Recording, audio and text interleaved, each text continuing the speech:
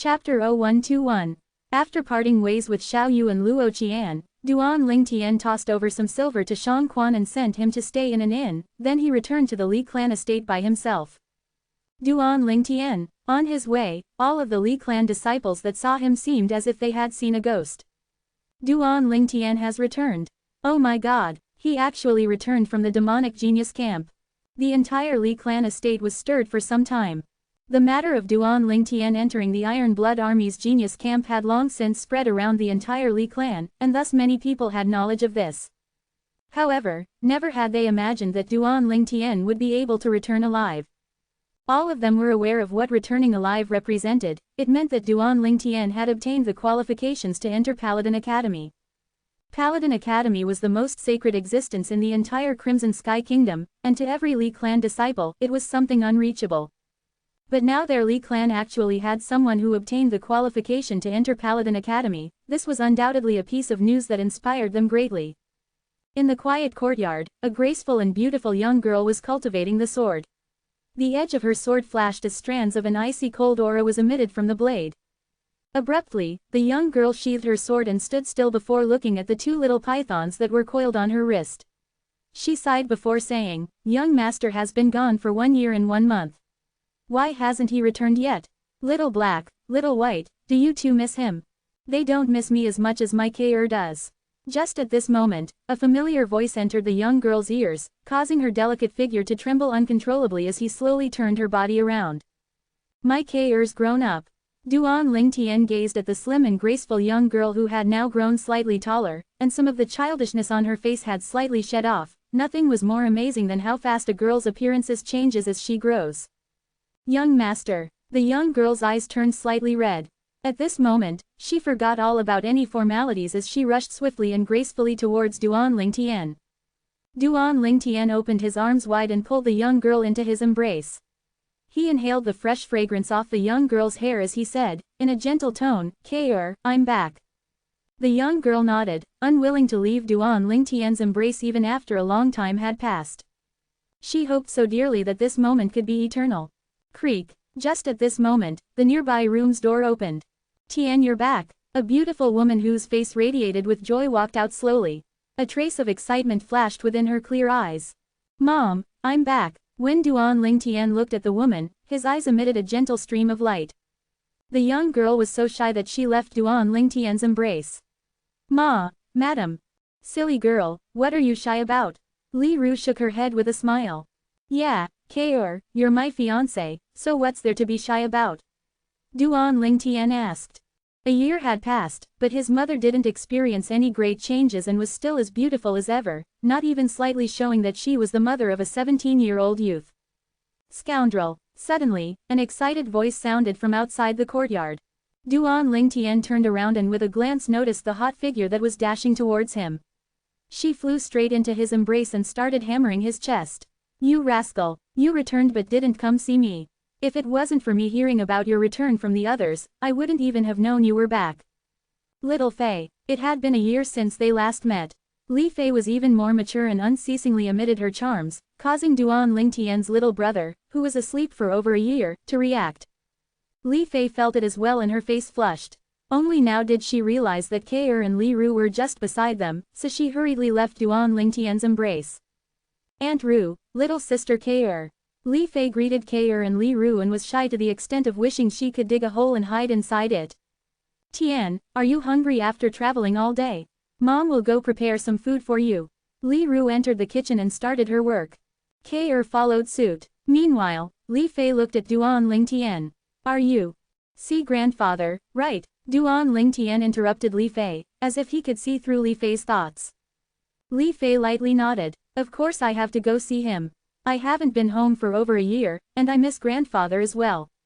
What's more, you're already mine, so I naturally will be filial to grandfather with you." Duan Lingtian held Li Fei's hand and pinched the center of her palm. Duan Lingtian wasn't sure if he was seeing things or not, but when Li Da saw him, he actually heaved a sigh of relief as if a huge burden was released from his heart. Could it be that he was worried that something would happen to Duan Lingtian during the genius camp training? Duan Lingtian didn't continue to ponder the matter. "Grandfather." Duan Lingtian smiled to the old man. It's good that you've returned. What are your plans for the future? Lida asked. Meanwhile, Duan Lingtian noticed that Lida's eyes had an extra sense of anticipation. Grandfather, I'm prepared to leave in a few days. This time I'm planning on bringing my mom, Kair, and little Fei to the Imperial City with me. Grandfather, why don't you follow us? Duan Lingtian spoke of his plans. Just like what Commander Teng Yunhai had said, if he wanted to use a wagon and bring his family along to the Imperial City, it would require close to a year's time of travel due to all the rest stops on the way. As such, he didn't plan on staying for a long time after returning this time. I'm not going. I'll spend the rest of my life in the Li clan. The old man shook his head. Li Fei pouted and said, in a spoiled manner, Grandfather, if you don't go, then neither will I. Fei, you're all grown up now and aren't the little girl from before. Grandfather believes that Ling Tian will be good to you. Even if you leave now, can't you come back and see your grandfather when you're free? Don't worry, Grandfather isn't so old that I need someone to wait upon me. The old man's face was filled with tender affection. Grandfather. Li Fei's eyes were slightly red. Duan Lingtian's gaze never left the old man's face. He had this feeling that something was not right, but he couldn't put his finger on it. Grandfather, let's have dinner together, Duan Lingtian said to the old man as he glanced at the darkening sky. Okay, I'll have a meal at your house tonight. The old man laughed heartily. Just the right moment for me to ask you about the Iron Blood Army's Genius Camp's training, I'm really curious about it. Tonight's dinner was exceptionally bustling with noise and excitement. The old man was very interested in the Genius Camp, and Kair, Li Fei, and Li Ru were interested as well. Besides some of the more dangerous happenings, Duan Lingtian told them about most of the things that happened during his year at the Genius Camp. Duan Lingtian sighed when he spoke of Meng Quan's and Luo Cheng's deaths. A man's life eventually comes to an end, and thus a man's life will never be void of partings.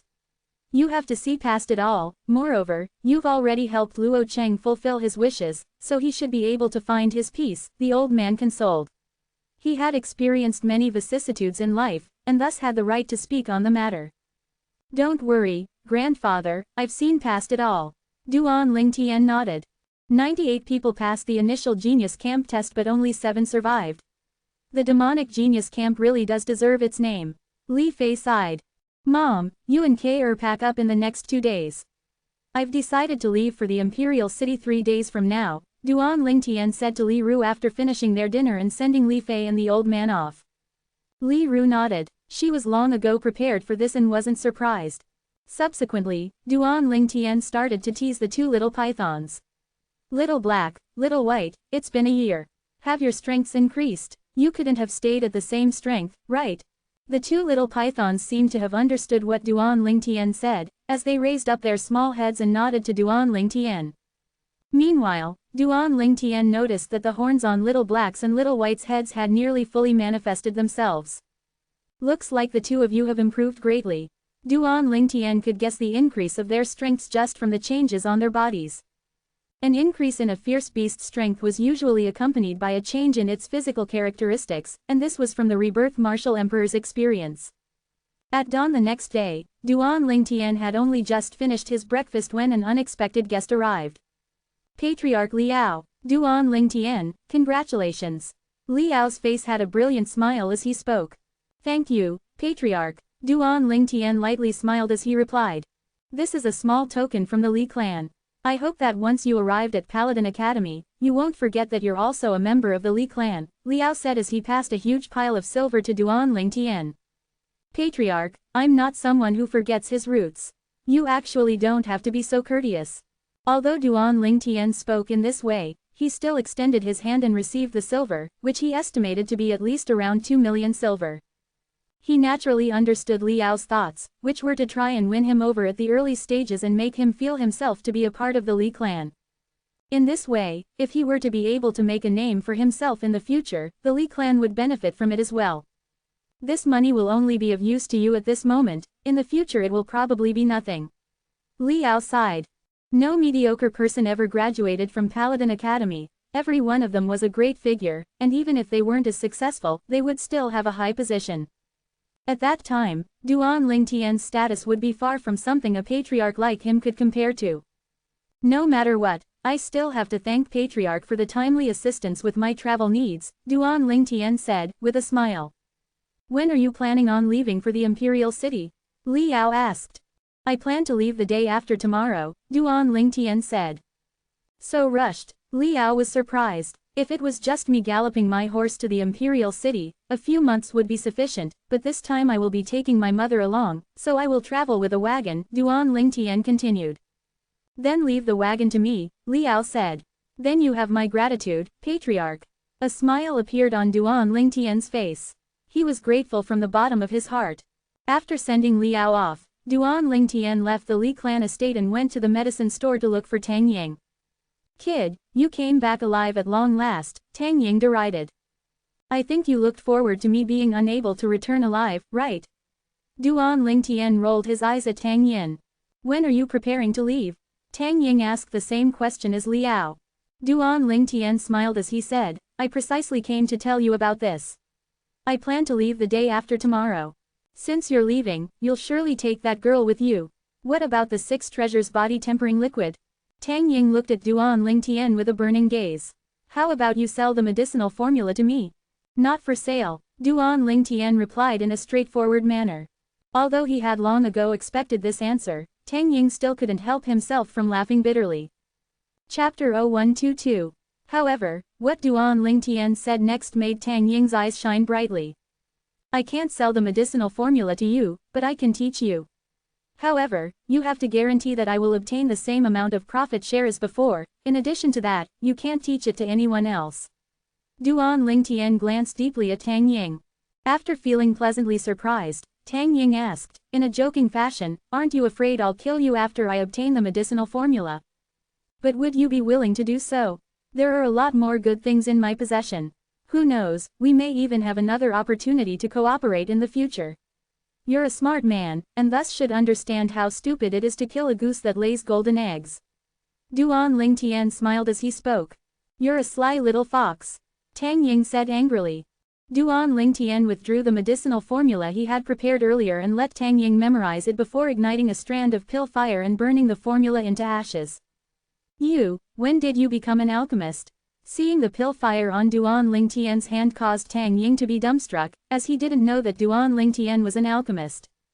Duan Lingtian withdrew the grade 9 alchemist crest that the Alchemist Guild provided and flashed it in front of Tang Ying, then he strutted out of the medicine store under Tang Ying's stupefied gaze. How many more secrets does this kid have? Tang Ying suddenly felt that he really couldn't see through the youth even more as time passed on. After leaving the medicine store, Duan Lingtian returned to the Li clan estate. He had only just entered his house's courtyard when he heard an anxious voice sounding from within. Although he couldn't discern the exact conversation, he was still able to discern the owner of the voice. Little fatty Li's on. What's that kid doing here? Could it be that he was recommended to the main clan by the branch family? A smile appeared on Duan Lingtian's face as he walked over. However, the depressed atmosphere in the courtyard caused him to feel a sense of seriousness.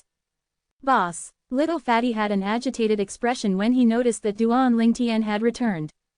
Li Zan, has something happened? Duan Lingtian noticed that his mother's expression was unsightly and faintly perceived that something might have happened. Little fatty's chubby face trembled as he said, with an agitated voice, Boss, the Grand Elder is dead.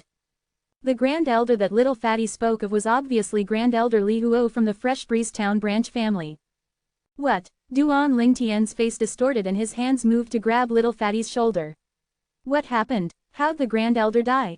He was extremely familiar with the Grand Elder's current condition, as he helped the Grand Elder remove his hidden injuries before. It was more than enough for the Grand Elders to live tens of years more with his current cultivation. Thus, there was only one possibility. The Grand Elder was killed by someone. Boss, it was the Fang clan. An old goat of the Fang clan returned and forced the Grand Elder to hand over the 6 treasures body tempering liquid's medicinal formula. Grand Elder would rather die than submit, so he was killed by him. Little Fatty's mood was extremely agitated as he spoke. Duan Lingtian took a deep breath and asked, Fang family, the Fang family again. What's that old goat's cultivation level? He seemed to be a second-level origin core powerhouse. When he attacked out of rage, 30 ancient mammoth silhouettes appeared above him. Little Fatty's face sank slightly.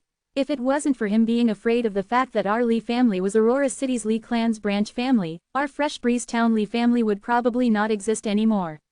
The reason I came here this time was to see if the Lee clan would be willing to take revenge for the Grand Elder, and if they're unwilling then, I'll go look for my grandfather. There's no need for the Lee clan to do anything.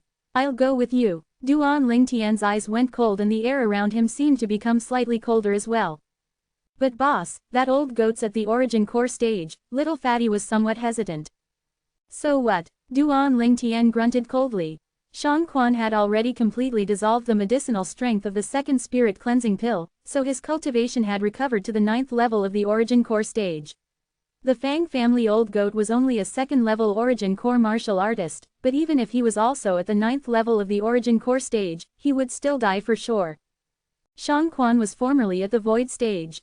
Even if his cultivation was currently far from what it used to be, in terms of experience, how could any ordinary 9th level origin core martial artist compare to him? Moreover, even if you disregard this fact, just by relying on the grade 7 spirit weapon in his possession, there would absolutely be no martial artist below the nascent soul stage that would be a match for Shang Quan across the entire Crimson Sky Kingdom. Mom, I'll be returning to Fresh Breeze Town for a while. I'll be back tomorrow, so I won't delay our travels. Tell Kair for me. Duan Lingtian notified his mother before grabbing Little Fatty's shoulder and bringing him along as he flashed out of the Lee clan estate. All Little Fatty felt was a frightening whistling of the wind continuously blowing past his ears, causing him to be frightened to the point that his chubby face went pale. When he lifted his head and saw the scene in the sky above Duan Lingtian, he felt completely dumbstruck. 9. The strength of 9 ancient mammoths. When did boss become so strong? Little Fatty fiercely gulped down a mouthful of saliva. When Little Fatty noticed that Duan Lingtian had stopped moving, only then did he realize that an inn had appeared before him. Boss, what did you bring me here for? The fatty had a puzzled expression. Wait here for me, Duan Lingtian said to Little Fatty before entering the inn to look for Shang Quan. Follow me. Yes, my liege. Shang Quan didn't ask anything. He respectfully followed behind Duan Lingtian.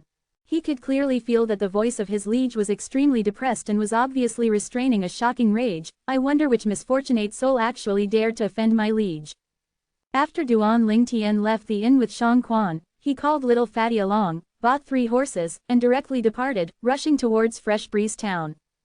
Boss, who is he? An assistant you called over? Although Little Fatty was shocked at Duan Lingtian's current strength, he obviously felt that the current Duan Lingtian was absolutely not a match for that old goat. Now that he saw Shang Quan, Little Fatty finally felt a sense of security in his heart. I'm his liege, Duan Lingtian said lightly. Liege. Little Fatty's small eyes emitted a sense of doubt as he sized up Shang Quan and galloped his horse forward. As far as he was concerned, a servant that could be subdued by Duan Lingtian would surely not have a strength that was above Duan Lingtian's. Boss, why don't we go look for my grandfather? Little Fatty asked. Trust me, I'll kick you off your horse if you say another word. Duan Lingtian spurred his horse to move close to Little Fatty as he spoke. Boss, don't. Little Fatty's face went pale from fright as he hurriedly swung out the horsewhip in his hand. Go. The group of 3 galloped their horses into Fresh Breeze Town. Fresh Breeze Town was bustling with noise and excitement as always, its roads filled with an unceasing stream of people and wagons. However, the Lee family estate seemed to be slightly quiet, in a state of mourning. Duan Lingtian took a deep breath as he entered the Lee family estate with Little Fatty and Shang Quan. The Lee family members were currently gathered at the morning hall. Duan Lingtian walked in and with a glance saw that Patriarch Li Nanfeng and all the elders had faces full of grief as they took turns to burn joss sticks and respectfully bow at the altar. The Grand Elder's daughter that had been married off into another family had returned as well. She was kneeling down at the side with her children as she cried in grief. Duan Lingtian. Before long, Li Nanfeng and the Li family elders noticed Duan Lingtian. Although they should have been happy for his return, they just couldn't bring themselves to feel happy. The Grand Elder had passed away. The Li family's greatest strength had fallen. What would the Li family do from now on? Patriarch, elders. Duan Lingtian nodded towards Li Nanfeng and the elders before taking a few steps forward, grabbing a few joss sticks, and bowing towards Grand Elder Li Huo's memorial tablet. Grand Elder, you gave your entire life to the Li family and were willing to remain here at Fresh Breeze Town instead of moving up in the world. It must have been hard on you. Duan Lingtian gazed at Li Huo's memorial tablet with an expression that seemed slightly agitated. Although he wasn't acquainted with Li Huo for long, Li Huo unceasingly helped him and tolerated his frivolous behavior. He had engraved all of this deeply within his heart. He always had a sense of respect and reverence for Li Huo. Grand Elder, don't worry. I'll take revenge for you. After today, and Fresh Breeze Town's Fang family will cease to exist. Duan Lingtian respectfully placed the 3 joss sticks in the incense jar. What Duan Lingtian said in the end caused Li Nanfeng and the other Li clan elders to be moved. Based on their understanding of Duan Lingtian, he wasn't the type of person who liked to boast. But what was he relying on? Shangquan, follow me. Duan Lingtian's body trembled before 9 ancient mammoth silhouettes condensed into form above him. Spirit Serpent Movement Technique. In the blink of the eye, Duan Lingtian vanished before the eyes of everyone present in the morning hall. Shangquan followed like a shadow right behind him with 9 ancient mammoth silhouettes appearing above him as well. The strength of 9 ancient mammoths. Duan Lingtian Li Nanfeng was stupefied. Even he, with his 6th level core formation cultivation, could only exert a force of 8 ancient mammoths at full strength.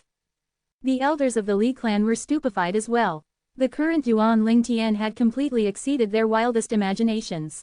Patriarch, even if Duan Lingtian's strength is close to the 7th level of the core formation stage, but it's still not enough for him to be that old goat's match. One of the Li family elders spoke out. Don't worry, didn't all of you see that he had another person with him? Li Nanfeng obviously trusted Duan Lingtian deeply. As far as he knew, Duan Lingtian had never done anything he wasn't confident in. No matter whether it was the battle with 7th Elder Li Kun's son, Li Jia, or the battle with the Fang family's manager, Fang Chang, they were both battles with endings that exceeded everyone's expectations. Patriarch, it isn't the same this time. Little fatty Li Zan had an anxious expression.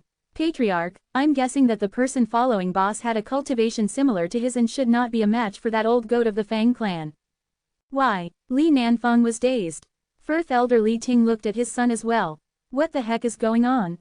Hurry up and speak. That person respectfully addresses boss as his liege and as the boss's servant. Do you all think that he? Li Xian had a bitter smile on his face. He hadn't even finished speaking before the expressions of Li Nanfeng and the Li clan elders all went grim. Let's go. Li Nanfeng took the lead and flashed out of the morning hall. The other Li family higher-ups followed in suit. That Duan Lingtian kid is really too rash. Li Ting's expression sank. I even thought that the person he brought back would be strong enough to suppress that old goat of the Fang family. I never would have thought that he was only a servant. Li Nanfeng's voice was filled with worry. Hurry, if we're too late, then Duan Lingtian will probably have no chance of surviving. Today our Li family will fight a bloody battle with the Fang family and take revenge for the Grand Elder. No regrets, not even in death. The Grand Elder gave his entire life for the family, now it's time for us to do something for the Grand Elder instead. The Li family elders were all extremely agitated. Chapter 0123. The Fang Family Estate. In contrast to the Li family's state of mourning, the Fang family was decorated with lanterns and bustling with excitement as if it was the new year. In a large hall of the Fang family estate, an elderly and thin old man sat at the head as he enjoyed the reverent gazes of the Fang family higher-ups. Second grandfather, you've really helped the Fang family vent our grievances. Since the traceless disappearance of the Grand Elder, the Li family and the Chen family have been continuously pressuring our Fang family, and more than half of our marketplace has been taken over by them. Now that you've returned, we've reclaimed everything. The Fang family patriarch, Fang Yi, had a face full of smiles as he spoke to the old man seated at the head. Now that Li Huo's dead, the Li family is left completely without anyone to rely on. Once we've finished reorganizing the property we've just reclaimed, we can take over the Li family's marketplace as well, one of the Fang family elders said. Exactly. If we do this, I don't think the Chen family would dare to say a word.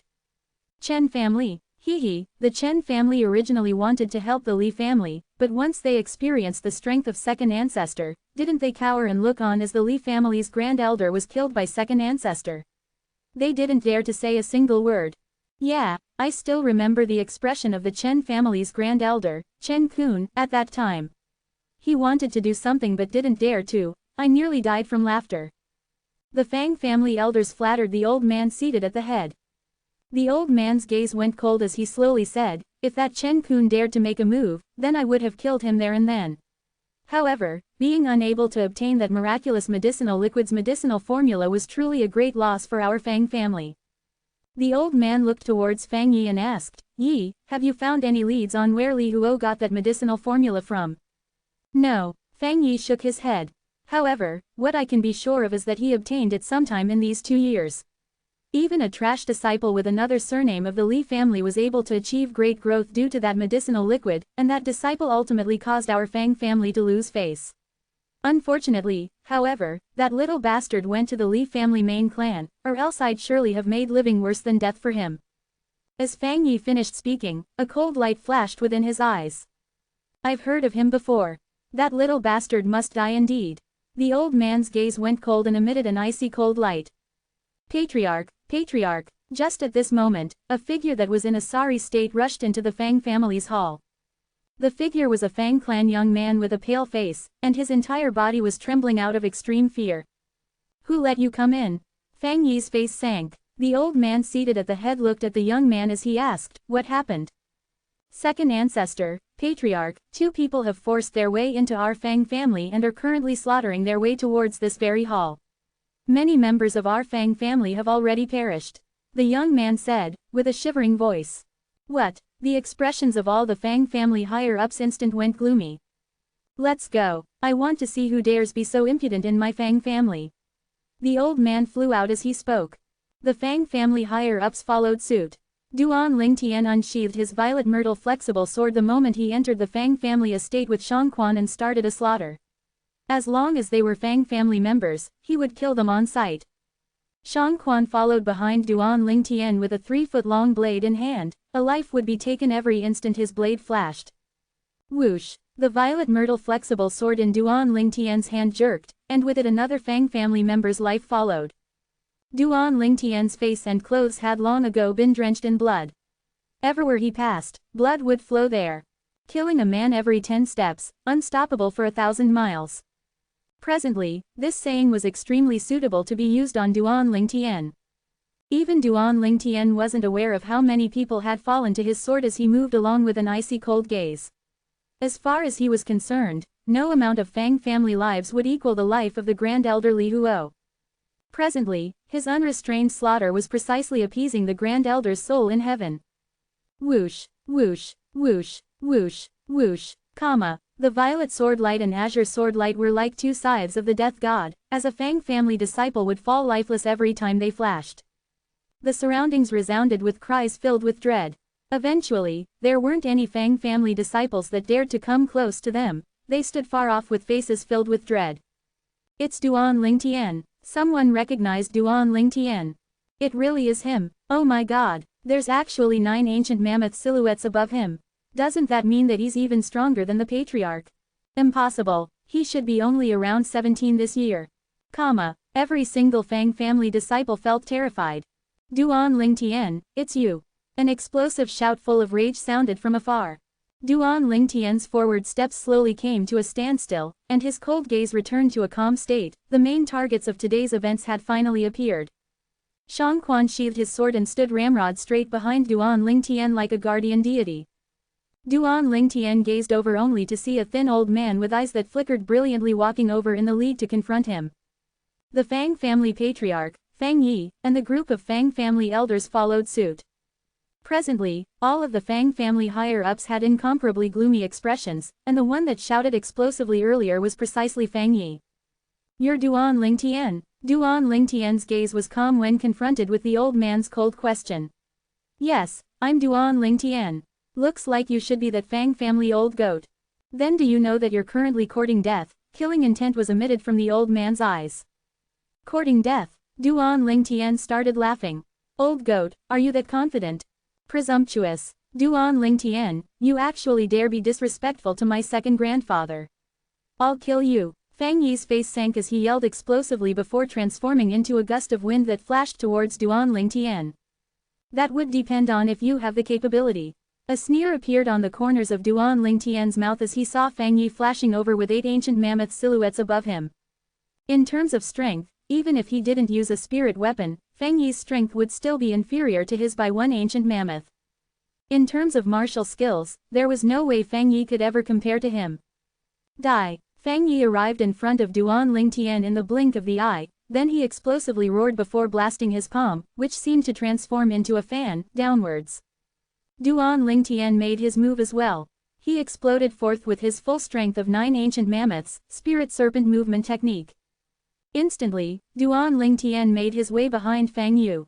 Whoosh! A violet sword light flashed by. Fang Yi's body continued to fiercely charge forward as his head flew off his body. Warm blood shot out of his neck like a fountain. Fang Yi was completely unable to keep up with Duan Lingtian's speed, their strengths were virtually on different levels. Including the thin old man, all of the Fang family higher-ups were dumbstruck. Patriarch, the Fang family disciples that stood afar trembled in fear. This Duan Lingtian was a complete and utter monster. He actually only needed one sword strike to kill their patriarch, too terrifying.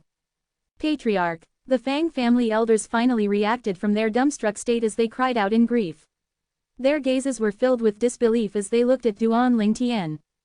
It was extremely difficult for them to imagine how Duan Lingtian could possibly obtain such terrifying strength when he had only left Freshbreeze Town for not even 2 years. The strength of 9 ancient mammoths. None among them were capable of such strength. Yi, the thin old man's face went green as he exploded with rage.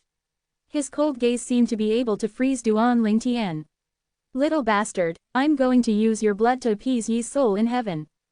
Old goat, do all your Fang family members love to talk big like that? The corners of Duan Lingtian's mouth held a sense of coldness as he laughed. Duan Lingtian. Meanwhile, the Li family higher-ups had finally rushed over, and when they noticed Fang Yi's corpse on the ground, their eyes flashed with a trace of elation. Not one of you Li family members should have any hopes of leaving here with your lives today. The old man took a step forward as his origin energy suffused throughout his body and 30 ancient mammoth silhouettes appeared above him. Second level of the origin core stage. The Li family higher-ups, however, remained unfazed as their gazes emitted a sense of resolution. They wanted to take revenge for Grand Elder. Battle. Even if they battled to their deaths, they would be fearless. However, just at this moment, the sound of an unexpected voice caused them all to be dumbstruck. You think the second level of the origin core stage is really so great? Duan Lingtian looked at the old man as he ridiculed. Have a try. The old man sneered. He emitted a sense of madness. At this moment, he had already thrown any considerations of the Aurora City Li clan to the wind. Duan Lingtian took a step back as he indifferently said, Shang Quan, I'll give you the time of 3 breaths to finish him. 3 breaths. Under the gazes of everyone present, Shang Quan, who was standing behind Duan Lingtian, took a step forward to confront the old man. My liege, you're looking down on me, he will undoubtedly be dead within a breath's time. Everyone present was completely dumbstruck, this included the Li family members as well as the Fang family members. They were originally shocked when Duan Lingtian asked the middle-aged man to finish the old man within 3 breaths, but now what did this middle-aged man say? Within 1 breath. Was that even possible? 1 breath. The old man burst out in laughter due to extreme rage. Junior, I really want to see how you can finish me within 1 brea. The old man never finished speaking his mind, because he would never speak again in this life. Whoosh. Everyone only saw something flash before their eyes before the middle-aged man that spoke boastfully disappeared before their eyes and instantly reappeared before the old man, as if he had teleported. Whoosh. An extremely swift green sword light flashed by, and with it was the old man's head flying up into the air. His headless body shot out a fountain of blood before crashing onto the ground, following in the footsteps of Patriarch Fang Yi.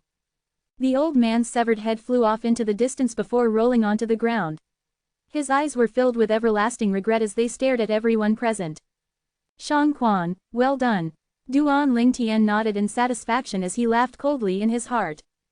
This Fang family old goat really thought that he was something, he even dared to address Shang Quan, the former guardian of the Boundless Sect, as a junior. Thank you for the praise, my liege, Shang Quan replied respectfully. The Fang family members were dumbstruck, and the Li family members were stupefied. All they felt was their scalps going numb. Who the heck was this servant of Duan Lingtian? Second ancestor, the Fang family elders finally returned to their senses and felt dread crawl up onto them as their faces turned pale. Kill. The Li family's patriarch, Li Nanfeng, was the first to react. His body flashed out towards the remaining Fang family elders. The Li family elders followed him and charged forward. The Fang family elders only took a glance at Shang Quan before losing any remaining will to battle, then they scattered off, fleeing in panic. Shang Quan, go help the patriarch and the others. Duan Lingtian ordered. Yes, my liege. Shang Quan's figure flashed out, and with his help, the Li family higher-ups were able to quickly slaughter all of the Fang family's higher-ups. Duan Lingtian, however, stood on the spot and watched on coldly, not having any intention of taking part in the massacre. Chapter 0124. Duan Lingtian was perfectly aware of how the pain and grief the patriarch and elders were feeling were not one bit inferior to his. Now they finally had an opportunity to vent their grievances, so he let them vent to their heart's content. Grand Elder, you can finally rest in peace. After today, the Fang family will cease to exist. Duan Lingtian raised his head to look at the heavens and spoke with a gaze that contained a flashing light within. Before long, the Li family higher-ups were all drenched in blood. Of course, it was all the blood of the Fang family's elders. Duan Lingtian, thank you. The Li family patriarch, Li Nanfeng, and the Li family elders bowed deeply to Duan Lingtian. This was their heartfelt gratitude. If it wasn't for Duan Lingtian, it would be impossible for them to take revenge for the Grand Elder. Patriarch, I'm part of the Li family as well. A single sentence from Duan Lingtian expressed his standpoint.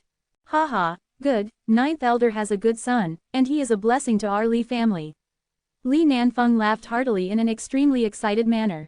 Unconsciously, the gazes of the Li family elders descended upon Shang Quan, who stood respectfully behind Duan Lingtian. Now they finally understood why Duan Lingtian was confident enough to speak of annihilating the Fang family. It turned out to be all because of this servant beside him.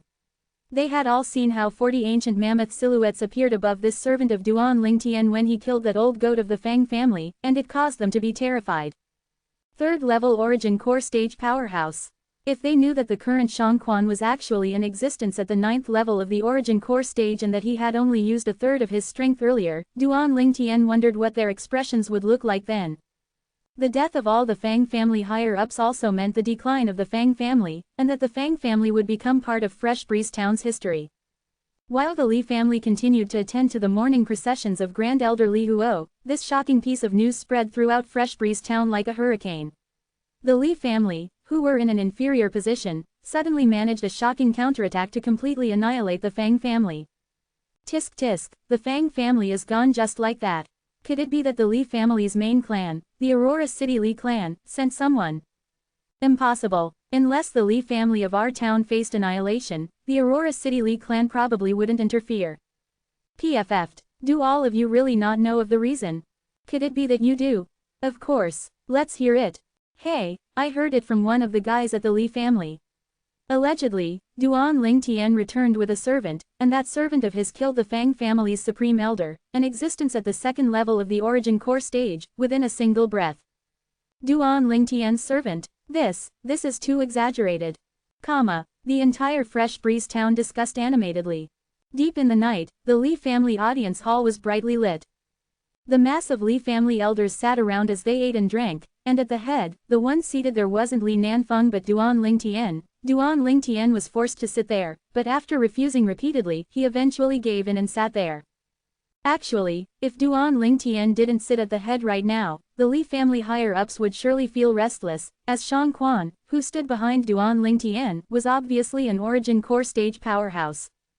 Sir, why don't you sit down as well? Li Nanfeng looked at Shang Quan as he spoke respectfully. Although he was Duan Lingtian's servant, his strength made Li Nanfeng have heartfelt respect towards him. Furthermore, if it wasn't for him, it would be impossible for the Li family to take revenge for the Grand Elder. However, Shang Quan remained unfazed. Li Nanfeng glanced at Duan Lingtian embarrassedly. Shang Quan, sit down, Duan Lingtian said. Yes, my liege. Only now did Shang Quan sit down. During the course of their meal, the Li family higher-ups finally got to know about all that happened after Duan Lingtian made his way to the Aurora City Li clan, and they couldn't help but sigh. No matter where it went, gold would always shine. This saying was not false in the slightest. The number 1 on the Hidden Dragon list passed the Iron Blood Army's Genius Camp test and obtained the qualifications to enter Paladin Academy. The achievements Duan Lingtian accomplished caused Li Nanfeng and the other elders to feel ineffable shock. Haha, I never imagined that our branch family could produce such a figure. Sixth Elder Li Ping laughed heartily as he raised his glass to honor Duan Lingtian. Duan Lingtian, there's been some differences between us in the past. Right here and now, I solemnly offer you my deepest apologies.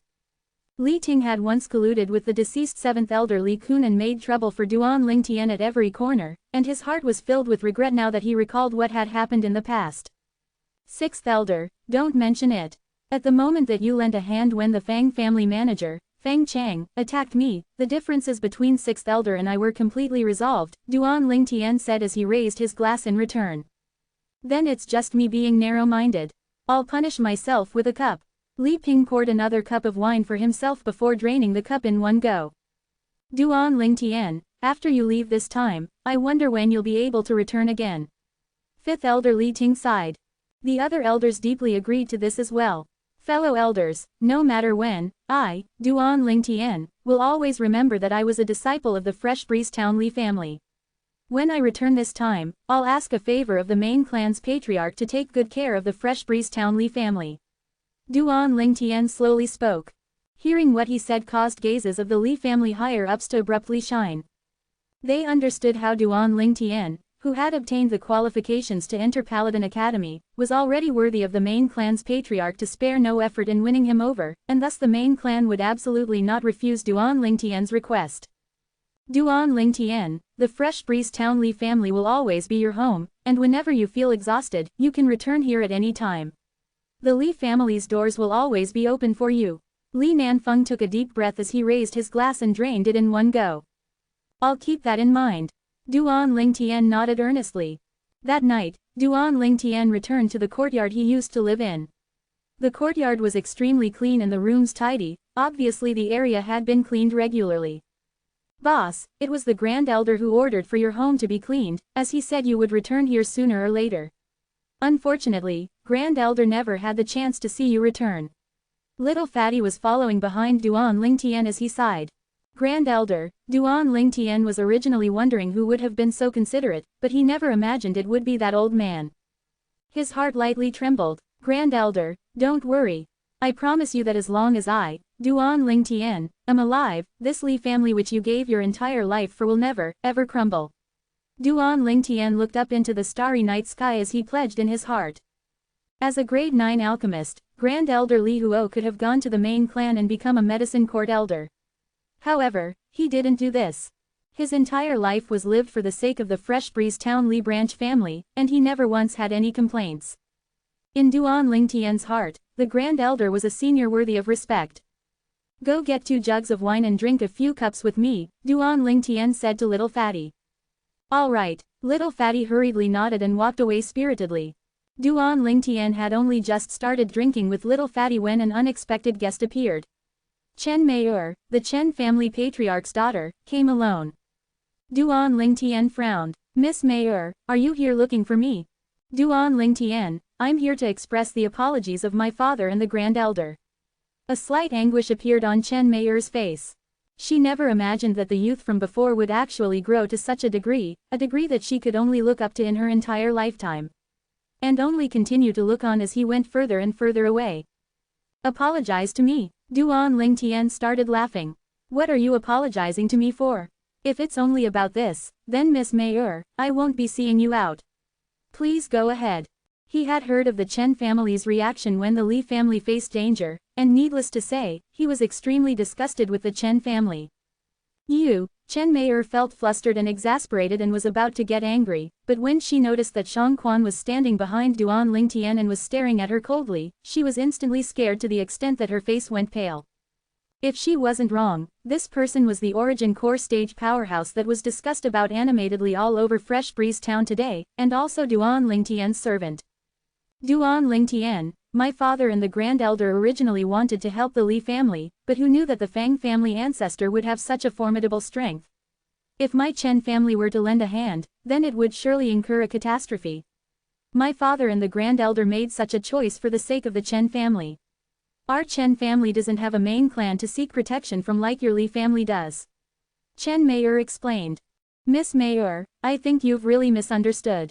I don't have any relationship with your Chen family, and the Li family doesn't have any relationship with your Chen family either.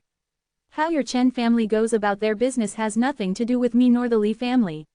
Shang Quan, send my guest out. Duan Lingtian swept his indifferent gaze over Chen Mei before raising his cup and looking towards little fatty. Li Zan, let's continue. Let's consider this wine as your farewell to me. I wonder when us brothers will be able to meet again. Boss, I'll surely work hard in my cultivation so I can head to the imperial city to look for you. Li Zan said earnestly. Then you have to work harder. Duan Lingtian laughed. Miss Chen, please. Shang Quan stood in front of Chen Mei, causing her face to turn pale as she walked out in panic. Before leaving, she didn't forget to take one last glance at Duan Lingtian, but she noticed that from beginning to end, Duan Lingtian had never once glanced at her once more. Father, Grand Elder, your choice has completely cut off any relationship our Chen family had with him and the Li family. Cheng Mei came with hope but left with disappointment. Li Zan, I'll be leaving Fresh Breeze Town early tomorrow morning and I'll probably not bid farewell to the Patriarch and the others. Tell the Patriarch not to worry, from now on someone will send some 6 treasures body tempering liquid over every now and then, Duan Lingtian said to Li Zan. The tragedy of Grand Elder Li Huo made him become aware of how he couldn't once again allow the Fresh Breeze Town Li family to hold the 6 treasures body tempering liquid's medicinal formula. If he did, it would certainly bring calamity to the Fresh Breeze Town Li family. He had already made a plan that once he returned to Aurora City, he would tell Tang Ying to send some 6 treasures body tempering liquid to the Fresh Breeze Town Li family every now and then. In this way, all of the potential problems would be solved. Chapter 0125. At dawn the next day, the sky had only just brightened when Duan Lingtian left Fresh Breeze Town with Shang Quan. They were back in Aurora City by noon. Duan Lingtian notified Tang Ying and sent Shang Quan to an inn before finally returning to his home in the Li clan. Tian, how did everything go? Duan Lingtian had only just gotten home when Li Ru asked impatiently. She understood her son, so she wasn't really worried, as she knew that since he was so confident yesterday, then he would surely have a way to deal with the situation. However, she still wondered how her son dealt with the origin core stage martial artist of the Fang family. Mom, everything has been dealt with. The Fresh Breeze Town Fang family doesn't exist anymore. The Grand Elder can finally rest in peace. Duan Lingtian nodded with a smile. Li Ru was slightly moved. The Fang family was annihilated. She suddenly felt like her son had become even more mysterious. Duan Lingtian asked, Mom, where's Kaur? Probably still cultivating. Li Ru shook her head and sighed. Kaur, that girl has been painstakingly cultivating all the time since you've left and has now already cultivated to the 5th level of the core formation stage. But she seems to be unsatisfied and still continues to cultivate painstakingly. I think she hopes that she can help you in the future. Kaur. Duan Lingtian's eyes flashed with a trace of a gentle light, and his heart lightly trembled. Truly such a silly girl. Mom, I'm going out to do something, so I won't be returning for lunch later at noon, Duan Lingtian said to Li Ru. Since he was leaving at dawn tomorrow, he planned to go bid his farewells to the few friends he had in Aurora City. After leaving the Li clan estate, Duan Lingtian headed to the Xiao clan. Once he arrived, not only did he see Xiao Yu and Luo Qian, he even unexpectedly noticed that the Lin clans Lin Zhou and Lin Qi were here as well. Duan Lingtian, you really aren't a true friend. You didn't even come have a drink with me after you returned. Lin Qi intentionally pulled a long face when he noticed Duan Lingtian. I only just returned the day before yesterday. Duan Lingtian shook his head and smiled. He didn't think that he would be able to meet Lin Qi and his brother here. This saved him the trouble of heading to the Lin clan to bid farewell. Subsequently, Duan Lingtian said, I was just planning to have a meal with you 2 brothers and Xiao Yu, as I'm leaving tomorrow, so you can take it as me bidding my farewells. Leaving tomorrow, Lin Qi and Lin Zhou were both slightly surprised. Xiao Yu, however, wasn't so surprised. He knew that since Duan Lingtian planned to take his entire family to the imperial city with him, then he would surely need to leave 6 months earlier, as the speed of a wagon was far from galloping on a horse by himself. Little Qian can come with me as well. Duan Lingtian looked towards Luo Qian as he spoke. Luo Qian lightly nodded in an extremely obedient manner. We're going as well. Just at this moment, 2 beautiful figures walked over slowly from afar, and they were precisely Xiao Yu's little sister, Xiao Lan, and the Xiao clan patriarch's daughter, Xiao Yun. The one who spoke was Xiao Yun. He had last seen her nearly 2 years ago. The immaturity on Xiao Lan's face had shed and seemed to be much more transcendent of the mundane, like a living celestial maiden that had fallen into the mortal world. As for Xiao Yun, although her charms were inferior to Xiao Lan's, she had become more reserved and much more mature. I don't know if the silver I have is enough for so many people. Duan Lingtian joked. In reality, with the wealth he currently had in his spatial ring, he couldn't even finish it even if he ate for more than 100 years at the best restaurant in Aurora City. In the past, Duan Lingtian had already earned a few million silver when he inscribed the blood crescent inscription for Tang Ying. Adding on to it the profit from the sales of the 6 treasures body tempering for the past 1 year plus that K.R. passed to him, and furthermore there was the 2 million silver that Patriarch Liao gave him. The wealth within Duan Lingtian's spatial ring totaled to over 9 million silver, and it was nearing 10 million silver. Don't worry, I'll treat you for this meal, Lin Zhou and Xiao Yu said, at almost exactly the same time. I'm kidding. Duan Lingtian shook his head and laughed. I still can afford this little bit of silver. Duan Lingtian's group left the Xiao clan estate in next to no time and entered Aurora City. On the way, Duan Lingtian vaguely noticed that Xiao Lan's flickering gaze descended upon him every now and then, causing him to feel stunned. This Xiao Lan, it can't be that she took a liking to me, right? It's probably just me overthinking things. Even Duan Lingtian himself felt it to be impossible. He shook his head and laughed at himself. Xiao Lan, the Xiao clan's supreme elder's granddaughter who had a drop-dead gorgeous appearance like a celestial immortal. In the entire Aurora City, countless men bowed beneath her skirt, but she disdained to even pay any attention to them. How could such a woman so easily take a liking towards another? In the restaurant, their group sat around the table and were bustling with noise and excitement. Lin Qi abruptly looked at Duan Lingtian as he earnestly said, Duan Lingtian, you were right. At this moment, he couldn't help but recall the time Duan Lingtian said those things to him in this very restaurant, my aspirations aren't within the Crimson Sky Kingdom. Based on Duan Lingtian's current accomplishments of being about to enter Paladin Academy, which had a special status in the Crimson Sky Kingdom, with Paladin Academy as his stepping stone, he was bound to go further and higher in life. All of this was something that was impossible to obtain if he joined the Violet Tulip Trading Company. Good luck to you too. Duan Lingtian nodded with a smile. What are the two of you talking about? Xiao Yun's beautiful eyebrows slightly knit, as she didn't understand the conversation between Lin Qi and Duan Lingtian. In fact, it wasn't just she who didn't understand it, Xiao Yu and the others couldn't make any sense of it either. No one understood what the ramblings between Duan Lingtian and Lin Qi meant. Nothing. Lin Qi shook his head, but his gaze flashed with a trace of resolution, seeming to have made up his mind on something. It doesn't matter if you don't want to say. Xiao Yun pursed her lips, refusing to concern herself with it any further. The group of youths chatted happily, and unconsciously their topic of conversation moved towards the Iron Blood Army's genius camp, to Meng Quan and Luo Chang. It was hard for Luo Qian not to feel sad when Luo Chang was mentioned, but luckily, Xiao Lan and Xiao Yun were beside her. They treated her like their sister and were there to comfort her. Seeing this scene allowed Duan Lingtian to finally completely be at ease. It looked like Luo Qian had completely assimilated herself into the Xiao clan, and with Xiao Lan and Xiao Yun being there to care for her, he didn't have to worry that she would suffer any injustices in the Xiao clan. Meng Quan, such a pity.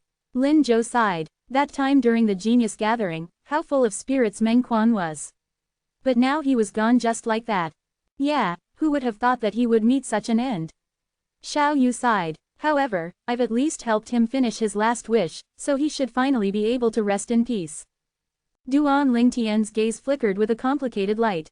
No matter what, you and Duan Lingtian can be considered to have escaped from death, and this is worthy of celebration. Lin Qi changed the topic as he raised his cup. Cheers. Duan Lingtian, congratulations. Xiao Lan raised her cup as well and looked at Duan Lingtian. Her drop-dead gorgeous face, which was without a shred of makeup, had a sense of shyness appear on it. Duan Lingtian was startled. This Xiao Lan couldn't have really fallen for me, right? Xiao Yu noticed this as well, and as the twin brother of Xiao Lan, how could he not notice what his little sister was thinking? Little sister, are you really willing to share this man with other women? Xiao Yu sighed in his heart. Based on his understanding of Duan Lingtian, it was impossible for Duan Lingtian to abandon those other two women of his, who had appearances not one bit inferior to his little sisters. Come, drink. Duan Lingtian raised his cup and stopped his wild thoughts. Let fate run its course. Their group continued to eat and drink, chatting the entire afternoon before finally leaving the restaurant. Before going their separate ways, Duan Lingtian said to Xiao Yu, I'll wait for you at the Imperial City.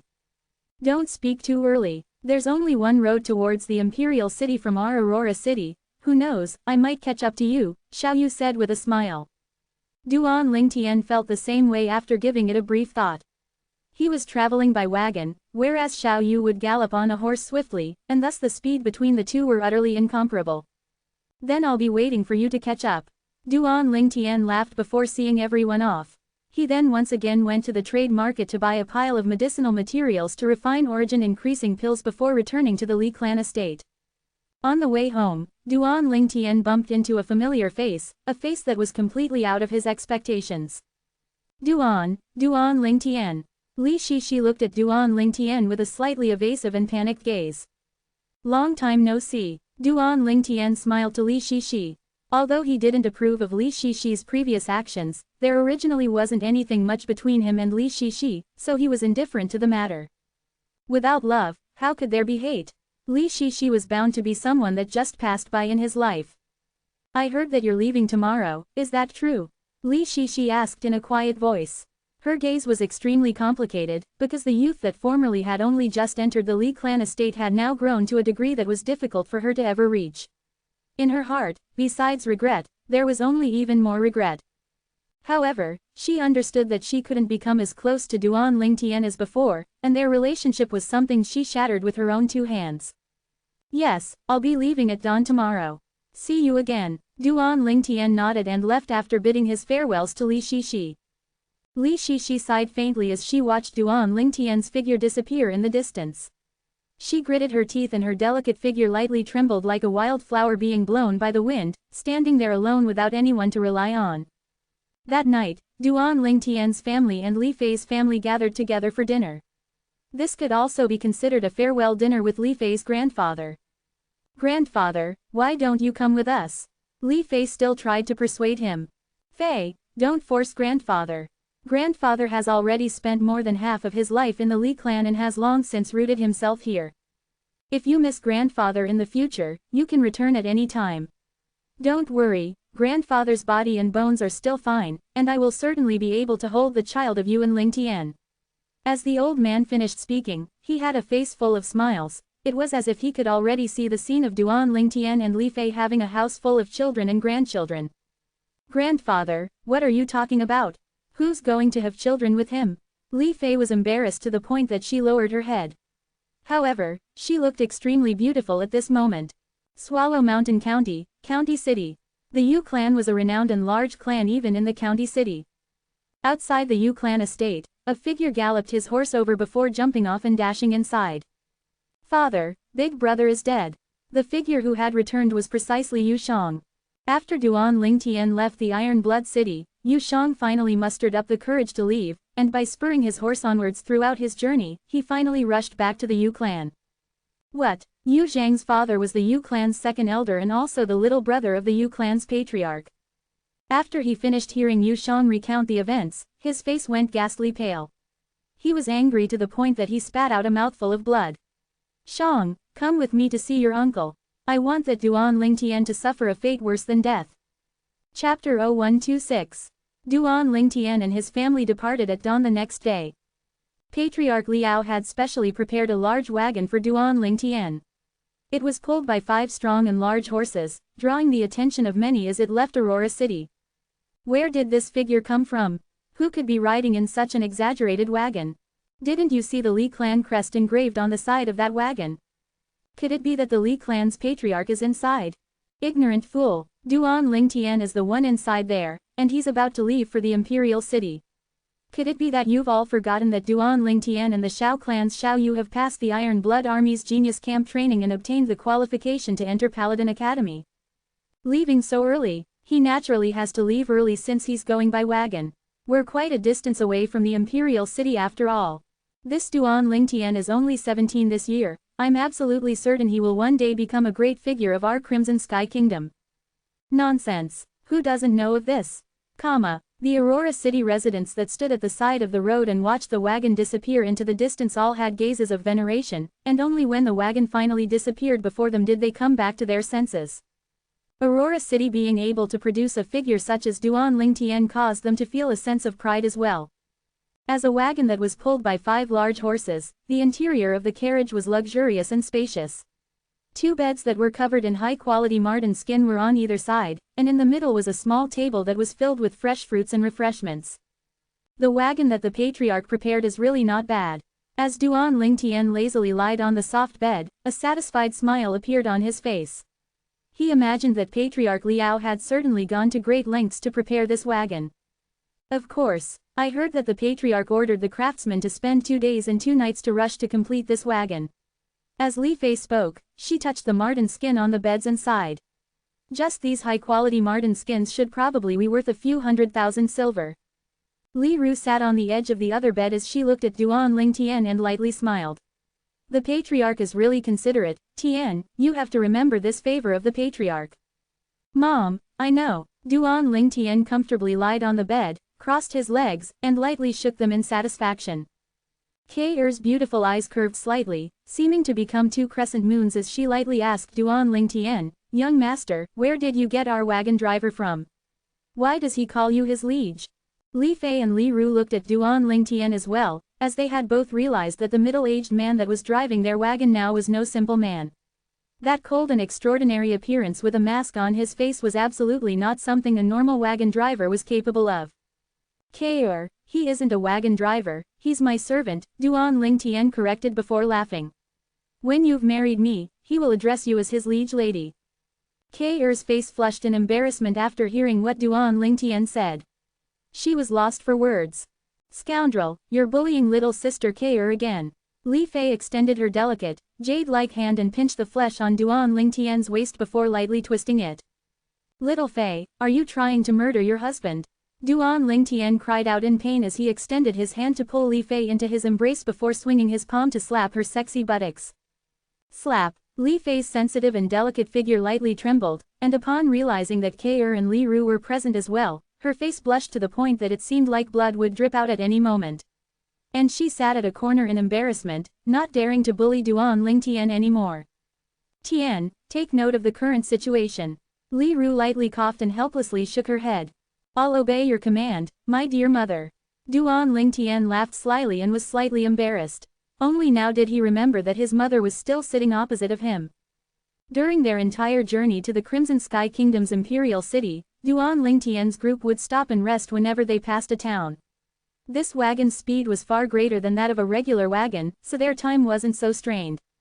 Unknowingly, 2 months had passed, and Shang Quan had gained more and more experience on his ability to drive the wagon. As the former guardian of the Boundless Sect, it was the first time in Shang Quan's entire lifetime that he had taken the role of the wagon driver. However, he didn't dare have any complaints, as his life was in the hands of the violet-clothed youth within the carriage. Swallow Mountain County, County City. Go! Accompanied by a high-pitched shout, a Fergana horse covered in blood dashed on the county city's roads before quickly arriving at the entrance of the Yu Clan estate, and the figure on the horse jumped off before dashing into the Yu Clan estate. In the Yu Clan audience hall, a middle-aged man with a dignified expression sat at the head, and beside him on each side was a middle-aged man and a youth.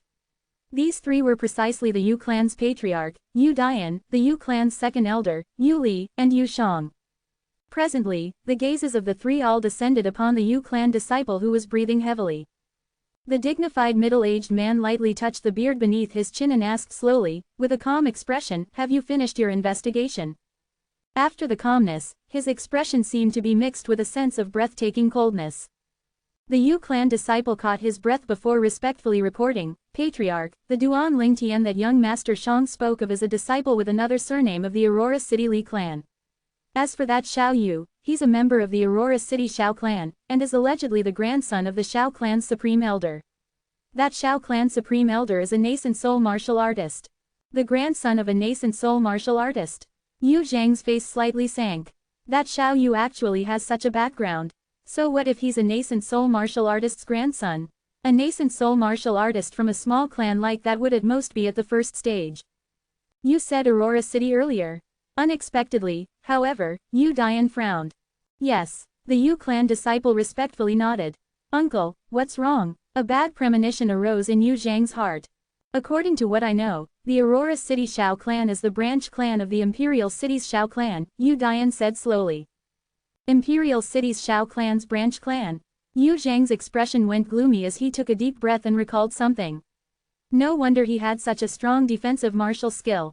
I didn't expect that his clan would be related to the large clan of the Imperial City.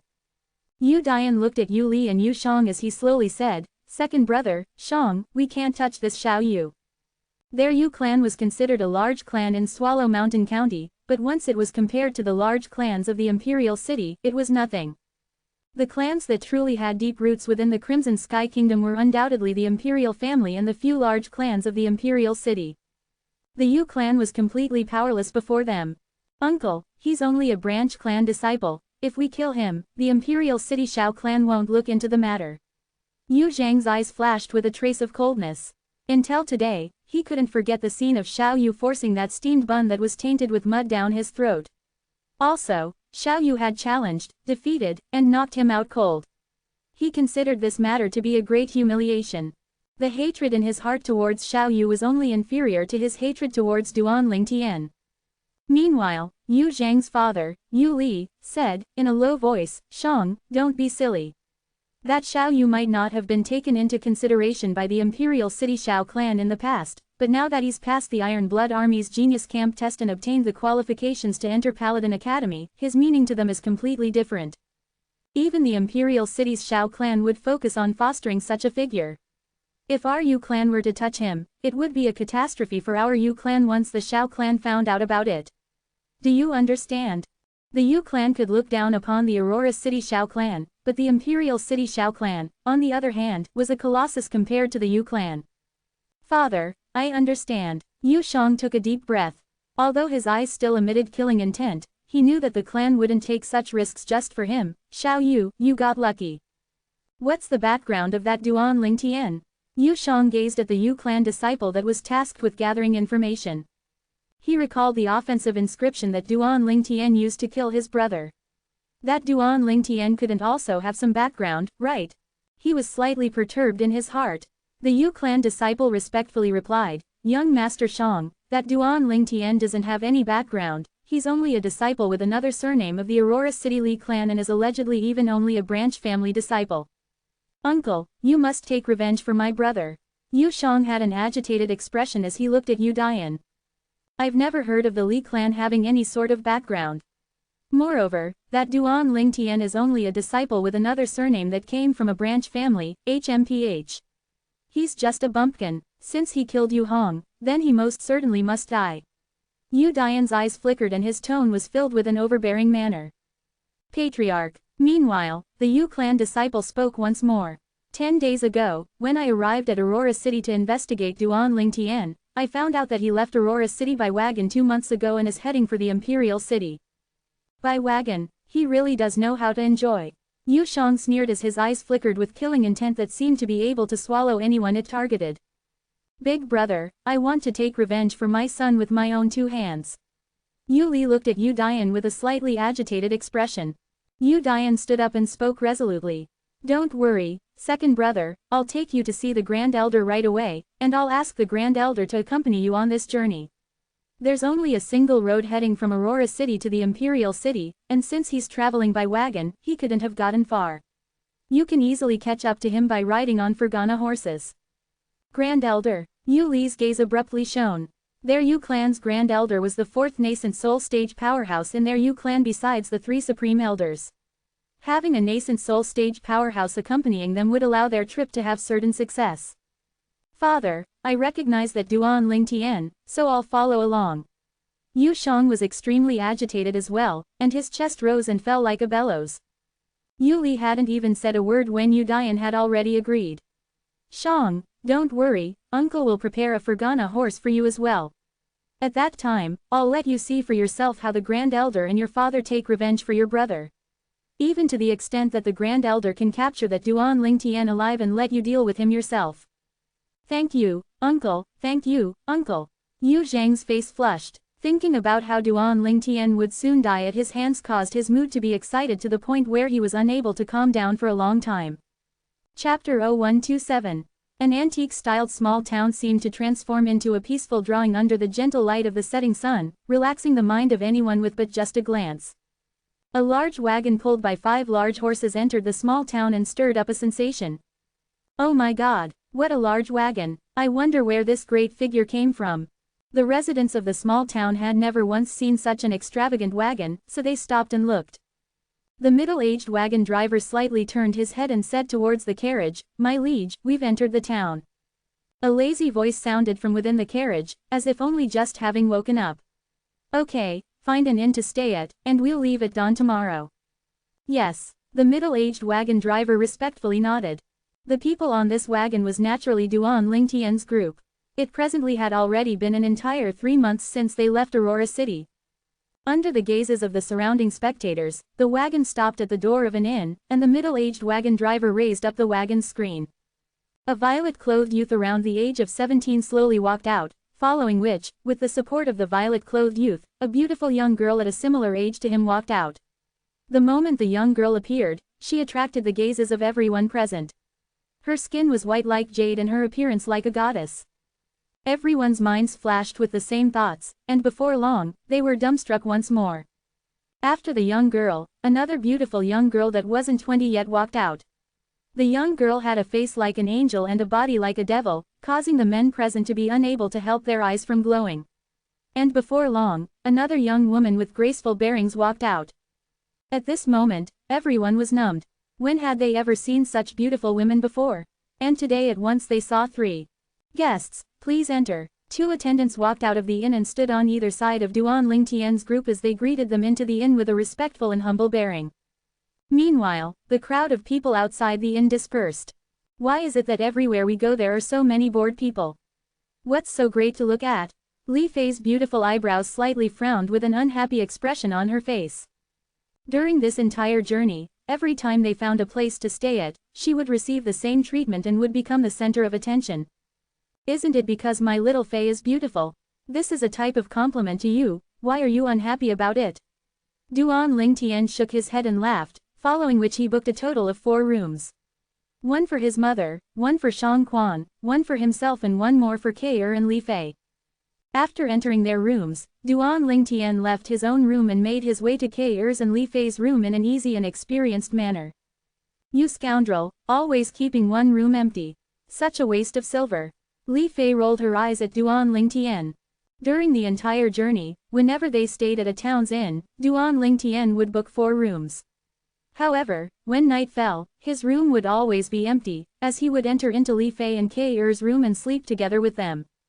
Li Fei and Kei started off with refusal, but that slowly turned to helplessness, and finally they just let Duan Lingtian do what he wanted. "It's not wasted, the biggest use of that room is to mislead others." Duan Lingtian laughed slyly as his eyes swept around the delicate bodies of the 2 beauties without restraint. "Young master, you're misleading madam, right?" Kei blushed as she spoke. "Kei, you've been led astray by little Fei." Duan Lingtian shook his head and laughed bitterly. That pure and cute little maid girl of his seemed to have disappeared forever.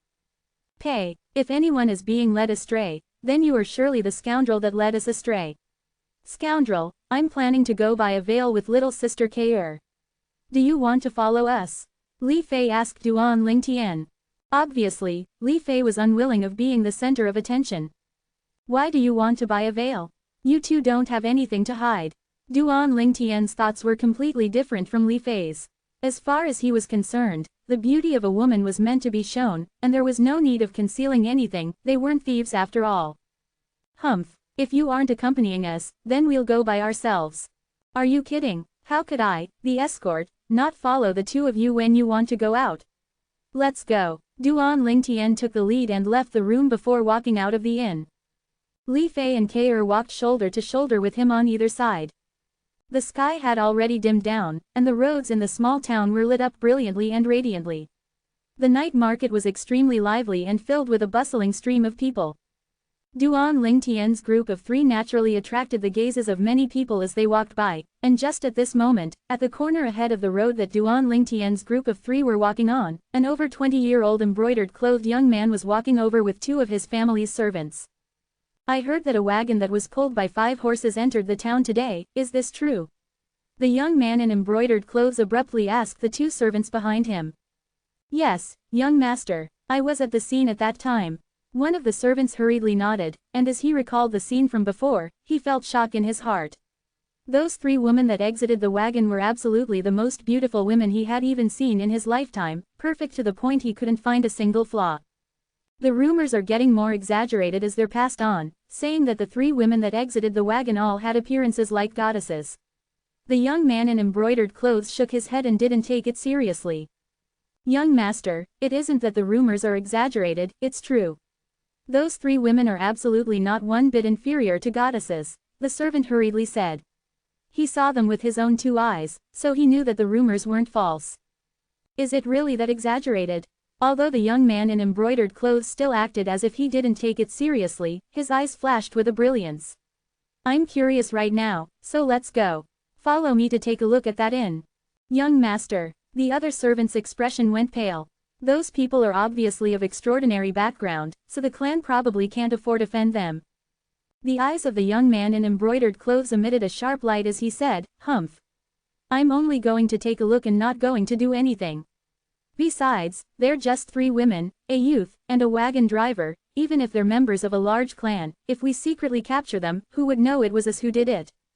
Young master, it's them." Suddenly, the servant behind the young man in embroidered clothes seemed to have made a discovery as he pointed far off into the distance. Duan Lingtian couldn't help but frown as he was just about to help Li Fei and Ke put on their veils when he noticed 3 gazes sweeping over. Glancing over, Duan Lingtian saw a young man in embroidered clothes around the age of 20 walking over with 2 servants. Duan Lingtian ignored him and held the hands of the 2 young girls. "Let's go. We'll go look at things up ahead.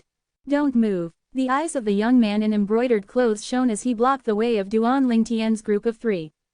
Although the 2 young girls in front of him had put on veils, those 2 pairs of intelligent eyes and the half-revealed face that was white like jade undoubtedly proclaimed their beauty.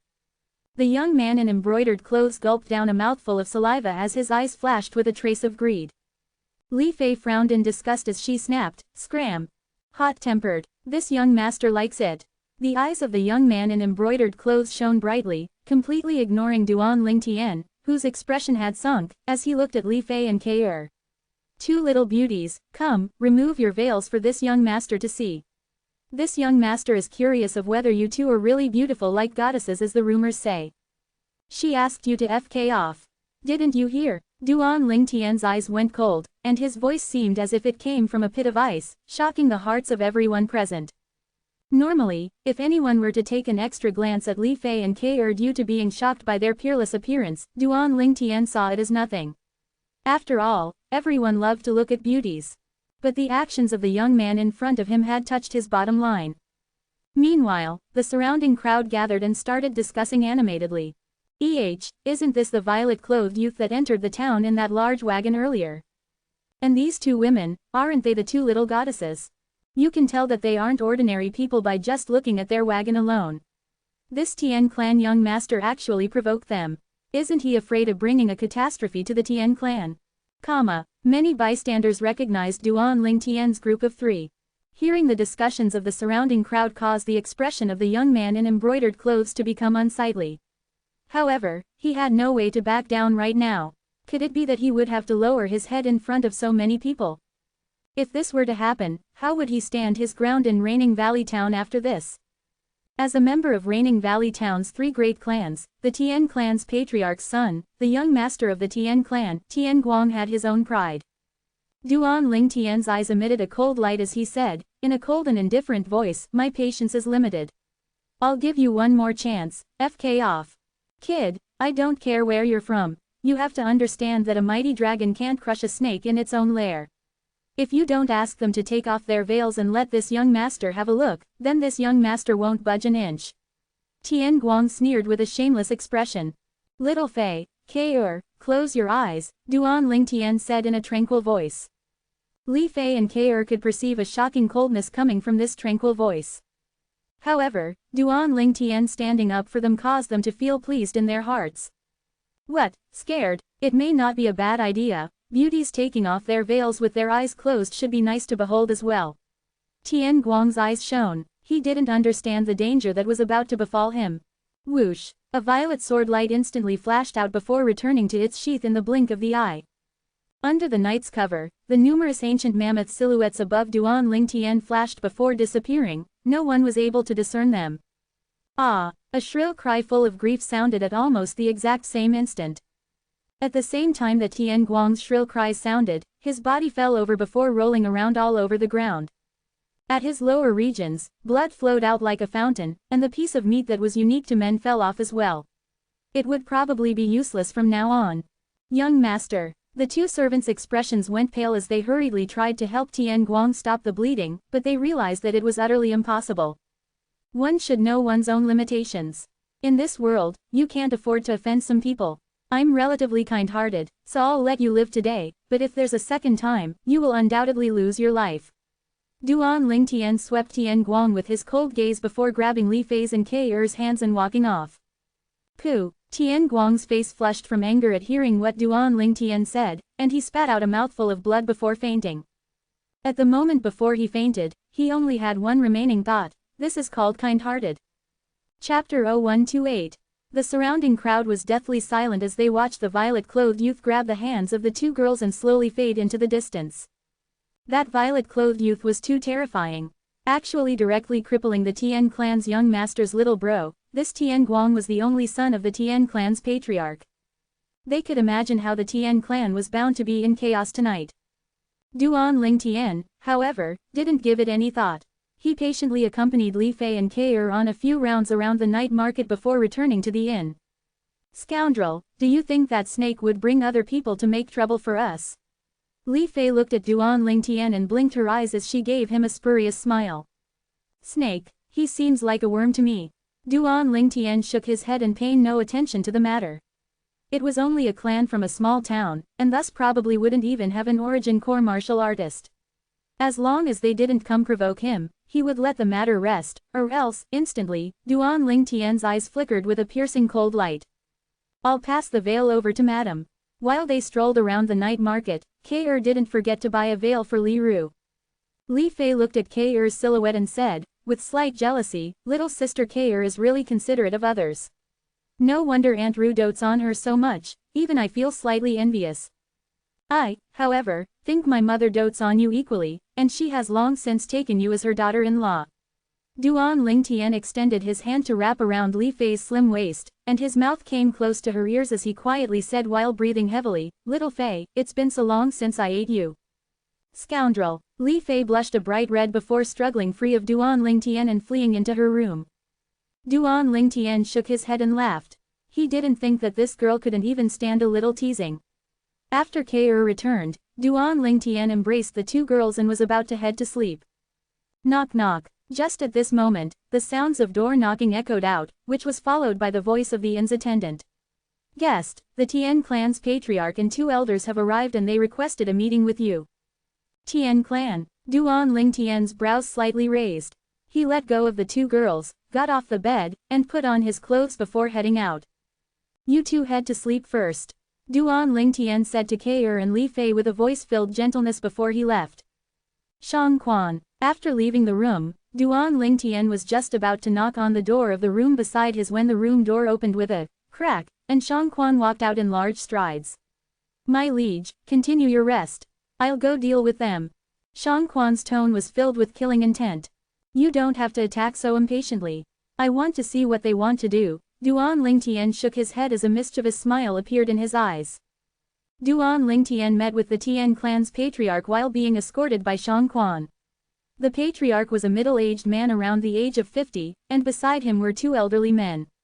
At this moment, the two old men looked at Duan Ling Tian with faces filled with terror. You're the Tian clan or whatever's patriarch? Duan Ling Tian lazily gazed at the middle-aged man as he yawned. Just say whatever you want to say. This young master has to wake up early tomorrow and doesn't have much time to waste with you. The expression of the Tien clan patriarch, which was already incomparably gloomy, distorted greatly when he saw Duan Ling Tian's attitude. Patriarch. The gray-robed old man among the two stopped the Tien clan patriarch from turning hostile. The Tien clan patriarch took a deep breath and suppressed the rage in his heart. Only now did he recall that the youth's background would probably not be so simple. And if it wasn't for this, why would he have to swallow the insult and humiliation? Tian Guang was his only son, and now that his little bro was crippled, it would also mean it was the end of his bloodline. The rage in his heart was unsurpassable. What's your background? And why did you attack so viciously? The other green-robed old man looked at Duan Ling Tian with a burning gaze, as if wanting to see something from Duan Ling Tian's face. Attacked viciously. Duan Ling Tian started laughing. Old man, it's easy for you to say that. If it was your wife that was teased in public, I wonder how you would react. I didn't kill him, and that can be considered showing mercy. Based on the way I normally do things, even if he had 10 lives, that wouldn't be enough for me to kill. What Duan Ling Tian said was indeed the truth. If it was the him from his previous lifetime, it wouldn't even be enough if that Tian Guang died tens of times. What high-sounding sentiments. I'm really curious, what's your true background? Which clan are you from? The Tian clan patriarch asked in a low voice. As long as the youth before him wasn't a member of any county city or imperial city clans, even if he had to take a risk, he would still kill him here and now, as he wanted to vent the hatred within his heart and take revenge for his son.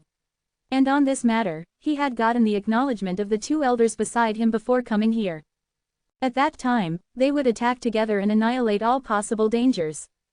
Tian clan patriarch, you really think highly of me.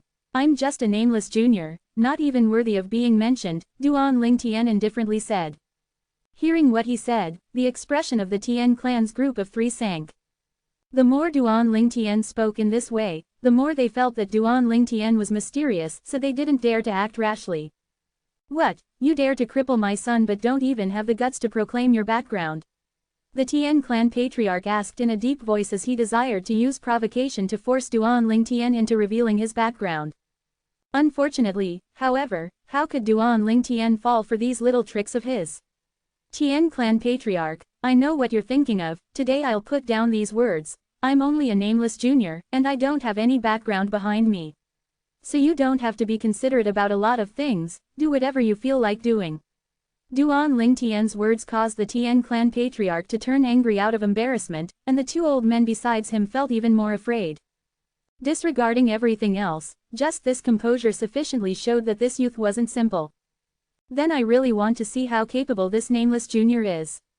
The Tian clan's patriarch face sank as the origin energy he had accumulated since the beginning exploded forth. In the blink of the eye, his body flashed, and he pounced towards Duan Ling Tian like a roc that had spreaded wings, approaching in full fury.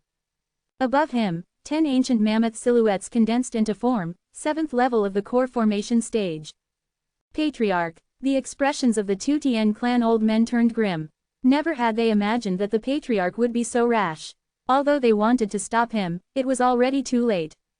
They noticed that the violet-clothed youth had a warm smile on his face since the beginning. He stood there unfazed, as if paying no attention to the Tian clan patriarch's attack. In next to no time, they obtained their answer. HMPH. A mere 7th level core formation weakling dares to be presumptuous in front of my liege. Shang Quan seemed to have abruptly disappeared from where he stood, and when he appeared once more, he was already before Duan Ling Tian. The Tian clan's patriarch's face went gloomy. Wasn't the man who wore a mask a wagon driver? How could he have such terrifying speed? He wasn't even able to catch a fraction of Shang Quan's speed, and he was perfectly clear in his heart as to what this meant. Bang! Shang Quan swung his fist out without using any martial skill.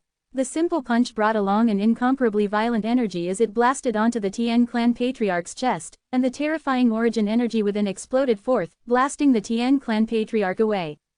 Instantly, more than 20 ancient mammoth silhouettes appeared above Shang Quan. The Tian clan patriarch fell to the ground with a crash. His chest had completely sunken. He spat out a few mouthfuls of blood and struggled for a moment before completely losing all signs of life. Dead. Origin core stage. The 2 old men's expressions went grim. Even though their patriarch was just killed by another right before their very eyes, they didn't dare to make any rash movements, as their cultivations were only at the 8th level of the core formation stage. If an origin core martial artist wanted to kill them, it would be as simple as cutting off grass. The two old men took deep breaths as they glanced at each other before shifting their gazes onto Duan Lingtian simultaneously. Young master, everything that happened was because of the patriarch and his son. Please forgive us. Yes, young master, you're a great man, and I'm sure you will forgive these lowly ones. The two old men bowed and apologized with perturbed expressions. The inn manager and attendant that stood nearby were both completely stunned when they saw this scene. As a member of reigning Valley Town, they naturally knew who these two old men were. They were the two strongest elders in the entire Tien clan. Normally, these two old men were like local tyrants that commanded the wind and rain in reigning Valley Town. But now they were acting like grandsons in front of this violet-clothed youth. I wasn't planning on pursuing the matter any further if you didn't come look for me tonight, but unfortunately. Duan Lingtian's eyes narrowed as he looked at the two old men with a calm expression. The expressions of the two old men went grim. Young master, please show mercy and let our Tien clan off. Our Tien clan is willing to pay a price as compensation. A origin core martial artist would be able to annihilate the Tien clan with ease. This was something they did not doubt one bit. Compensation. Duan Lingtian's eyes shone, and his originally cold expression revealed a brilliant grin. Why didn't you elders say that earlier? Under the circumstances, I won't be courteous then. I want 1 million silver. How about it? I presume such a small amount wouldn't be a problem for your Tien clan. 1 million silver. The two old men were completely stunned. This youth, what high-sounding sentiments. They originally expected that spending 200 to 300,000 would allow them to buy peace, but they never thought that the violet-clothed youth would actually ask for 1 million right off the bat. The Tien clan was only a small clan within a small town, and thus it was far from being able to compare itself in terms of resources to the clans of those large cities. Although the Tien clan was able to produce 1 million silver now, this would cause great damage to their financial status. They were just about to open their mouths and beg for leniency when Shang Quan, accompany these two elders. Return once you get the silver, but don't stir up any trouble. Duan Lingtian beat them to the punch by issuing an order to Shang Quan first. After he finished speaking, Duan Lingtian yawned before waving his hand in dismissal at the two old men. I'm returning to sleep. Thank you, Tien clan, for your generous gift. Duan Lingtian left after he finished speaking. The two Tien clan elders glanced at each other with helpless and bitter expressions. It would look like they wouldn't be able to save those 1 million silver. Now they wished for nothing more than to squeeze Tien Guang to death. If it wasn't for that kid, the Tien clan wouldn't have to lose 1 million silver for no reason. They secretly determined in their hearts out of rage that once this matter is over, they would surely severely punish Tien Guang as a warning towards the others so as to avoid another similar incident from happening in the Tien clan. Let's go. Shang Quan's cold and indifferent gaze descended upon the two old men, causing them to shiver as they respectfully led the way. Oh my god, what sort of great figure has come to our inn? The inn manager fiercely swallowed a mouthful of saliva. He had decided in his heart that when the violet-clothed youth came to check out tomorrow, he would return all the room fees to him. Chapter 0129. At dawn, as the world awoke and the first ray of sunlight shone onto the land. A large wagon pulled by 5 large horses dashed out of reigning Valley Town, continuing its journey on the road towards the Crimson Sky Kingdom's imperial city after a night. Splash! In the carriage, as Duan Lingtian weighed the stack of silver in his hand, a brilliant smile appeared on his face. I never expected money to come so easily. Currently, the silver in his possession had already passed the threshold of 10 million. Tien, where'd you get all this silver? Li Ru frowned with a questioning expression. She only saw Shang Quan pass all of this silver to Duan Lingtian but didn't know what had happened nor where the silver came from. Aunt Ru, it's surely from him blackmailing that reigning Valley Town's Tien clan. Li Fei covered her mouth as she lightly laughed. Although she didn't see exactly what happened last night, when Shang Quan passed the silver over to Duan Lingtian and mentioned the Tien clan, it wasn't difficult for her to link everything together. When Li Ru found out about the entire sequence of events, she couldn't help but shake her head and laugh. That Tien Guang really went for wool but came home shorn. But Tien, who exactly is that Shang Quan, and why would he acknowledge you as his liege?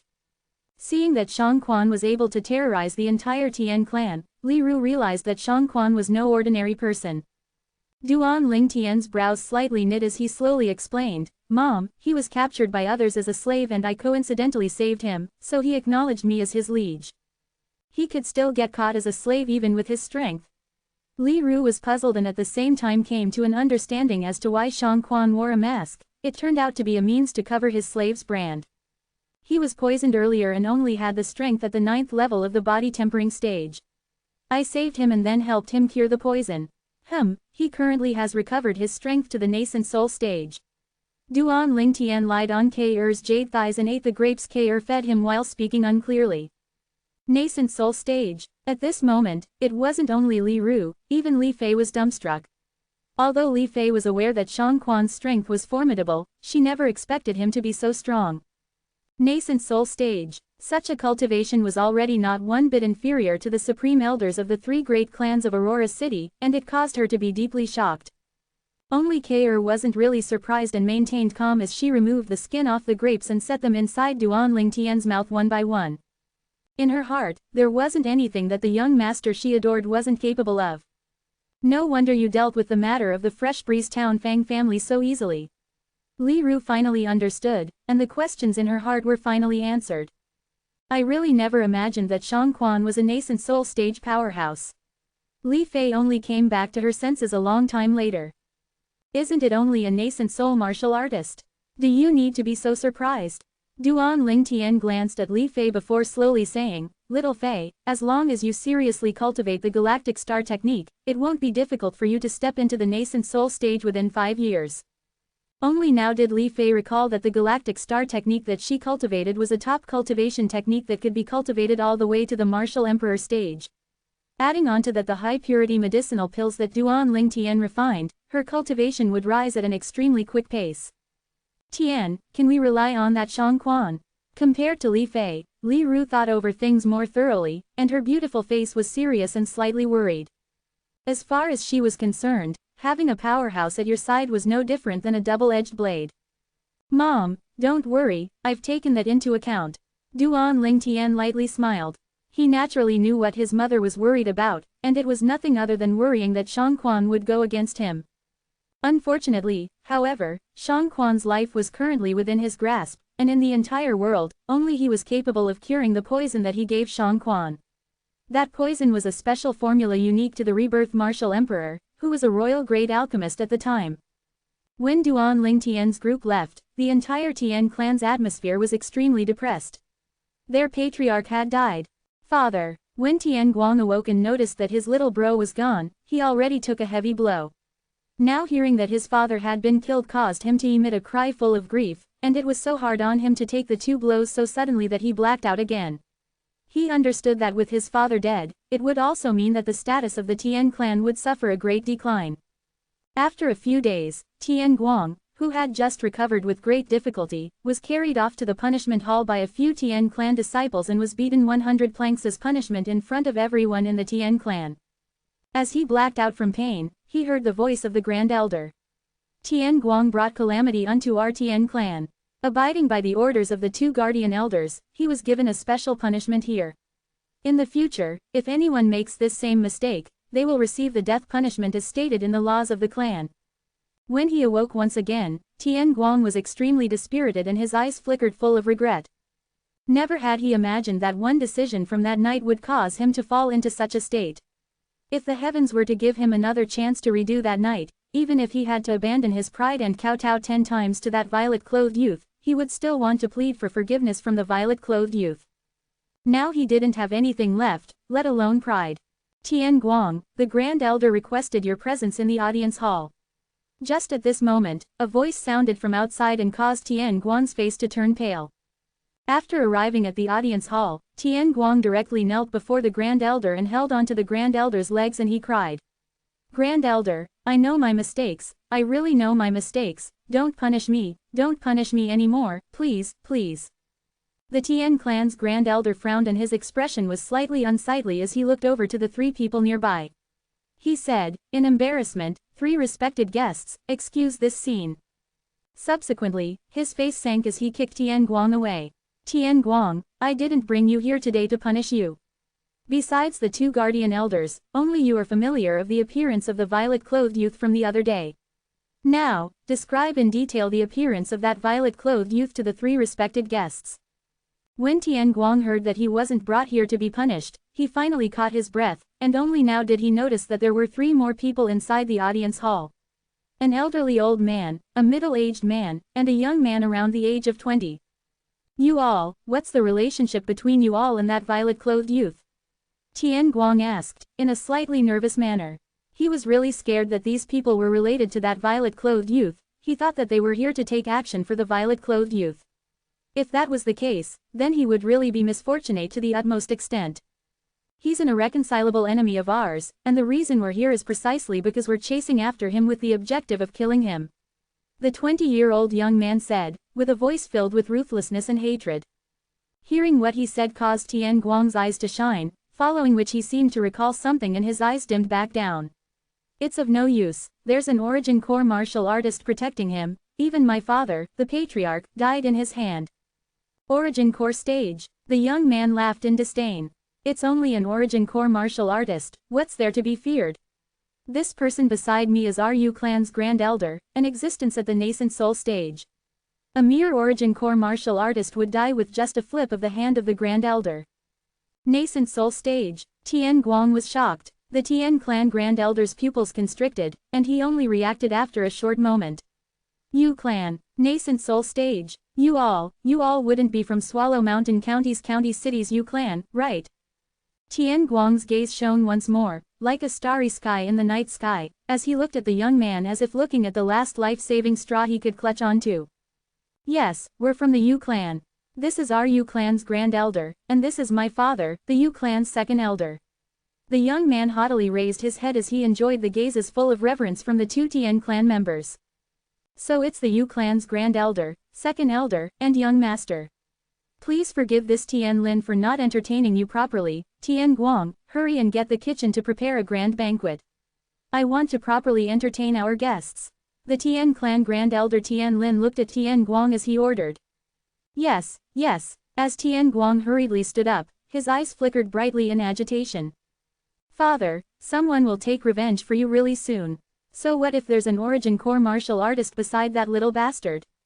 A nascent soul stage powerhouse has moved out of the Yu Clan to kill him, and moreover, it's the Yu Clan's Grand Elder. That little bastard will undoubtedly die. And you can rest peacefully in heaven.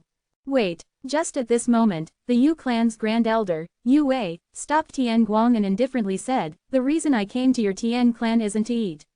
Now, describe the appearance of that violet-clothed youth right now. Tian Guang didn't dare hesitate as he hurriedly nodded and recalled the scenes of the violet-clothed youth from that night. He described the violet-clothed youth's appearance to the Yu Clan's group of 3. Grand Elder, it's him. The young man, the Yu Clan's Yu Shang, had an excited expression. As long as it's him, so if that's the case, he left here 7 days ago. Yu Wei nodded. Then let's leave now.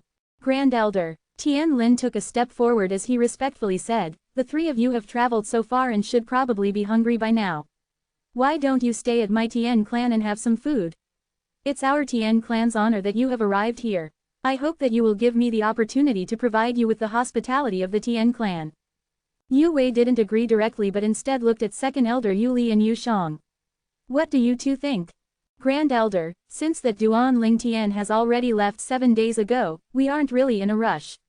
Let's have a meal before we leave, Yu Shang suggested. Exactly, we're traveling by Fergana horse, so we can surely catch up to him within 2 days even if we eat this meal. Yu Li nodded as his eyes flickered with a cold light. Yu Wei nodded before looking at Tian Lin. Then I'll trouble the Tian Grand Elder. Not a problem at all. Tian Lin's burst into smiles. These past few days had been rough to the Tian Clan after the death of the patriarch and then being robbed of 1 million silver. The other 2 clans of Reigning Valley Town had already become restless in these past few days, obviously thinking about taking over the entire Tian Clan. As far as he was concerned, as long as the Tian Clan were to strike up a relationship with the County City Yu Clan, he would surely be able to ensure its safety. I'll go instruct the kitchen right away, Tian Guang said with an excited voice as he dashed out of the audience hall. Chapter 0130. Bang! Inside Duan Ling Tian's body, Origin energy charged out and broke through the last bottleneck. A carp leapt over the dragon gate and instantly transformed into a dragon. At the exact moment the Origin energy charged through the bottleneck, Duan Ling Tian's body instantly underwent an earth-shattering change. Duan Lingtian opened his eyes and a smile appeared on the corners of his mouth. I've broken through. 4th level of the core formation stage. In these past 3 months, Duan Lingtian had never once stopped cultivating as he traveled to the Imperial City, and the facts would prove that his hard work wasn't wasted. I can exert the strength of 11 ancient mammoths without using spirit weapons at my current strength. That's comparable to an ordinary 8th level core formation martial artist. Once I complete the 4th level core formation stage tempering of the fleshly body for the raging python form, I will gain another ancient mammoth worth of strength. That will allow me to possess a strength comparable to a 9th level core formation martial artist. Duan Lingtian's eyes flashed with a trace of a brilliant light. Duan Lingxing, we'll meet really soon, and at that time, what you gave me, gave Ke, gave Li Zan, I'll make you repay it 100-fold, 1,000-fold, or even 10,000-fold. After breaking through, Duan Lingtian's mood was elated, but only when he lifted his head to look did he realize that his mother was still cultivating, and the girls, Li Fei and Ke, were both sleeping. These 2 little girls are probably really tired.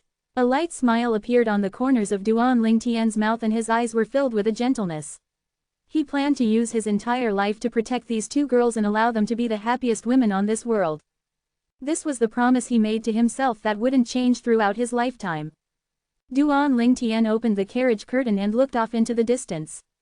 During this journey, they'd met with some senseless bandits, however, none of those bandits were able to rob and kill them, instead, they were killed by Shang Quan. Duan Lingtian was extremely at ease with Shang Quan around, and after a short while, he felt slightly exhausted and dozed off. Before long, Duan Lingtian was jolted awake by the sound of hurried horse hoofs stomping towards them. These sounds came from 3 horses which had speeds far above the speed any ordinary horse was capable of. 3 Fergana horses. The sound of the horses grew closer and closer. Duan Lingtian lifted open the carriage curtain and looked towards the back. What he saw made his brows twitch. In next to no time, he clearly saw the face of one of the 3 figures. Yu Shang. The Yu clan's movements are really fast. Duan Lingtian's eyes went cold as he closed the carriage curtain. He didn't disturb his mother nor Ke and Li Fei as he opened the carriage door and sat beside Shang Quan. Shang Quan, the 3 people behind are coming for me. Stop the wagon at the side and let's deal with them. Yes, my liege. Shang Quan nodded and stopped the wagon at the side of the road before following Duan Lingtian and dashing towards the back of the wagon. Nay, nay, nay, 3 Fergana horses stopped before Duan Lingtian. On their bodies was sweat that seemed like fresh blood, and under the rays of the burning sun, it glimmered with a devilish glow. A young man atop one of the Fergana horses stared coldly at Duan Lingtian as he sneered, Duan Lingtian, you know that you can't escape death, so you came over to seek your own doom. What, hoping to use this to plead us to spare your family? Yu Shang, you're still as conceited as usual. Duan Lingtian looked at Yu Shang and spoke in an indifferent tone. His gaze had never once fallen upon Yu Shang. Instead, it descended upon the other 2 people. An old man and a middle-aged man. Once a martial artist was above the core formation stage, his cultivation wasn't something that could be easily discerned, but Duan Lingtian inherited the memories of Rebirth Martial Emperor after all, and by relying on Rebirth Martial Emperor's memories, he was vaguely able to discern that the middle-aged man was an origin core martial artist, and the old man, on the other hand, was a nascent soul martial artist. This old man's strength was not one bit inferior to Aquamist City's He clan's supreme elder, He Zhu Dao. Humph, Duan Lingtian, you're still stubborn even when you're about to die. I'll tell you right here right now, even if you come and seek death, I still won't spare your family. As long as it's someone related to you, then they will die.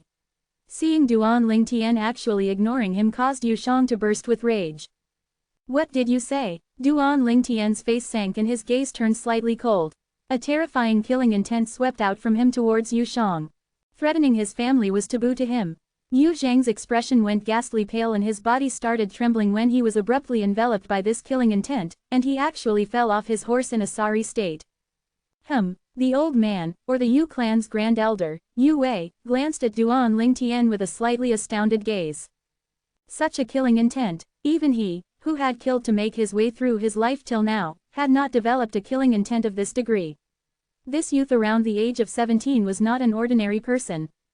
You're courting death. Yu Li's face sank as his legs stomped on the Fergana horse's body.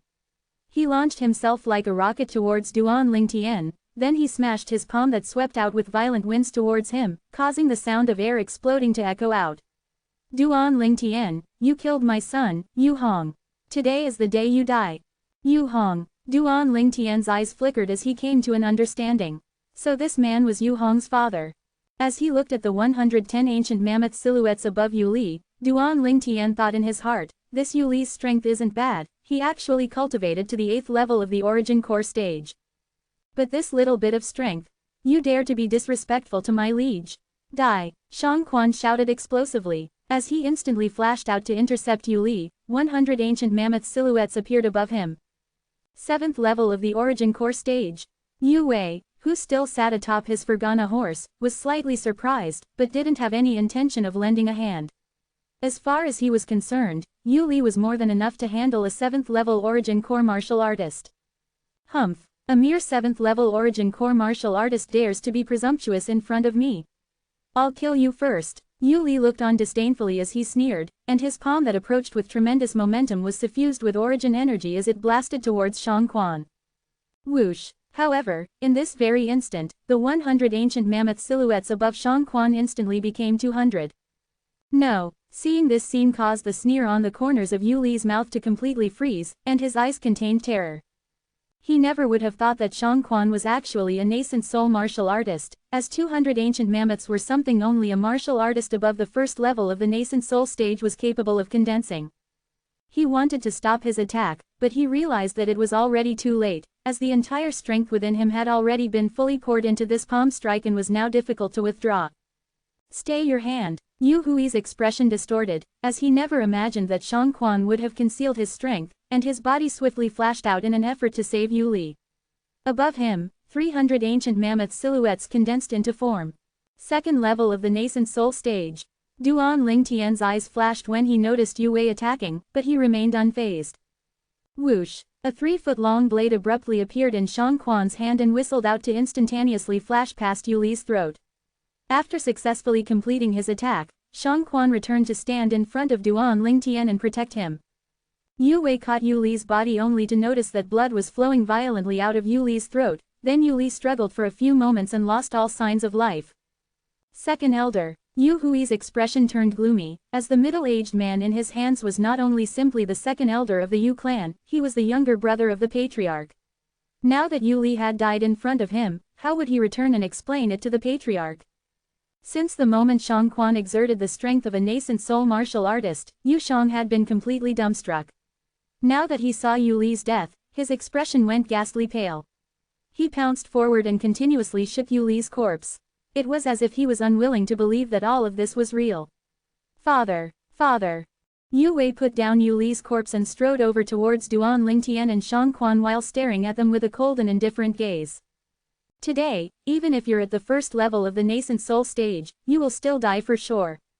And you, Duan Lingtian, after I kill him, I won't kill you, I'll capture you and give you over to be dealt with by Yu Shang. Yu Hui's cold and indifferent voice sounded as his ice-cold gaze flashed past Shang Quan before descending upon Duan Lingtian. Duan Lingtian, I will let you see with your own 2 eyes how I slice the flesh off your body piece by piece. I want you to feel that living is worse than death. After hearing what Yu Wei said, Yu Shang looked at Duan Lingtian with a gaze that emitted a ruthless glare. Duan Lingtian's face sunk. Then it would depend on if this old goat is able to live up to your expectations. Whoosh! Yu Wei made his move. His speed was so fast that Duan Lingtian, at his current cultivation level, was unable to catch a glimpse of Yu Wei. Shang Quan flashed out right after Yu Wei, seeming to be able to easily see through Yu Hui's whereabouts as he directly intercepted Yu Wei. A mere 1st-level nascent soul martial artist, die! Yu Hui's figure appeared as he shouted coldly, and in his hand, a narrow saber that was as thin as a cicada's wing appeared abruptly before whistling through the air as it struck at Shang Quan. The light of the saber radiated, and under the rays of the blazing sun, it flickered with a brilliant luster. Grade 8 Spirit Weapon. Duan Lingtian's gaze flickered as he noticed the grade of the spirit weapon in Yu Hui's hand. Meanwhile, beside the 300 ancient mammoth silhouettes above Yu Wei, another 60 ancient mammoth silhouettes appeared. This was the strength amplified by the spirit weapon. The grade 8 spirit weapon provided a 20% amplification. Yu Hui's saber martial skill was extremely remarkable, as it perfectly revealed his entire strength, and his attack moved like a shadow to envelop Shang Quan. Your martial skill isn't bad, but unfortunately, you encountered me. Shang Quan didn't dodge when faced with Yu Hui's remarkable saber strike, and the 3-foot-long blade in his hand flashed out to intercept the attack. Overestimating yourself. A sneer appeared in the corners of Yu Hui's mouth. However, in next to no time, his expression completely changed. What did he see? Just at the moment Shang Quan attacked, the 200 ancient mammoth silhouettes above him instantaneously became 400 ancient mammoth silhouettes. Third level of the nascent soul stage. And this wasn't even the end. As the spirit sword in Shang Quan's hand trembled, its might was completely revealed. Beside the 400 ancient mammoth silhouettes, another 100 ancient mammoth silhouettes condensed into form. The spirit weapon's amplification was close to 30%. The strength of more than 500 ancient mammoths against the strength of nearly 360 ancient mammoths, the two of them were truly not on the same level, so the result was easily determined. Clang! The Grade 7 spirit weapon, the 3-foot-long blade, flashed past as it instantly cut the Grade 8 spirit weapon, narrow saber, in half, and without losing any momentum continued on to descend upon Yu Hui's head. Yu Wei only had one thought before his death, third level of the nascent soul stage, Grade 7 spirit weapon. Yu Hui's severed head that flew off had its eyes opened wide, seeming to say that even till the moment of death, he never imagined that Shang Quan would possess such strength. Grand Elder, no, it can't be. It can't be. I must be dreaming, I must be. The scene before him caused Yu Zhang's eyes to seem like they were about to split apart, and his expression was extremely unsightly. He muttered in despair while extending his hand to pinch his own thigh. Chapter 0131. Ah! The sharp pain that came from his thigh caused Yu Shang to be unable to stop himself from emitting a shrill cry. Only now did he realize that everything that happened before him was real, and he wasn't dreaming. Yu Shang. How could Duan Lingtian not know what Yu Shang was thinking after seeing what he was doing? A sneer appeared on the corners of Duan Lingtian's mouth. Now, tell me, what do you think of how I should deal with you? Should I let you see with your own 2 eyes as I slowly slice off the flesh on your body piece by piece and let you feel like living is worse than death, or should I give you a swift death? In the next moment, what Yu Shang did caused Duan Lingtian to be stunned. Putong. This Yu Shang actually knelt on the floor and started kowtowing to him, even disregarding the blood flowing from his forehead. Duan Lingtian, I beg you, let me go, I don't want to die, I really don't want to die. As death closed in on him, Yu Shang forgot about his pride and forgot about everything.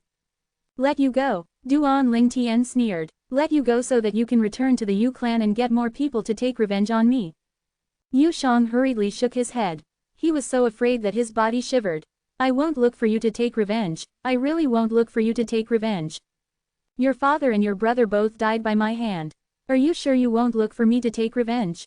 Duan Lingtian's eyes emitted a trace of doubt. Really, really? Yu Shang gazed at Duan Lingtian with a pleading expression. However, Duan Lingtian noticed the cold light that flashed briefly deep within his gaze, but even if Duan Lingtian didn't notice this, he still didn't plan on letting Yu Shang go. If weeds weren't removed at the roots, then they would grow once more when the spring winds blow. Duan Lingtian could be considered to have experienced how malicious this Yu Zhang's heart was. Yu Shang, I still remember your overbearing and arrogant appearance when we met for the first time, and how you seemed to look down upon me. Originally, I didn't plan on fussing about it, but you actually secretly schemed with your brother to get someone to take my life. It can be said that your brother's death, and even the death of your father, were all caused by you. Duan Lingtian swept his gaze over Yu Shang. You, the disappearance of Centurion Bai Feng is related to you. Yu Zhang's expression turned ghastly pale. He had felt it to be strange when his brother's good friend, Bai Feng, disappeared, but now, after hearing what Duan Lingtian said, he vaguely guessed something. Duan Lingtian nodded as he openly admitted, yes, Bai Feng died by my hand. I used the same inscription that I used to kill your brother when I killed him in the Dawnshroud mountain range. Yu Zhang's expression was ashen. Never did he imagine that from the beginning until the end, Duan Lingtian was never once worried about his revenge. Now that he recalled the matter, everything seemed to really be his doing. Duan Lingtian, as long as you don't kill me, I can promise you anything. I can be your dog and let you command me however you wish. How about it? Yu Zhang's eyes emitted a desire to live, as he was only 20 this year and was unwilling to lose his life here. Be my dog. Duan Lingtian was stunned, as he never imagined that Yu Shang would actually disregard his pride in such a way just to continue living.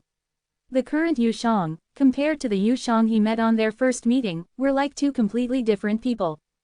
If Yu Shang could still maintain his arrogant appearance from before, Duan Lingtian might have thought slightly highly of him, but now he didn't even feel like killing this Yu Shang. Shang Quan, Duan Lingtian said lightly in a tone that was mixed with dense coldness. Yes, my liege. Although Duan Lingtian didn't provide detailed instructions, Shang Quan could still understand what Duan Lingtian meant. He was, after all, someone that had followed Duan Lingtian for a few months. No, Yu Shang turned around and fled, as he realized that he was facing imminent danger when he saw Shang Quan walking towards him. However, that puny speed of his was nothing in front of Shang Quan, so he was caught up to by Shang Quan within a short moment before dying beneath his blade. Under Duan Lingtian's instruction, Shang Quan searched the 3 Yu clan corpses and withdrew some silver and a spatial ring. That spatial ring precisely belonged to the Grand Elder, Yu Wei. My liege. Shang Quan respectfully passed over the spoils to Duan Lingtian. Duan Lingtian nodded and glanced at the grade 8 spirit weapon narrow saber that was in 2 halves before glancing at the 3 Fergana horses. Put away his spirit weapon, I can use it when I refine weapons in the future. As for these 3 Fergana horses, substitute them to pull the wagon and sell off our 5 horses in the next town. Shang Quan's gaze flickered as he asked, in shock, my liege, you're a weapons craftsman as well. Is it that strange? Let's return. Duan Lingtian's brows knit as a pill fire burned a light on his palm. He turned around and left after he burned the corpses of the 3 Yu clan members. Meanwhile, he established ownership over Yu Hai's spatial ring on the way, 2 million silver. Not bad. This Yu Wei was much better off than Aquamist City's He clans he Zhu Dao from before. Shang Quan led on the 3 Fergana horses as he respectfully followed behind Duan Lingtian. He felt that this liege he acknowledged seemed to be no ordinary person. What a joke! How could an ordinary person at this age be so wise and farsighted, and seem to have everything within his grasp? Shang Quan even felt that in certain areas, even the sect leader of the boundless sect from before was far inferior to this liege of his. Maybe being able to follow my liege is my fortune. With my liege's natural talent, he will sooner or later head to the Azure Forest Imperial Kingdom. I have a feeling that my entire life will change because of this. This thought suddenly arose within Shang Quan's heart, and this very thought was like a seed that slowly sprouted and grew. Years later, when Shang Quan looked back at it all, only then would he realize how correct his thoughts at this moment were. After returning to the carriage, Duan Lingtian noticed Li Fei's, K. Er's, and Li Ru's gazes all descend upon him. You're all awake. A smile appeared on Duan Lingtian's face. Young master, what happened? K. asked. Nothing, just a few bandits. Duan Lingtian lightly shook his head and found an excuse so that he could keep his mother from worrying. Bandits? Since when did bandits come on Fergana horses to rob people? Li Ru pulled upon the carriage curtain, took a glance outside, and smiled spuriously at Duan Lingtian when she noticed Shang Quan leading the 3 steeds whose entire bodies were covered in blood like sweat. Duan Lingtian laughed embarrassedly. It really is a Fergana horse, and there are even 3. Li Fei was attracted by the 3 Fergana horses as well, and a light flashed within her eyes. What beautiful horses, these are Fergana horses. Big sister Fei Fei, are these Fergana horses very special? K. was attracted by the 3 Fergana horses as well. No matter whether it was the strength of its legs, or its appearance, the Fergana horse was absolutely the highest grade among horses. K. The Fergana horse's speed is several times faster than the average steed, and they are able to travel 1,000 miles within a day. Moreover, merely 1 Fergana horse was worth 1 million silver, Li Fei explained. Ah, K. was shocked. 1 horse was worth 1 million silver. In next to no time, the 3 women's scrutinizing gazes simultaneously descended upon Duan Lingtian. Duan Lingtian's heart constricted, and light flashed within his eyes. Shang Quan, tell me when we've reached the next town. I'm sleepy and I'm going to take a nap. Duan Lingtian yawned and notified Shang Quan before enduring the burning gazes of the 3 women as he lied down on the bed and pretended to be sleeping. Rascal, Li Fei chided. Li Ru helplessly shook her head but didn't plan to get to the bottom of the matter. She closed her beautiful eyes to continue cultivating. After a short moment, Duan Lingtian glanced at his mother, and upon noticing that she was fully submerged within her cultivation, he extended his hand to grab Li Fei's hand. Little Fei, come. Li Fei was still puzzled when Duan Lingtian raised his hand and a spatial ring appeared out of thin air. It was precisely the spatial ring of the Yu clan's Grand Elder, Yu Wei. This is, Li Fei took a deep breath. She had a guess in her heart, which caused her to be slightly excited. Weren't you jealous that Kair has a spatial ring? As Duan Lingtian spoke in a light voice, he removed the ownership on the spatial ring and put it onto Li Fei's hand. It's really a spatial ring. After Li Fei dripped her blood and established ownership of the spatial ring, she bent her head down in excitement and kissed Duan Lingtian. Following which, she noticed Kair looking at her with a spurious smile, causing her to turn away in embarrassment and not daring to look back over even after a long time had passed. Little face still shy, Duan Lingtian extended his hand out and pulled Li Fei into his embrace in a domineering manner, and his other hand embraced Kair, embracing women in both hands as he fell asleep. Before long, Shang Quan drove the wagon into a small town.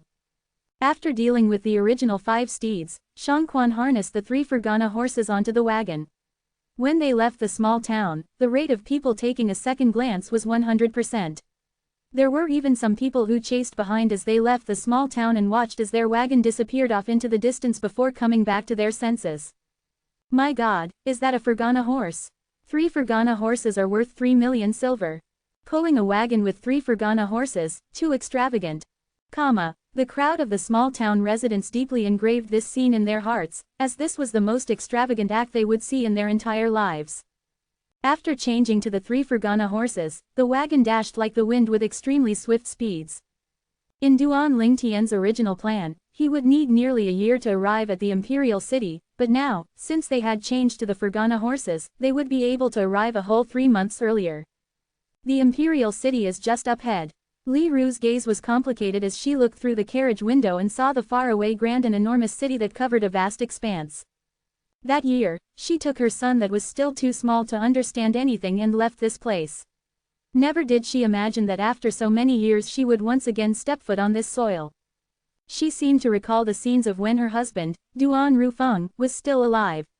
Although her husband had vanished many years ago, she believed that he was still alive. Tian. Li Ru looked at Duan Lingtian and slowly said, once we've arrived at the imperial city, Mother hopes you will accompany Mother to take a trip to the Duan clan so you can acknowledge your ancestors and return to your clan. That year, it was she who secretly took Duan Lingtian and left, and Duan Lingtian's blood flowed with the blood of the Duan clan after all, so he was still a member of the Duan clan. Acknowledge my ancestors and return to the clan. Duan Lingtian frowned. Mom, I'm not going. Tian. Li Ru's tone became heavier, as she had always been a person who was particular about loyalty and emotions, and thus couldn't bear to see her son be so insensible. Mom. Duan Lingtian's eyes were crimson red as he said, in a low voice, has the Duan clan ever once cared about whether we, mother and son, are dead or alive all these years? Also, when Duan Lingxing nearly killed me 2 years ago, that so-called fourth uncle, did he ever treat me fairly? I, Duan Lingtian, disdain such a clan. Chapter 0132. The interior of the carriage was deathly silent. Li Fei and Kair were both intelligent and thus didn't say a word. Li Ru's eyes were slightly red, as she could feel her son's resentment from the way he spoke. After a long time, she sighed and said lightly, fine, Tian, since you're unwilling to go, then we won't. Mom, don't be upset. Duan Lingtian's heart ached slightly when he saw his mother like this. He sat over beside her and held her hand. I know that you want me to go acknowledge my ancestors and return to the clan for the sake of father, but why did you leave the Duan clan all those years ago? Surely it doesn't mean that you've forgotten all that, right? When father was alive, everyone respected you, but once father disappeared, those jealous people were the first to make trouble for you. I'm sure that even if father was still alive, he wouldn't blame us. Li Ru nodded, and a smile appeared on her face. Tian, you've grown up. Mother can be at ease. Mother doesn't have any other requests for the remainder of my life. All I hope for is to be able to see you and little Fei and Kair bear children together, and then I'll be satisfied. Duan Lingtian's heart trembled. The love of a mother was as heavy as Mount Tai, and it caused his heart to ache and his eyes turned misty. Mom, rest for a while. After taking a deep breath, Duan Lingtian returned to the side of Kair and Li Fei before sighing. He would go to the Duan clan, but it wasn't to acknowledge his ancestors and return to the clan. Instead, it was to kill that Duan Lingxing.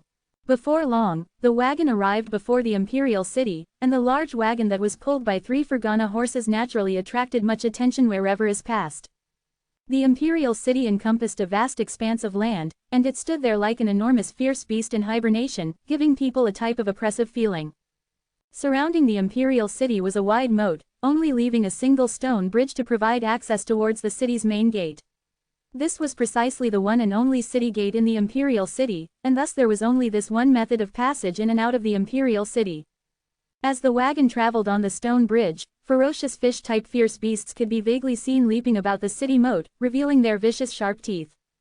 The denseness of the fish-type fierce beasts within the city moat would cause anyone's scalp to go numb.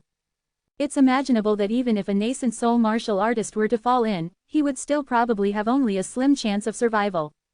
As the one and only city gate of the imperial city, it was extremely large and completely made out of fine steel.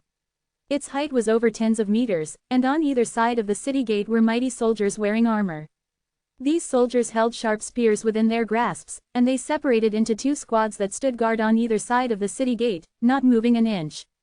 Wherever Duan Ling Tian's wagon passed, the crowd would move aside. Even the soldiers stationed on either side of the city gate did not dare come close. A wagon pulled by 3 Fergana horses wasn't a common sight even in the imperial city, as a figure who could travel on such a wagon was either rich or noble. After entering the imperial city, Duan Ling Tian, Ke and Li Fei carefully sized up the imperial city through their carriage's window. On either side of the wide road were plenty of stores and restaurants, and the area was extremely bustling. Li Fei faintly sighed. Aurora City can only be considered a small, countryside city compared to the imperial city. Duan Ling Tian deeply agreed with Li Fei's sentiments. Aurora City was completely unable to compare with the imperial city. Meanwhile, Shang Quan's voice sounded. My liege, the Crimson Sky Kingdom's imperial city is divided into the outer city and inner city. We are currently only in the outer city. Outer city? Duan Ling Tian was surprised. Such a flourishing place was only the outer city of the imperial city. My liege, look, the inner city is right up ahead. The wagon traveled for around another half an hour before Shang Quan's voice sounded once more. At this time, Duan Ling Tian glanced over to see that at the end of the road, there was a city inside a city standing there. This inner city seemed no different than the outer city. If there really was a difference, then it would be that the area it occupied was smaller than the outer city. The moat, the city walls, and the stone bridge, they were all exactly the same as the outer cities.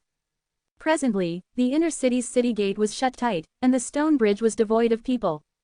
This inner city is actually not open. Duan Ling Tian's brows slightly knit. It's probably time restrictions, Shang Quan said. Shang Quan, you seem to be familiar with the imperial city. You've come here before? Duan Ling Tian asked. As from Shang Quan's introduction earlier, he had noticed that Shang Quan seemed to be very familiar with the Crimson Sky Kingdom's imperial city. I've come here once. Shang Quan sighed. He seemed to be recalling past events. At that time, he was acting on his status as the guardian of the Boundless Sect, and he passed through here while leading some disciples to run some errands. Now that he recalled it, he couldn't help but sigh. Let's find an inn in the outer city to stay at first, Duan Ling Tian instructed. Yes, Shang Quan respectfully replied, before looking for a slightly luxurious inn to stay at. The manager of the inn personally came out to greet them, as a wagon that was pulled by 3 Fergana horses caused him to tremble with fear. He was deeply afraid of irritating the esteemed guest. Duan Ling Tian arrived before the door of Li Ru's room and quietly said, Mom, let's go get something to eat. Mom isn't hungry and wants to take a rest.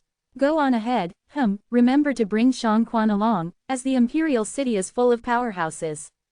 Be sure to not cause trouble on your own accord. Li Ru's voice sounded, and she didn't forget to warn Duan Ling Tian. Duan Ling Tian acknowledged her before leaving the inn with Ke and Li Fei. Shang Quan followed suit. Duan Ling Tian looked for a nearby restaurant that seemed good before walking in with large strides. This restaurant was a multi-storied pavilion that was divided into 3 floors. The first floor's surroundings were filled with flora and fauna that were extremely pleasing to the eye, and since it was lunchtime, the first floor was already packed with people and bustling with activity. Duan Ling Tian followed the stairs and walked swiftly up to the second floor. Compared to the first floor, the second floor was instead much quieter.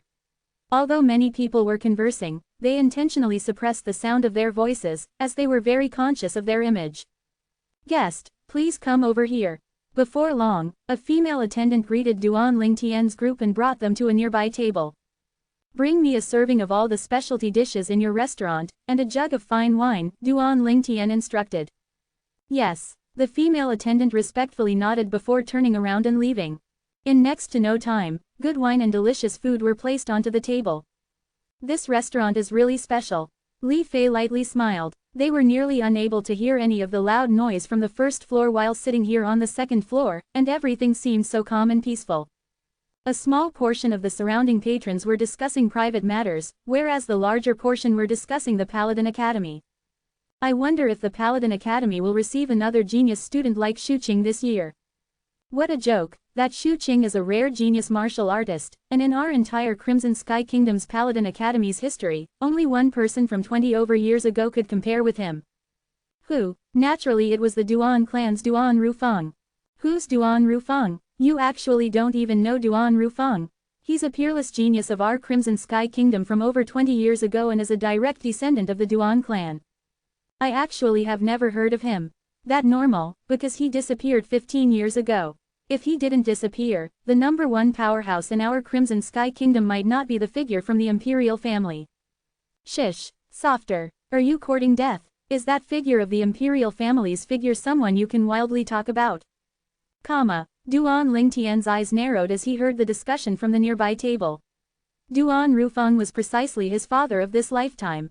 I never imagined that there were still people who remembered that deadbeat father of mine, Duan Lingtian thought in his heart, as he was slightly surprised. HMPH. Duan Rufeng was only just a short-lived guy. Just at this moment, a cold and indifferent voice sounded from the stairway. A red-clothed girl around the age of 19 walked up to the second floor, and behind her followed an old woman. The old man supported herself on a walking stick, but her eyes were brilliant like an array of stars, obviously due to having a high cultivation level. Little girl, you're too presumptuous.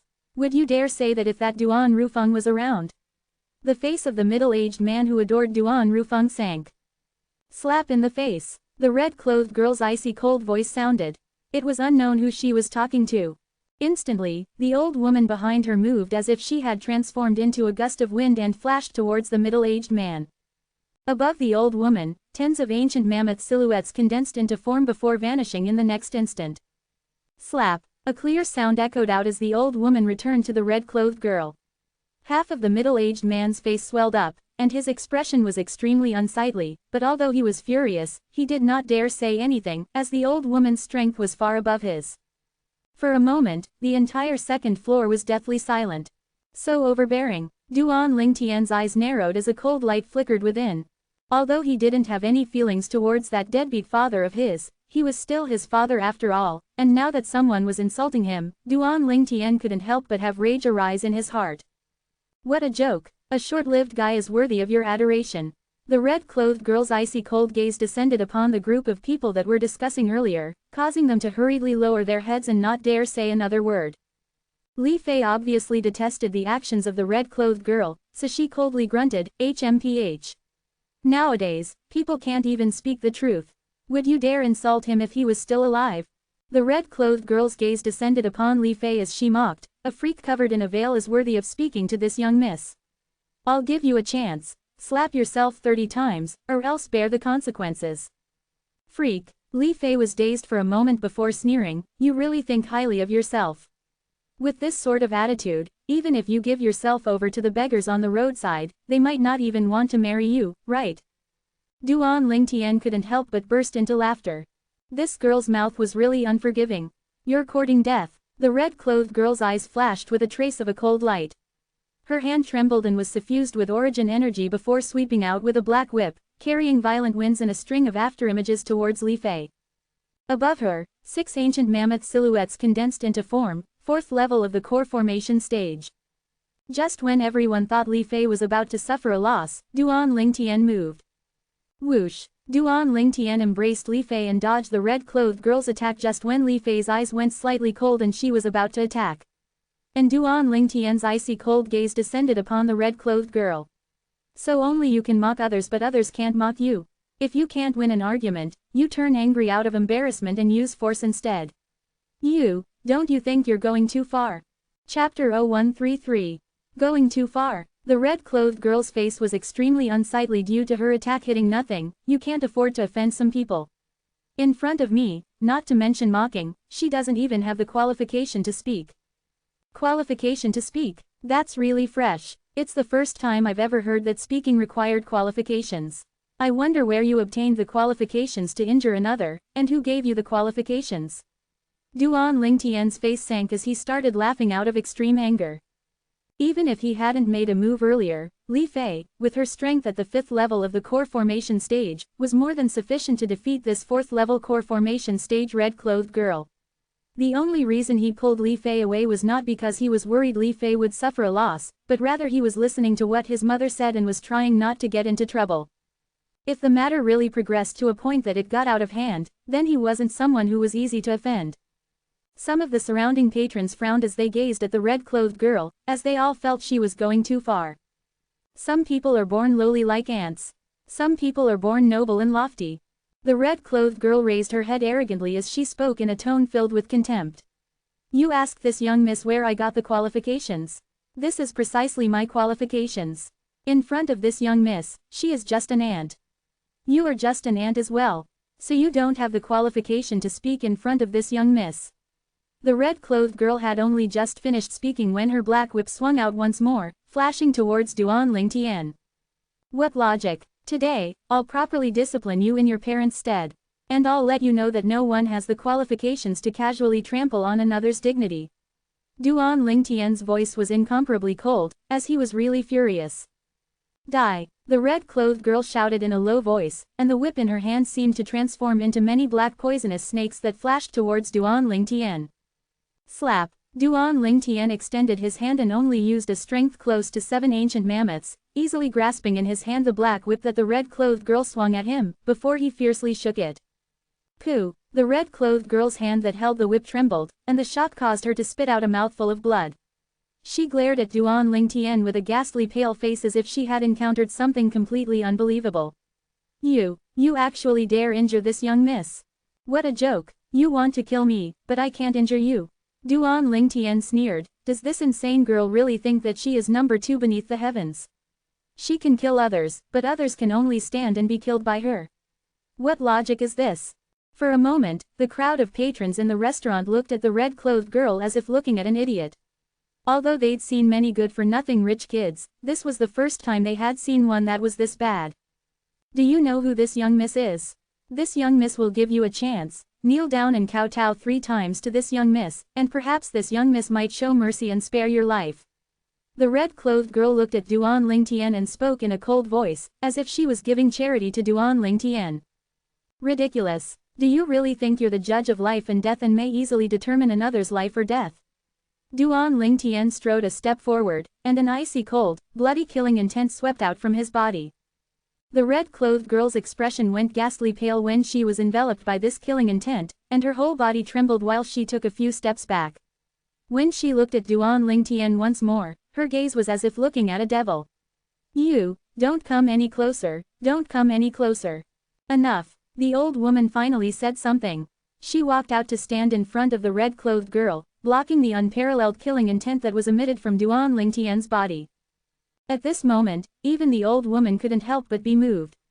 This youth that looked to be around the age of 18 not only had a strength not one bit inferior to her clan's young miss, he actually possessed such a terrifying killing intent. Even across the entire Crimson Sky Kingdom, there probably wouldn't be many people who possessed such a killing intent. Who the heck are you? The old woman looked at Duan Lingtian with a slightly fearful gaze, as she vaguely became aware that this violet-clothed youth wasn't simple, even to the extent that he might have an extraordinary background. Who am I? Duan Lingtian started laughing. He swept his gaze across the red-clothed girl behind the old woman. I'm the ant she spoke of, the ant that was born to be lowly. What, the great young miss that's born to be noble now is only capable of hiding behind another? You don't dare to attack to show your nobility. Duan Lingtian's voice was filled with a mocking tone. The red-clothed girl was so upset by that her face flushed, and she angrily shouted, "Kill him, I want him dead." The old woman's pupils concentrated on Duan Lingtian and her killing intent flickered. Originally, seeing that Duan Lingtian was so mysterious and unfathomable, she had some worries in her heart, but now, after hearing the orders of her young miss, she didn't hesitate anymore. Even if the violet-clothed youth's identity was even more extraordinary, today he would surely die. Whoosh! The old woman attacked with her full strength. 80 ancient mammoth silhouettes condensed into form above her, revealing her cultivation, 6th level of the origin core stage. Shang Quan, don't let her disturb me. Just when the hearts of the patrons in the restaurant were in their throats due to worry for Duan Lingtian, he instead abruptly said this, causing all of the patrons to feel baffled. Yes, my liege. Shang Quan only used the strength of 100 ancient mammoths to stop the old woman, and he fully suppressed her, causing her to be unable to attack Duan Lingtian again. 7th level of the origin core stage. The old woman looked at Shang Quan in terror, and her face went ghastly pale. Don't you come any closer, don't come any closer. The red-clothed girl's face turned ghastly pale when she noticed that her one and only reliance was pinned down by Shang Quan and Duan Lingtian was walking towards her. Slap! Duan Lingtian walked up and raised his hand before slapping it down onto the red-clothed girl's face, and then he said, in a cold voice, "Noble young miss, let this lowly ant properly discipline you in your parents' stead today. This slap is for my wife." A smile of happiness appeared on Li Fei's face as she sat there at the side. You dare slap me?" The red-clothed girl was stupefied, even her father had never once hit her, now, a stranger actually dared slap her. "You'll die for sure, you'll die for sure." The red-clothed girl looked at Duan Lingtian with an icy cold gaze as if looking at a dead person. Slap! Duan Lingtian gave the red-clothed girl another slap before sneering, "This slap is for that big brother over there." The middle-aged man with half of his face swollen glanced at Duan Lingtian with a gaze full of gratitude. "Kid, you'll regret this. Do you know who she is?" Meanwhile, the body of the old woman that was pinned down by Shang Quan started to lightly tremble. "Don't worry, no matter who she is, I'll still properly discipline her in her parents' stead today and teach her how to behave." Duan Lingtian had a cold and unfeeling expression as he swept the old woman with his cold and indifferent gaze before shifting his gaze back to the red-clothed girl. Slap, slap, slap, slap, slap, Duan Lingtian swung slap after slap at the red-clothed girl's face, causing her face to completely swell up like a pig's head. "Didn't you say you were born noble and lofty? Didn't you say I'm born lowly, and you wanted to kill me, this ant?" Duan Lingtian's voice was filled with indifference. The red-clothed girl's eyes flickered with an icy cold killing intent. She seemed to be numb to what was happening to her, as she continued to mumble, You surely will regret this." Ignorant. Duan Lingtian gave the red-clothed girl another slap, and only after slapping her down onto the ground did he stop and shout coldly, "FK off. Don't appear in front of me ever again, or else, don't blame me for not showing mercy." Meanwhile, Shang Quan had returned to Duan Lingtian's side. After regaining the freedom to move, the old woman supported the red-clothed girl up and swiftly walked down the stairs. Her icy cold voice echoed out from afar, "Kid, no matter who you are, and what your background is, you prepare to face the wrath of the Fair Sun County's county governor's estate." Fair Sun County's county governor's estate?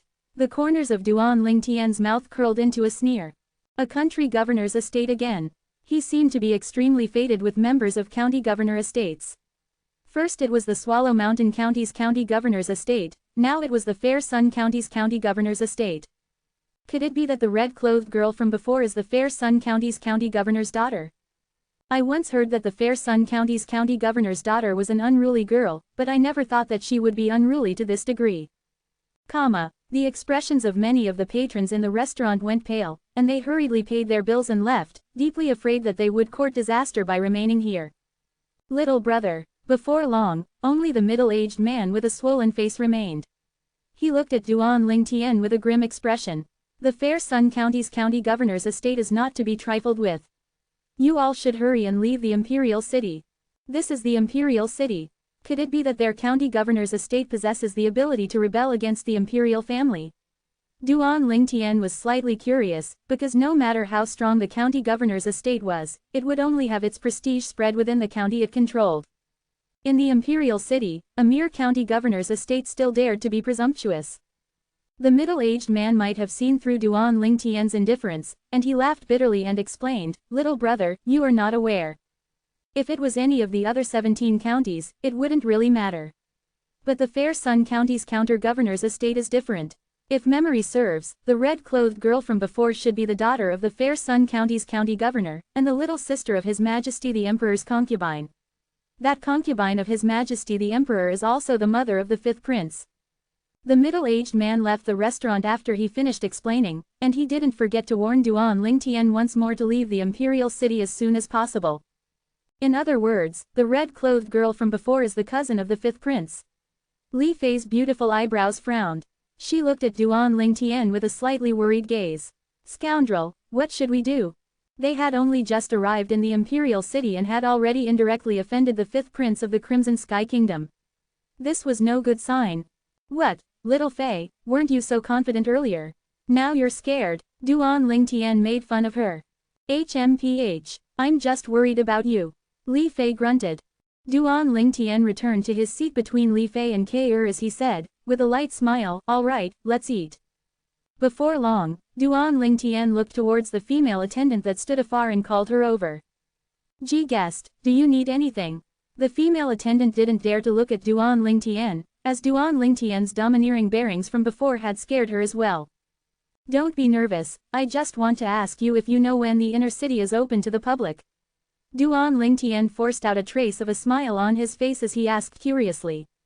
The female attendant's expression calmed slightly as she said, Guest, the inner city is open to public for an hour in the morning, noon, and dusk.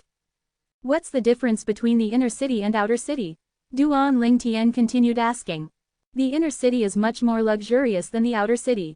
The Imperial Palace, the estates of the large clans, and Paladin Academy are all located in the inner city. However, ordinarily, even if visitors enter the inner city, they wouldn't stay the night within, as the inns within the inner city are more than 10 times more expensive than the outer city. And anyone who is able to buy an estate within the inner city is considered to be either rich or noble, the female attendant slowly explained. Chapter 0134. Duan Lingtian found out about the differences of the inner city and outer city from the female attendant. Compared to the outer city, the cost of land in the inner city was extremely expensive. Young master, are we going to the inner city? Ke looked at Duan Lingtian. Duan Lingtian smiled as he said. There's no rush, as there's still some time before dusk. Let's finish eating and return to the inn first. Ke obediently nodded. While they left the restaurant, Duan Lingtian made up his mind that later, at dusk, they would enter the inner city and look for an inn to stay in, and after that he would buy a courtyard house as the home for his family in the imperial city. He would be spending the next few years in Paladin Academy after all. On the way back to the inn, Duan Lingtian thought in his heart, looks like I have to work hard and earn money. Although he had 10 million silver on him currently, he knew that this little amount of money would probably be spent just on buying a courtyard house in the inner city that had such an expensive cost of land. Swallow Mountain County, County City, Yu Clan Estate. Within the audience hall, a Yu Clan disciple that was travel-worn reported to the Yu Clan's patriarch, Yu Dian, patriarch, grand elder, second elder, and young master Yu Shang probably have met with disaster. Probably. Yu Dian's face sank. He said, with a piercing and cold voice, this is the result of your investigation. The Yu Clan disciple took a deep breath before slowly saying, Patriarch, during my entire investigation, I didn't find any traces to the Great Elder's whereabouts. However, I continued my investigation all the way to nearby the Imperial City. I heard that someone used 3 Fergana horses to pull their wagon, and on that wagon was the Li Clan's crest. Li Clan's crest? HMPH. It's probably that little bastard's wagon. Looks like I've underestimated him. Yu Dian's eyes went cold as he ordered with a shout, You, go request the presence of the 3 supreme elders. Yes. The Yu Clan disciple accepted his orders and left, and only after he exited the audience hall did he heave a sigh of relief, as the patriarch's rage from before pressured him to the extent that he nearly couldn't catch his breath.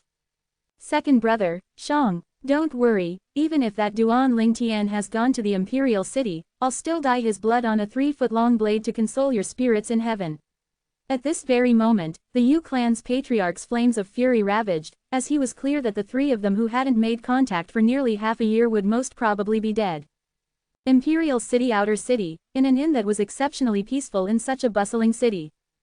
Bang, bang, bang, bang, comma. Sounds of things being tossed about echoed out from the best room in the inn. Obviously the guests inside were venting the rage in their hearts. Inside the room, the red-clothed girl seemed to have gone mad, and nearly everything within the room had been tossed about by her. The red-clothed youth dropped herself onto the bed after feeling exhausted from throwing, and said, with crimson-red eyes that made her seem like she was an asura who had just walked out of hell, "When have I, Tong Li, suffered such humiliation in my entire life? I won't rest until he dies." The old woman stood at the side without making a single sound, as she knew that when the young miss got furious, not to mention her, even the county governor was helpless. "Grandma Wong, the inner city should be open soon. Let's go. I want to go look for my cousin." Tong Li stood up and stomped out angrily. "Yes." The old woman respectfully followed behind. Clang clang. At dusk, accompanied by the opening of the inner city's city gates, the stream of people who had been waiting on the stone bridge and the people who were waiting to leave from inside the inner city crossed each other as they left and entered. As a wagon passed the stone bridge, although there was still an unceasing stream of people moving in and out, the stream of people still moved aside to make way. Everyone looked on at the wagon with gazes of reverence as it passed by, as a wagon being pulled by 3 Fergana horses would surely be owned by someone who was either rich or noble, and that wasn't someone they could offend. This is the inner city. So many people. Inside the wagon carriage, K.R. couldn't help herself from exclaiming when she took a glance outside. Inside the inner city, streams of wagons and people moved about unceasingly, and a black mass of people entered her eyes. "When I saw so many people on the stone bridge, I thought we'd probably need to K up for a long time before finally being able to enter. I never imagined it would go so smoothly." Li Fei's angelic face was full of smiles, and her devilish body lazily leaned beside the carriage window.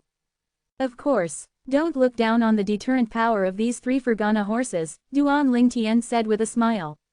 "Even the 18 county governors' estates within Crimson Sky Kingdom might not use 3 Fergana horses to pull a wagon. It wasn't that they couldn't afford the Fergana horses, but rather that they wouldn't misuse them in such a way. A Fergana horse was worth 10,000 gold, so very few people were willing to use them as a means to pull a wagon." While Duan Lingtian's wagon had smoothly entered the inner city and started looking for an inn to stay at, outside of the inner city's city gate, a wagon similarly pulled by 3 horses stepped onto the stone bridge, but it could only slowly move forward on the stone bridge like the speed of an ant. "It's too slow." Inside the carriage, the red-clothed girl had an extremely unsightly appearance. The red-clothed girl raised the carriage's curtain and growled at the wagon driver, "Hey, hurry up. Young miss, I'm helpless. The wagon can't move at all when there's so many people in line." The wagon driver had a wronged expression. "HMPH." The red-clothed girl snorted coldly before walking out of the carriage and looking out at the surrounding stream of people all around her, causing her face to sink. These lowly commoners actually dare to obstruct this young miss's way. Bang! The red-clothed girl raised her hand and swung the black whip through the air, causing a loud sound to echo out. However, this little sound was quickly covered by the noisy sounds coming from the surroundings, and virtually no one heard it. "You lowly commoners, scram!" The red-clothed girl swung her whip about as she shouted angrily. Her voice entered into the ears of the surrounding crowd, and these people had expressions of contempt as they coldly looked at the ordinary horses that pulled the wagon, then they mocked her in a completely unrestrained manner. "Does she think her wagon is pulled by Fergana horses? Yeah, riding on such a lousy wagon and she thinks she's some great figure. If you have the ability, then go get 3 Fergana horses to pull your wagon just like the wagon in front, then you won't even have to say a word and we would automatically open a path for you." "Brother, how can you speak like that? Do you think that a random person has the resolution to use 3 Fergana horses to pull their wagon?" "Yeah, that's true too." The wave of mocking voices entered the red-clothed girl's ears, causing her expression to become even more unsightly. Bang! The black whip in her hand swung out, and she was about to whip the people who mocked her. "Young miss." The old woman walked out of the carriage and grabbed hold of the red-clothed girl's hand. "Granny Wong, what are you doing? I'm going to teach this group of lowly commoners a lesson." The red-clothed girl's face sank. "Young miss, if you were to injure people in front of so many people, you would surely become a target for criticism. Presently, His Majesty the Emperor is getting old, and it is about the time for a change of emperors. Could it be that you want the matter of you hitting commoners for no reason to become a means for the other princes to move against 5th Prince?" The old woman laughed bitterly as she warned the girl in a light voice. The red-clothed girl took a deep breath before returning to the carriage. She said, with a gloomy expression, "This young miss is just angry that these lowly commoners actually dare to talk like this to this young miss. If this young miss finds out who used 3 Fergana horses to pull their wagon and swagger about, causing this young miss to be mocked, this young miss will surely not let him off." The red-clothed girl was precisely Tong Yi, the Fair Sun County's county governor's daughter. However, it was a mystery how Tong Li's expression would be if she knew that the owner of the wagon that was pulled by 3 Fergana horses was precisely the same youth that slapped her in the restaurant not long ago. Inner city, in a quiet and peaceful inn. Both of you, stay and accompany my mother. I'll be going out with Shang Quan to run some errands, Duan Ling Tian said to Kai and Li Fei before going out with Shang Quan. In the imperial city's inner city, there were businesses that specialized in the sale of courtyard houses, and these businesses were directly under the Crimson Sky Kingdom's imperial family. Presently, Duan Ling Tian walked into a spacious store with Shang Quan. Customer, may I know what type of courtyard house you're looking for? Among the female attendants that stood at the door, the most beautiful among them respectfully greeted Duan Ling Tian in the lobby, as she noticed that among the 2 people before her, the violet-clothed youth was the leader. The lobby was extremely simple. Besides a counter, there were only the models placed within the lobby. These models were all courtyard house models, and each were placed separately. I didn't think that this world would have similar architectural models like to ones from Earth in my previous life. Duan Ling Tian couldn't help but be dazed for a moment and felt a sense of familiarity. Customer, these are the courtyard houses that haven't been sold. Please take a look and see which one you like. The female attendant pointed towards a row of courtyard house models and introduced them with a light smile. Okay, Duan Ling Tian nodded. Just when Duan Ling Tian was about to carefully size up these courtyard houses, a young man around the age of 19 walked into the store accompanied by an old man. The young man had an arrogant expression and was obviously a disciple from a rich family. Customer, do you wish to purchase a courtyard house? Another female attendant greeted him. Nonsense. Do you think I came here to look at you? Of course this young master came here to buy a courtyard house. Let this young master see what courtyard houses you have here. The young man's voice was filled with a slightly condescending tone, causing the expression of the female attendant to change between green and pale, but she didn't dare say anything. As someone who were able to buy a courtyard house here, he wasn't someone she could afford to offend. Duan Ling Tian frowned and swept the young man with his gaze, but he didn't say anything. He continued to be absorbed with sizing up the courtyard house models in front of him.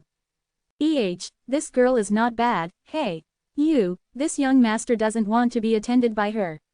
You, come and attend to this young master. The young man walked over in large strides before stopping in front of Duan Ling Tian and looking at the female attendant that was attending to Duan Ling Tian with a lustful gaze that seemed to be able to strip off all the clothes on her body. The female attendant took a deep breath to suppress the fury in her heart. Then she said, in a low voice, sorry, customer. I'm currently attending to this customer and am temporarily unable to attend to you. What did you say? The young man glared before scolding. Girl, do you know who the FK this young master is? This young master is a member of Jade Magnolia County's County City's Duan clan. The Imperial City's Duan clan is our Duan clan's main clan. Besides that, do you know of the Imperial City's Duan clan's direct descendant, young master Duan Ling Xing? Let me tell you, that's this young master's cousin brother. Hearing what he said caused the female attendant's face to go ghastly pale from fear. Imperial City's Duan clan, one of the few powers only inferior to the imperial family within the entire Crimson Sky Kingdom. Duan Ling Xing. Duan Ling Tian's state of mind was completely disturbed by the young man, and he looked at the young man with a gaze that flashed with a cold light. Duan Ling Xing's cousin. Kid, what are you looking at? Unwilling to submit. Let me tell you, I, Duan Rong, am not someone you can afford to offend. The young man noticed Duan Ling Tian looking at him, and he had a face full of disdain as he spoke with a condescending tone. Chapter 0135. Duan Ling Tian was still surprised, as he didn't think that he would encounter Duan Ling Xing's cousin here. But now he hadn't even spoken and was already taunted and mocked by the young man, causing a malicious flame to burn within his heart.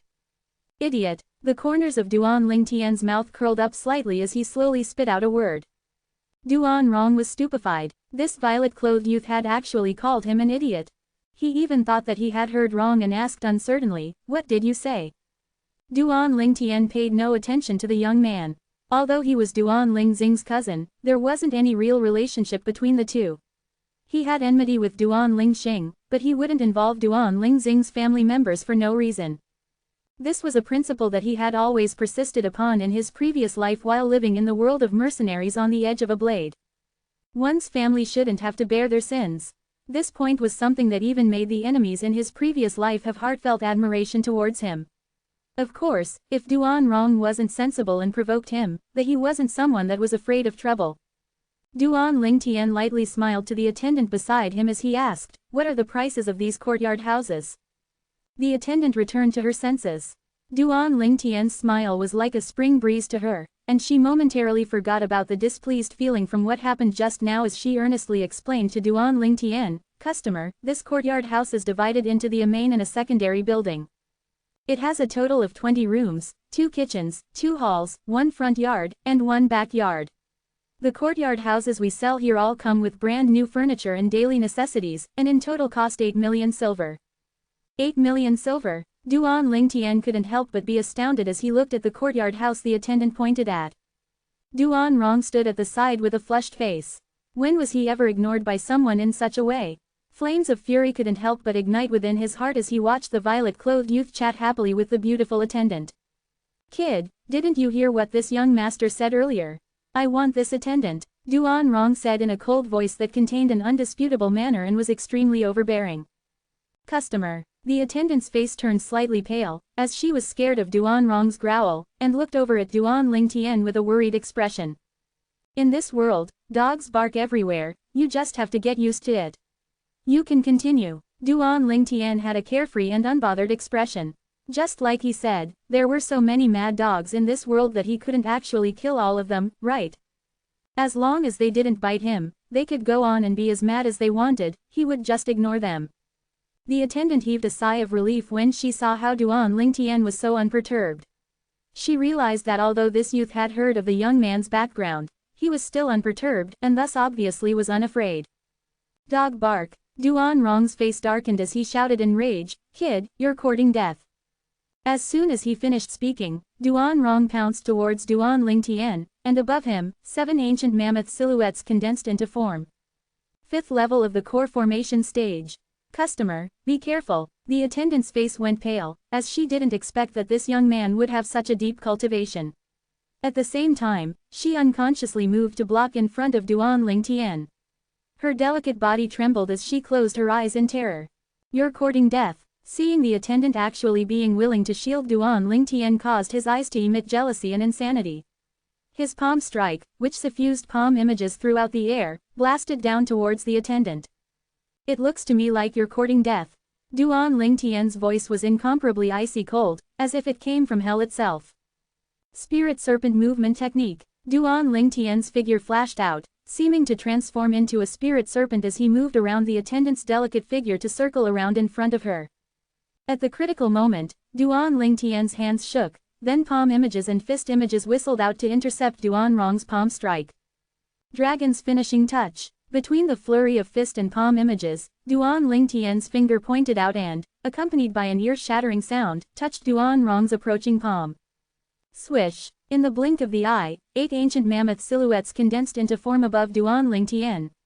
Duan Lingtian exerted the strength of nearly 8 ancient mammoths when executing this finger attack. 6th level of the core formation stage. The old man behind Duan Rong had maintained a calm expression while all of this was going on. Even when Duan Rong attacked, he didn't have any reaction. But now, when he noticed that Duan Lingtian revealed a strength that was completely sufficient to suppress Duan Rong, his face sank, and he instantaneously flashed out. His figure left a string of afterimages behind as he flew towards Duan Lingtian and shouted explosively, "Stay your hand." The silhouettes of 60 ancient mammoths condensed into form above the old man, 4th level of the origin core stage. HMPH. A cold grunt that seemed like thunder instantly exploded out throughout the lobby. A robust figure that seemed like a mountain blocked in front of the old man. The figure casually swung out a punch, seeming to disdain to even use a martial skill. The punch blasted onto the old man's chest and sent him flying. The old man had approached swiftly and flew away even more swiftly. 7th level of the origin core stage.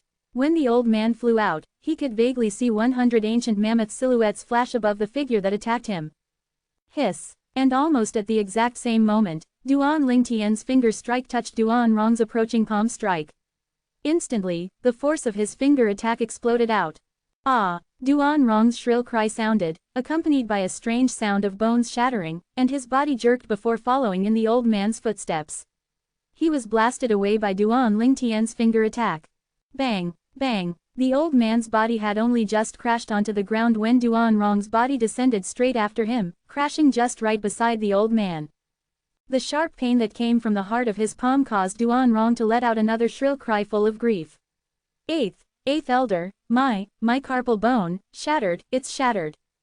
The old man spat out a mouthful of blood and glanced at the robust middle-aged man in terror before he slowly stood up, supported Duan Rong to exit the store, and made his way towards the Duan clan estate. The attendant had already opened her eyes, however, the expected palm strike didn't descend upon her, and she only saw the disappearing figures of the young man and the old man beside him. Who was he? Subsequently, her gaze, which was filled with curiosity and disbelief, descended upon the violet-clothed youth. Everything that happened before only took place in the blink of the eye, and she had only come back to her senses when she noticed that everything had already ended. But even then she could still recall that although she blocked in front of the violet-clothed youth, in the end, the violet-clothed youth still managed to circle around in front of her. Why? Suddenly, a slightly young voice entered her ears, causing her to awaken from her daze. She had a perturbed expression as she spoke. Customer. Why did you block in front of me earlier? Aren't you afraid of death? Duan Lingtian lightly smiled as he asked the attendant. I don't know as either. At that moment, I felt that I couldn't let a mishap befall my customer. After that, I unconsciously, as the attendant recalled what happened earlier, she had an inexpressible feeling. Even she herself didn't know why she did what she did earlier, and she felt a lingering fear when she recalled what happened. The smile on Duan Lingtian's face never faded as he asked, "What's your name?" "Customer, I'm Jing Ru," the attendant respectfully replied. Duan Lingtian lightly smiled and nodded, then his gaze descended upon the courtyard house model Jing Ru was introducing earlier. I think this type courtyard house is pretty good. Are there any near Paladin Academy? Paladin Academy. Jing Ru's delicate body trembled and her eyes emitted a glow of disbelief. Customer, you're a student at Paladin Academy. Sort of. I've obtained the qualifications but haven't reported in yet. Duan Lingtian shook his head. Jing Ru was startled, as she never would have imagined that the youth before her would actually be a student at Paladin Academy. In order to enter Paladin Academy, besides members of the Imperial family and the few great clans in the Imperial city who possessed a small amount of qualifications to recommend one of their own, only genius martial artists who had experienced and surpassed countless tests and tribulations were able to obtain the qualifications to enter Paladin Academy. No matter how she looked at him, the violet-clothed youth in front of her was around the age of 18. No matter what method he used to obtain the qualifications, it was still sufficient to shock her, and even make her look up to him. Jing Ru took a deep breath and spoke slowly. Customer, you're in luck. There just happens to be one of these courtyard houses close to Paladin Academy. Duan Lingtian nodded. Then I'll take that courtyard house. What procedures do we have to go through? With the help of Jing Ru, Duan Lingtian spent 8 million silver and bought the courtyard house Jing Ru introduced. Duan Lingtian withdrew 10 million silver with a wave of his hand before separating 8 million silver and tossing it onto the counter. His entire movement flowed naturally and smoothly. The manager behind the counter who was in charge of registrations was shocked by Duan Lingtian's wealth. He passed over the deed for the land and keys to Duan Lingtian with utmost respect. Duan Lingtian looked at Jing Ru and asked, with a smile, Jing Ru, how about you take me over to have a look? Jing Ru glanced at the manager in hesitation when she heard what Duan Lingtian said. Go. The manager nodded. Although this customer was young, he obviously had an extraordinary background based on how liberal with money he was, so the manager wasn't willing to offend him. Under Jing Ru's lead, Duan Lingtian arrived at the courtyard house he had bought. The conditions of the courtyard house were roughly similar to the model, and it came complete with furniture and daily necessities, saving him much trouble. Customer, do you have any other question? Jing Ru asked respectfully after taking Duan Lingtian around the entire courtyard house. Jing Ru. Duan Lingtian looked at Jing Ru and smiled lightly. Are you interested in being my manager here? Jing Ru was stunned and couldn't quite wrap her head around things. Duan Lingtian continued, I'm worried Duan Rong will come look for trouble with you because of what happened today. Even though you're a member of the Imperial family's business, and he wouldn't dare make trouble for you openly, a despicable person like him isn't above operating in secret. If you be my manager, your main job will consist of being in charge of my daily income and the everyday management of the courtyard house. You don't have to do anything else, so it's absolutely more relaxed than your previous job. Besides that, I can give you double your salary. Duan Lingtian had already decided in his heart that when he bought this courtyard house, he would find a manager, some servant girls, and a chef. In the future, the household affairs would be handled by the manager, allowing his mother and his 2 fiancés to cultivate in peace. You think it over properly. Within the next 3 days, you may come find me here anytime. Duan Lingtian didn't force Jingru when he noticed her hesitation. Chapter 0136. Duan Lingtian didn't have any other intentions for looking after Jingru like this, it was all pure concern. Although Jingru had a pretty appearance, she was still inferior compared to Li Fei and Ke, and at most at the same level as Li Shishi. As a former king of mercenaries, Duan Lingtian was a person that knew how to be grateful. Even though Jingru moving to block in front of him was very unnecessary, at that time Jingru didn't know his ability and was obviously throwing her life out there. Such a kind girl being the manager of his courtyard house was extremely suitable because he could completely trust her. Shang Quan, let's return to the inn and bring them over. After Jingru left, Duan Lingtian locked up the main gate before leaving the house with Shang Quan. Duan Clan Estate. As a large clan within Crimson Sky Kingdom that was only inferior to the imperial family, the Duan Clan Estate occupied an extremely vast area of land. At this moment, in a large courtyard within the Duan Clan Estate, a fat, married woman with a body weight of around 300 pounds was currently helping Duan Rong dress his injuries. The pair of small eyes on the fat woman flickered with a vicious light. Rong, do you know who the person who injured you is? Duan Rong furiously shook his head. I don't know. Don't worry, Auntie will surely find out and take revenge for you. The fat woman's voice emitted a trace of sinister coldness. Thank you, Auntie. Duan Rong had a face full of delight, as he knew the ability of this aunt of his. Although his uncle, the Duan clan's second son-in-line, had his Dantian crippled 20 years ago, he was still able to manage the various businesses of the Duan clan, and his status in the Duan clan was only below the patriarchs and the few supreme elders. And his uncle always listened to this aunt of his. The fat woman looked at Duan Rong and slowly said, you go get some rest first. I'll ask your uncle to send some people over to buy a courtyard house for you. At that time, you can directly move in. Besides that, you must be sure to live up to expectations once you enter Paladin Academy. The entire Duan clan only has a quota of 5 recommendations, and your uncle gave you the only one he had, so you mustn't lose face for him. Auntie, I won't disappoint you and uncle for sure. Duan Rong fiercely nodded before turning and leaving. After Duan Rong left, the fat woman stood up with great difficulty, and her 300-pound body walked out in large strides, causing a wave tremors on the ground. North of the Duan clan estate, there was a luxurious estate just a few streets after. A wagon had only just stopped at the estate's gates when a red figure flashed out of the carriage and flew directly towards the estate gate. Who? 4 house guards stopped the figure at the gate. You all actually dare to stop this young miss? Open up your damn eyes and look at who I am.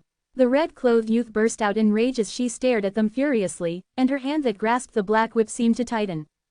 One of the house guards' face turned ghastly white when he recognized her, then he hurriedly bowed.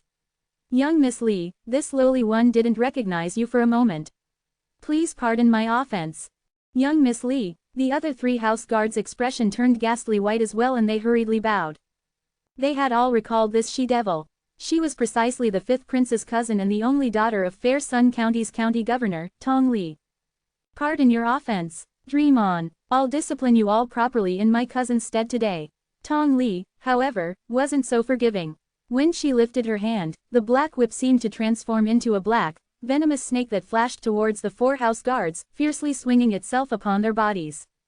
Bang, bang, bang, bang, bang, comma. Even though the 4 house guards were beaten to the point that their skin split apart, they didn't make a single sound, as they knew that if they made a sound, their punishment would be even worse. HMPH, at least you're sensible. Grandma Wong, let's go find my cousin. After venting her anger, Tong Li put away her whip before walking swiftly into the estate. The 4 house guards' faces were ghastly white with a sense of lingering fear, and they only caught their breaths after Tong Li had disappeared from their sights. I didn't think that this Tong Li's temper wouldn't change a bit after so many years. Not only did it not change, I feel it became worse. I still remember the first time she came here 3 years ago, half of my hair was burnt off by her. That's nothing. 10 years ago, when she was still a little girl, she snuck into my room and put a poisonous snake into my bath barrel. If it wasn't for fifth prince bestowing medicine to me, I would have died from poisoning back then. This she-devil is back again. Looks like the estate is going to be eventful again. The 4 house guards had faces filled with lingering fear, seeming to be unable to bear to remember the past. In the luxurious estate, within the backyard pergola, a refined young man around the age of 30 sat there as he peacefully tasted some fragrant tea. Behind him, a white-browed old man stood there, not moving an inch.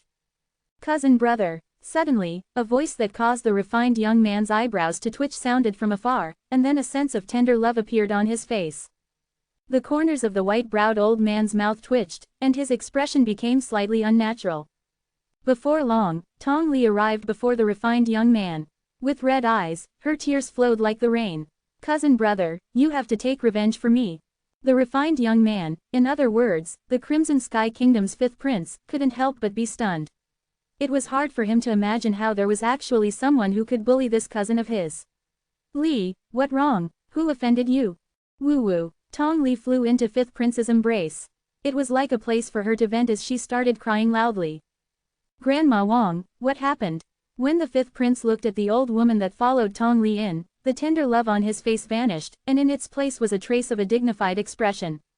This was the dignified expression of someone in a high position, and thus suppressed the old woman to the extent that she lowered her head. The old woman hurriedly recounted what happened in the restaurant. "5th prince, this is what happened. A few hours ago I and the young miss." Bang! The 5th prince's palm that exploded forth with origin energy descended upon the stone table in front of him, shattering it into pieces. His eyes flickered with a fierce light as he spoke in a low voice. "What did you say? That person slapped Li many times?" "Yes." The old woman lowered her head. Tong Li raised her head and cried as she spoke. "Cousin brother, look, it's been a few hours, and although I consumed an icy skin pill, the marks on my face couldn't be fully removed." When the 5th prince noticed the light marks on Tong Li's face, the fierce light in his eyes grew even brighter. Icy skin pill, a grade 7 medicinal pill that healed the external injuries on the skin and yielded miraculous results. She had consumed the icy skin pill a few hours earlier and the marks on her face still couldn't be fully removed. He could imagine how heavily injured she was before. Who was he? 5th prince's refined temperament vanished, and in its place was fierceness and ruthlessness. His gaze descended upon the old woman, causing her expression to turn slightly pale. "5th prince, I don't know. All I know is that there were 4 of them. A violet-clothed youth around the age of 18, a middle-aged man with a cultivation at the 7th level of the origin core stage, and 2 more women who wore veils and weren't older than 20. 5th prince took a deep breath. "Old man by May's present." The white-browed old man took a step forward before looking at the 5th prince and respectfully bowing. "Go investigate. I want to see who actually dared to injure my cousin's sister." 5th prince instructed with eyes that emitted dense killing intent. He was born in the imperial family, and although he had many brothers and sisters from the same father but different mothers, none of them could be entrusted with his heartfelt feelings. Only this cousin sister of his wouldn't scheme against him nor fight for power and status with him, and thus he had always doted on this cousin sister. "Cousin brother, I want him captured alive. I want to kill him with my own 2 hands." Tong Li's voice was mixed with infinite icy coldness. Duan Lingtian naturally wasn't aware that on the first day he arrived at the Imperial City, he'd already created 2 huge problems. He was currently sitting within the wagon and chatting with the 3 women as they traveled towards the house he had just purchased. "Scoundrel, why'd you sell the Fergana horses?" Li Fei asked in curiosity. "I lack money, so I sold them. We won't be using them while we stay in the Imperial City anyway, and we can buy them again when we need them in the future," Duan Lingtian casually said. Purchasing the house cost 8 million silver, and now, with the balance 2 million silver combined with the 3 million from the sale of the 3 Fergana horses, he had another 5 million silver on him. There were no advantages to traveling in the Imperial City using Fergana horses, so changing to ordinary steeds were more than enough. "Young master, what's the pleasant surprise you spoke about?" K.'s watery eyes blinked as she asked Duan Lingtian curiously. Duan Lingtian shook his head with a smile. "If I tell you now, then it won't be a pleasant surprise." "So mysterious. Nobody wants to know," Li Fei rebuked, but in truth, a trace of curiosity flashed deep within her eyes. Eventually, the wagon came to a stop. "My liege, we've arrived." Shang Quan's voice sounded. When the three women saw Duan Ling Tian unlock the main gate of the courtyard house in front of them, they were dumbstruck. Tian, this is a house you bought? Li Ru asked in surprise. Years ago, she had stayed in the imperial city's Duan clan for a few years, and naturally knew how expensive land was in the imperial city's inner city. Compared to the Duan clan estate, the courtyard house in front of her eyes might be nothing, but even then, this house was worth at least be 7 million or 8 million silver. Pleasantly surprised, right? Duan Ling Tian laughed. The three women nodded as they followed Duan Ling Tian into the house. This pleasant surprise was really too huge. Shang Quan led the wagon into the courtyard before closing the main gate. Scoundrel, this courtyard house cost a lot, right? Li Fei suppressed the shock in the heart and blinked her beautiful eyes as she looked at Duan Ling Tian. Never mind how much it was, see if you like it. The building on the right is the main building. It has 7 rooms and leads directly to the backyard. The building on the left is the sub-building. It has 30 rooms and I plan to leave it for the servant girls and chef. Duan Ling Tian slowly introduced. Before long, Li Ru was pulled away by Kair and Li Fei, who had excited expressions on their faces, to take a look around the entire courtyard house. After today, they would be the owners of this house. Knock knock. Suddenly, the sound of a door being knocked sounded. Under Duan Ling Tian's instruction, Shang Quan walked over and said, in a low voice, "Who?" "It's me." An anxious woman's voice sounded from outside. "Open the door." Duan Ling Tian recognized this voice. It was the voice of the manager he had decided upon, Jing Ru. However, why was she so anxious? Chapter 0137. When Duan Ling Tian saw Jing Ru once more, he noticed that she had brought a bundle of things with her, and couldn't help but ask curiously, "Jing Ru, what happened?" "Young master, the Duan clan's second master sent people to ask the manager about the whereabouts of your house. Although that person couldn't do anything because the manager wouldn't speak due to business rules, the Duan clan's second master is too skilled, so before long, he will probably find out about your whereabouts." Jing Ru's mouth didn't stop speaking since she entered, and only after finishing did she have a worried expression on her face. Duan Ling Tian's eyes flickered as he slowly nodded before asking, "You came to notify me?" Jing Ru's face blushed. "I came to seek refuge from young master. I never imagined that the Duan clan's second master would interfere in the matter, and if he interferes, then he will come for me sooner or later. Since it's like this, I might as well leave." Duan Ling Tian was stunned for a moment. Never had he expected that the Duan clan's second master would actually help him achieve his aim. Jing Ru's face went pale when she saw Duan Ling Tian's expression. "Young master, you can't be regretting it now, right?" How could Duan Ling Tian not realize that Jing Ru had misunderstood?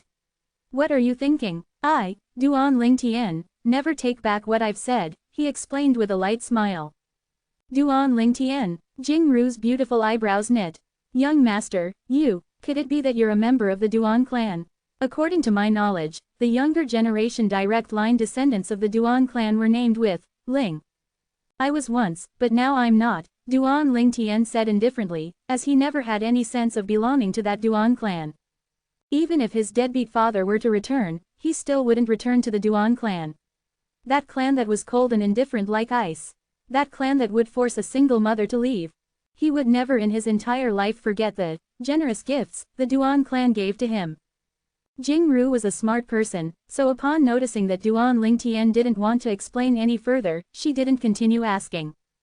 Before long, Duan Ling Tian's expression eased up and he withdrew some silver before passing it to Jing Ru. "Jing Ru, from today onwards, you're my house's manager. Take this money and hire a few well-behaved, diligent, and reliable servant girls within the next few days. And look for 2 chefs. As for their salary, make it double of whatever their counterparts get in those large clans." "Yes, young master." Jing Ru received the silver and hurriedly nodded. "I will surely take care of this properly and won't disappoint you. If I didn't trust you, then I wouldn't let you be my manager." Duan Ling Tian shook his head. It was precisely because he liked Jing Ru's behavior that he made this decision. "Besides that, in the future, you'll stay in the main building with us since there are 7 rooms. My family plus Shang Quan would only take 5 rooms, so there are 2 extra rooms," Duan Ling Tian continued. "Thank you, young master." Jing Ru had an excited expression and her heart was filled with gratitude.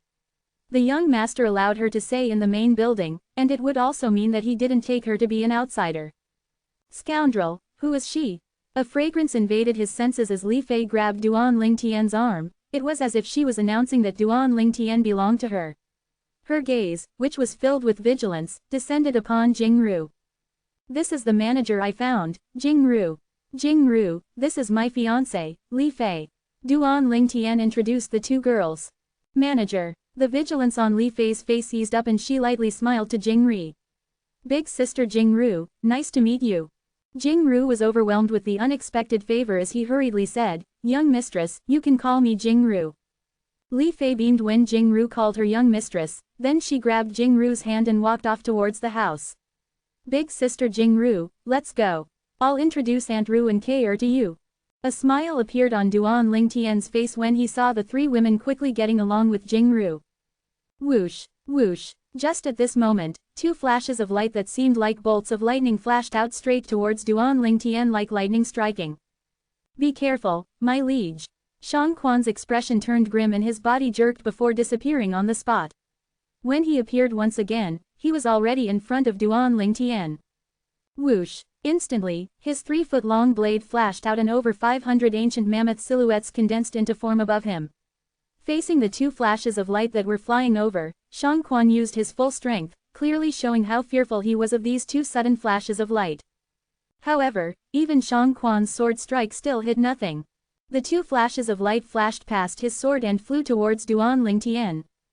My liege. Shang Quan's expression turned extremely grim and cold sweat started to pour from his body. If his liege were to die, he wouldn't be able to survive either. It's fine, Shang Quan, put away your sword. Duan Lingtian said, which caused Shang Quan's heart to settle down. When he returned to his senses, he noticed that there were two strange little pythons on Duan Lingtian's hands. Little black, little white, you two have finally awakened. Duan Lingtian started playing with the two little pythons. He noticed that after half a year of sleep, they actually had undergone a huge metamorphosis. Not only were the horns on their heads fully revealed, now they even flickered with a faint brilliance. I really never imagined that the current speed of you two would be so swift. What sort of variant are you two? Duan Lingtian couldn't help but sigh. His origin energy merged into the bodies of the two little pythons and he noticed a shocking matter, the snow python's beast core had actually been completely dissolved and absorbed by the two little pythons. No wonder their current speed was obviously far superior to the snow python at its prime. Even Shang Quan couldn't touch them when he exerted his full strength while relying on his grade 7 spirit weapon. However, luckily, nothing happened to them. Duan Lingtian felt a wave of fear wash over him.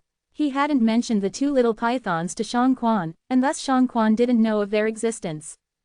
Hiss hiss. The two little pythons playfully flicked their tongues at Duan Lingtian. Seeing this scene caused Shang Quan's scalp to go slightly numb, and he asked, in disbelief, my liege, are these your fierce beasts? Sort of. Duan Lingtian nodded. His thoughts were still fixated on the moment the two little pythons flashed towards him. He vaguely saw more than 1,000 ancient mammoth silhouettes flash above them before disappearing in the next second. It was so fast that even he wasn't able to clearly see the exact amount of ancient mammoth silhouettes, he only vaguely caught sight of some afterimages. Little Black, come demonstrate for me to see how strong you two are currently. Duan Lingtian looked at the little black python and lightly rubbed its small head. The little black python seemed to understand what Duan Lingtian said, as it flicked its tongue before instantly flashing out and coiling up a large tree in the front courtyard. It then playfully hung on a tree branch and started blinking its intelligent eyes at Duan Lingtian. This time Duan Lingtian saw it clearly. Whoosh. Just at this moment, Little White moved as well and hung onto a tree branch like Little Black. 600 ancient mammoth silhouettes. Duan Lingtian fiercely gulped down a mouthful of saliva, as he noticed that Little Black and Little White each possessed a terrifying strength at the 4th level of the nascent soul stage. No wonder they were able to dodge Shang Quan's strike at full force. Shang Quan had currently only recovered to the 3rd level of the nascent soul stage, and without a spirit weapon, his entire strength was comparable to the strength of 400 ancient mammoths. If he used his grade 7 spirit weapon, he would be able to exert close to 520 ancient mammoths, which was quite a difference from either one of the two little pythons. I never expected such a terrifying change to occur after they finished absorbing the snow python's beast core. Unbelievable. It took a long time for Duan Lingtian's state of mind to calm down, and a question arose within his heart. According to the memories of Rebirth Martial Emperor, the Snow Python's beast core shouldn't be able to cause the two little pythons to undergo such changes. Maybe there were some hidden facts which he didn't know of, or maybe there was something else within the Snow Python's beast core. Unfortunately, however, now that the Snow Python's beast core had been completely dissolved and absorbed by the two little pythons, there was no way to investigate. No matter what, the two little pythons undergoing a metamorphosis once again caused Duan Lingtian to feel delighted, as this would mean that he would have two more powerhouses beside him that were even stronger than Shang Quan. The two little pythons and Duan Lingtian could understand each other on a heart-to-heart basis. Duan Lingtian only needed to slightly lead them and the two little pythons would be able to transform into two invincible sharp blades, two sharp blades that could pierce through his enemies' chests. Duan Lingtian waved his hand and the two little pythons returned to his hand. Shang Quan's eyes emitted a sense of fear, as he understood that even if one little python were to attack him, the current him wouldn't be able to avoid death. Even if he used the grade 7 spirit weapon, the end result would be the same. Duan Lingtian naturally noticed Shang Quan's gaze, and he felt that this wasn't a bad thing. From today onwards, besides needing to worry about the poison Duan Lingtian gave him, he would need to worry about these two little pythons that completely obeyed Duan Lingtian's orders. He knew that Shang Quan was an intelligent person and would know how to choose. Deep in the night, since they didn't have a chef yet, Jingru personally made dinner for them, and the taste caused Duan Lingtian and his family to unceasingly praise her. "Big sister Jingru, I never expected your cooking skills to be so good," Kair said, with a light smile. "Young mistress, you're too kind, but how could I compare to those professional chefs?" Jingru lightly shook her head. "Big sister Jingru, just call me Kair." Being addressed as young mistress caused Kair to blush from embarrassment. After dinner, Li Ru, Kair, and Li Fei returned to their rooms. Shang Quan, on the other hand, stood behind Duan Lingtian, fulfilling his role as a bodyguard. "Jingru." Duan Lingtian called over Jingru, who had just come out of the kitchen. "Young master, do you need something?" Jingru looked at Duan Lingtian inquiringly and full of curiosity. "Jingru, you seemed extremely afraid when you mentioned the Duan clan's second master today. According to my knowledge, this second master is just an ordinary person that had his Dantian crippled, right?" This was something Duan Lingtian couldn't wrap his head around. The Duan clan's second master, Duan Rulei's Dantian was accidentally crippled by his deadbeat father all those years ago. This was something even he knew.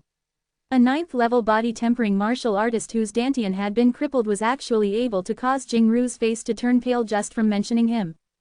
"Young master, there are things which you don't know.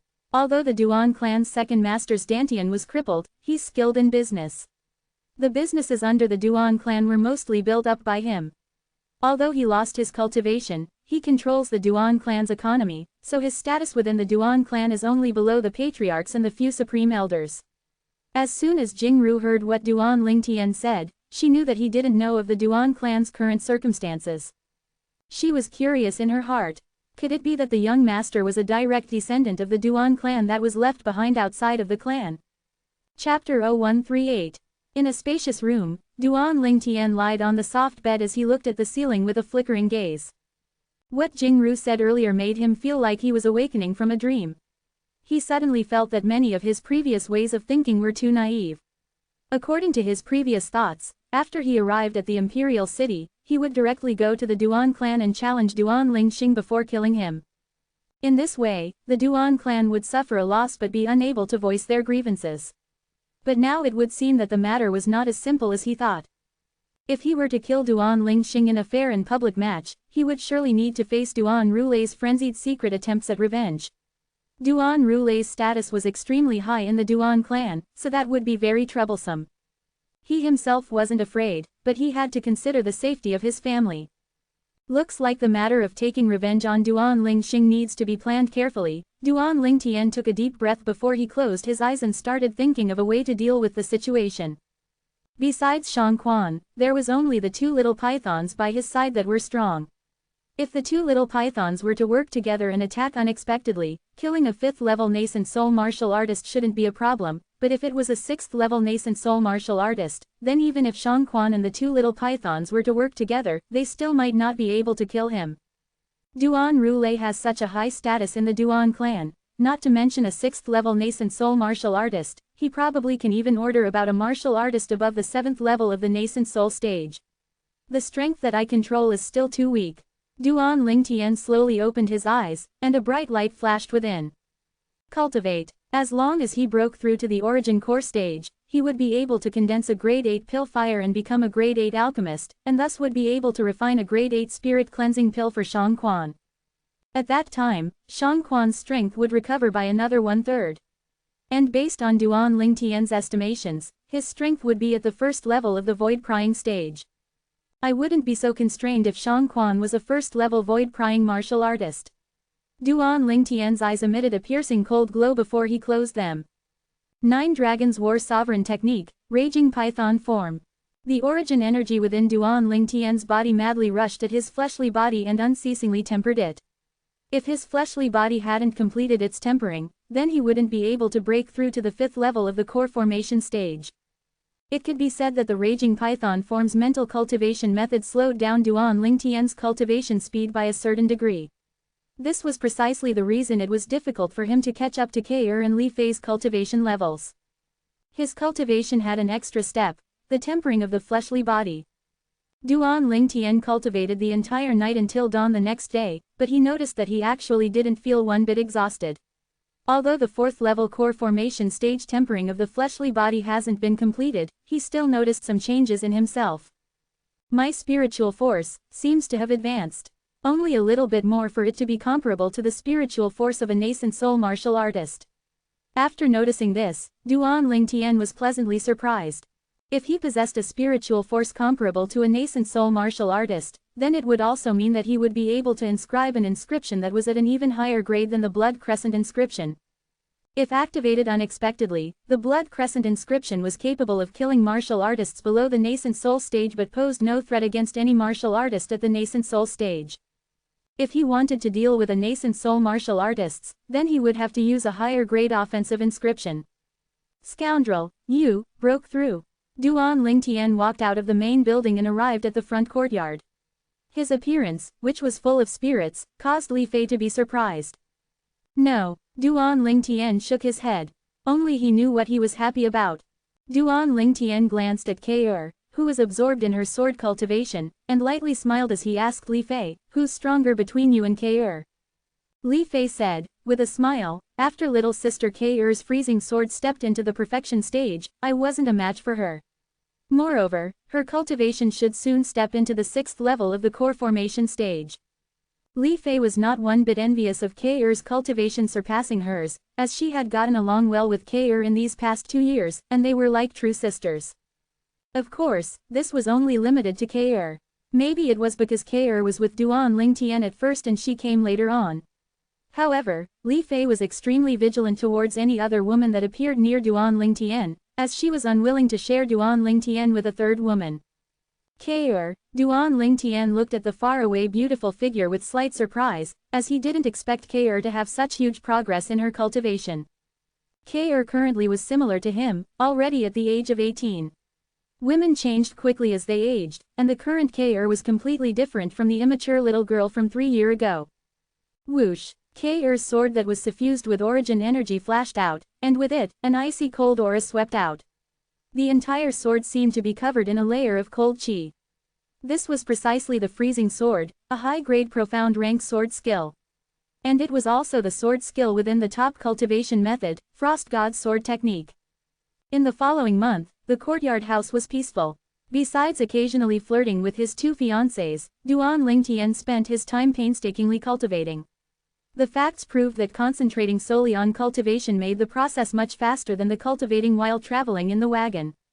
After all, during the journey, he couldn't help but be affected by some disturbances.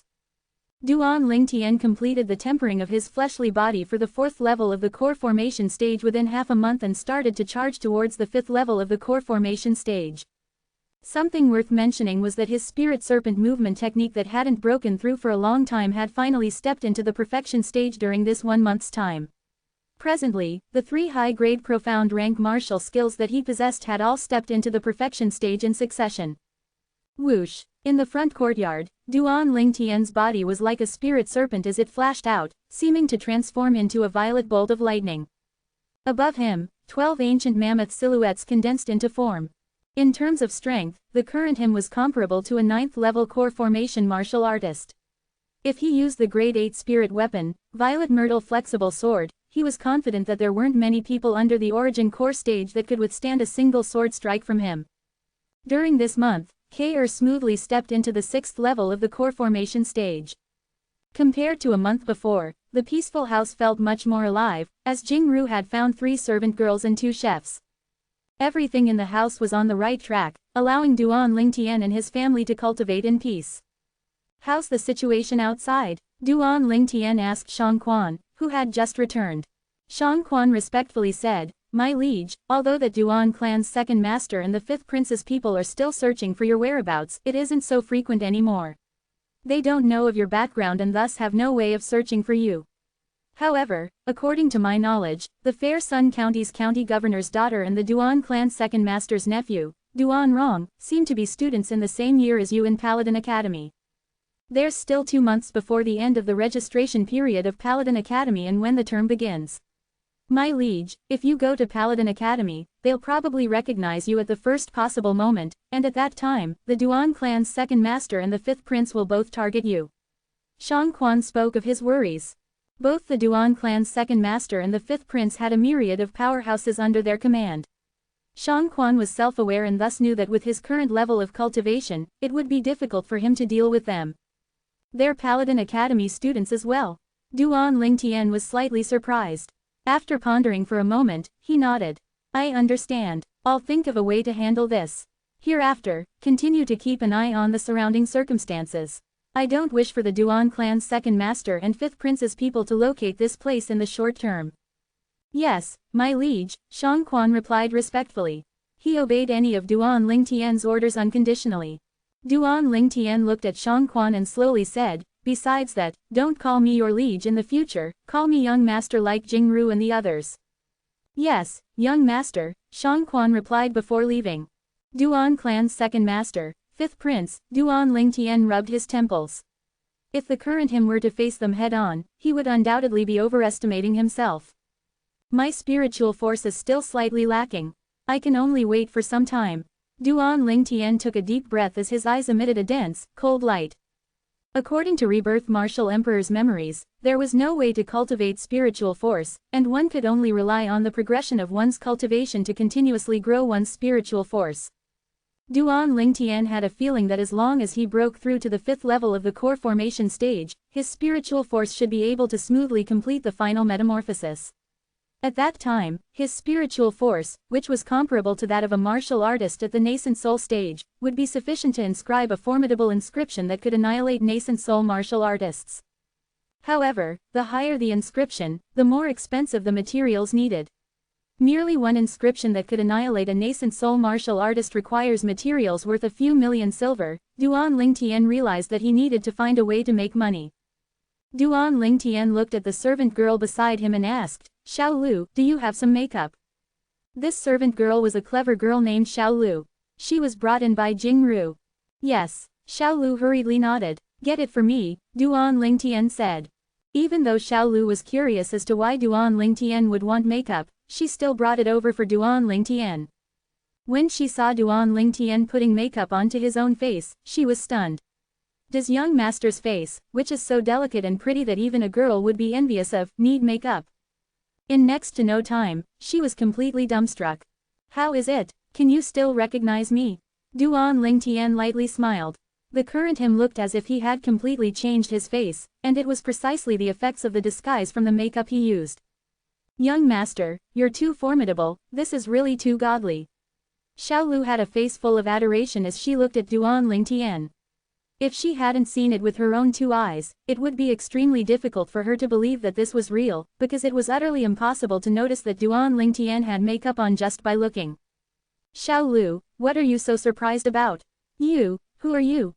Why are you wearing my scoundrel's clothes?" At an unknown time, Li Fei had come out of her room, and when she saw the disguised Duan Lingtian, her expression went grim. Duan Lingtian glared at Li Fei and fiercely said, "Little girl, I've killed your scoundrel. This courtyard house is mine from now on." "You're mine as well. Scoundrel." Li Fei was confused earlier due to being too concerned, but after a moment, she recognized Duan Lingtian. How did you do it? Duan Lingtian wasn't surprised that Li Fei was able to recognize him. After all, they had been together for such a long time. Chapter 0139. Ask Xiao Lu. I have to go out and do something. Duan Lingtian lightly smiled. Although he had a different face now, his smile was extremely natural.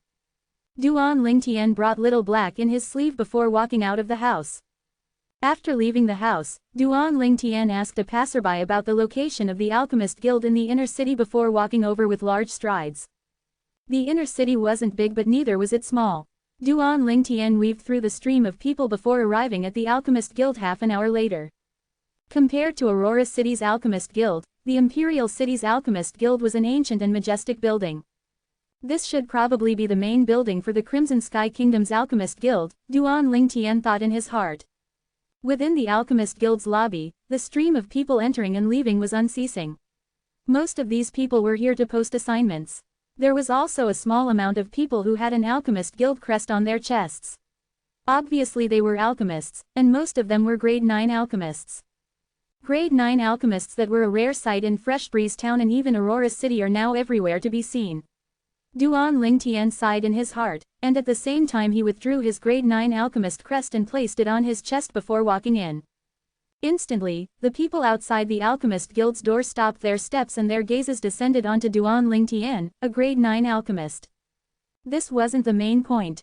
The main point was that this violet-clothed youth looked to be only around the age of 18.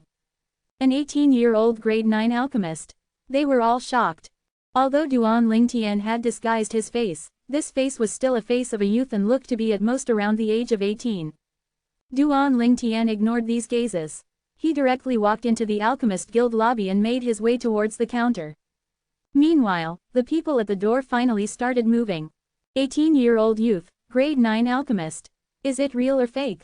Do you believe this? Do you think that if our Crimson Sky Kingdom really had an 18-year-old grade 9 alchemist that passed the Alchemist Guild's verification, we wouldn't know about it? You're right, the crest he's wearing is probably from his family's senior. I think so too, most of the people didn't consider Duan Lingtian to be a real grade 9 alchemist. If Duan Lingtian knew of what they thought, he would surely laugh in disdain and feel that they had gotten excited over something so common. According to the memories of Rebirth Martial Emperor, 18-year-old alchemist appeared in the foreign lands, without end and were countless in number. Duan Lingtian walked over to an empty counter. However, just when he was about to reach the counter, a blue-clothed young man dashed over to his front and stood at the counter before him. Duan Lingtian's face sank. The young man didn't get the attendant to help him post or receive an assignment, but instead looked over at Duan Lingtian with a ridiculing smile on the corners of his mouth. The young man was over 20 years old and emitted arrogance between his brows. Kid, the Alchemist Guild's rules state that only alchemists are qualified to wear the Alchemist Guild's crest. If someone were to give another their crest as they pleased, it would be considered a form of disrespect towards the Alchemist Guild. The young man looked at Duan Lingtian with a spurious smile. Your family's seniors are really bold, actually daring to let a little kid like you wear their Alchemist Guild crest. Looks like have no respect for the Alchemist Guild. Duan Lingtian was initially thought that it was strange. This person didn't actually want to get to the counter, he wanted to stop him. Now that he heard what the young man said, Duan Lingtian finally came to an understanding and knew why the young man had stopped him. Little kid. Duan Lingtian's eyes flickered and a trace of ridicule appeared on the corners of his mouth, then he lightly smiled and said, how do you know it isn't my own Alchemist Guild crest? Or maybe it's you who's getting excited over something common and think that it's impossible to be a grade 9 alchemist at an age like mine. Just at this moment, many people within the Alchemist Guild lobby surrounded them.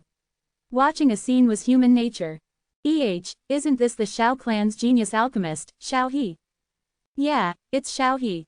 Allegedly, this Xiao He became a grade 9 alchemist when he just turned 20 and was publicly acknowledged as our Crimson Sky Kingdom's most talented genius alchemist in the younger generation. The Xiao clan really got lucky, producing such a genius alchemist.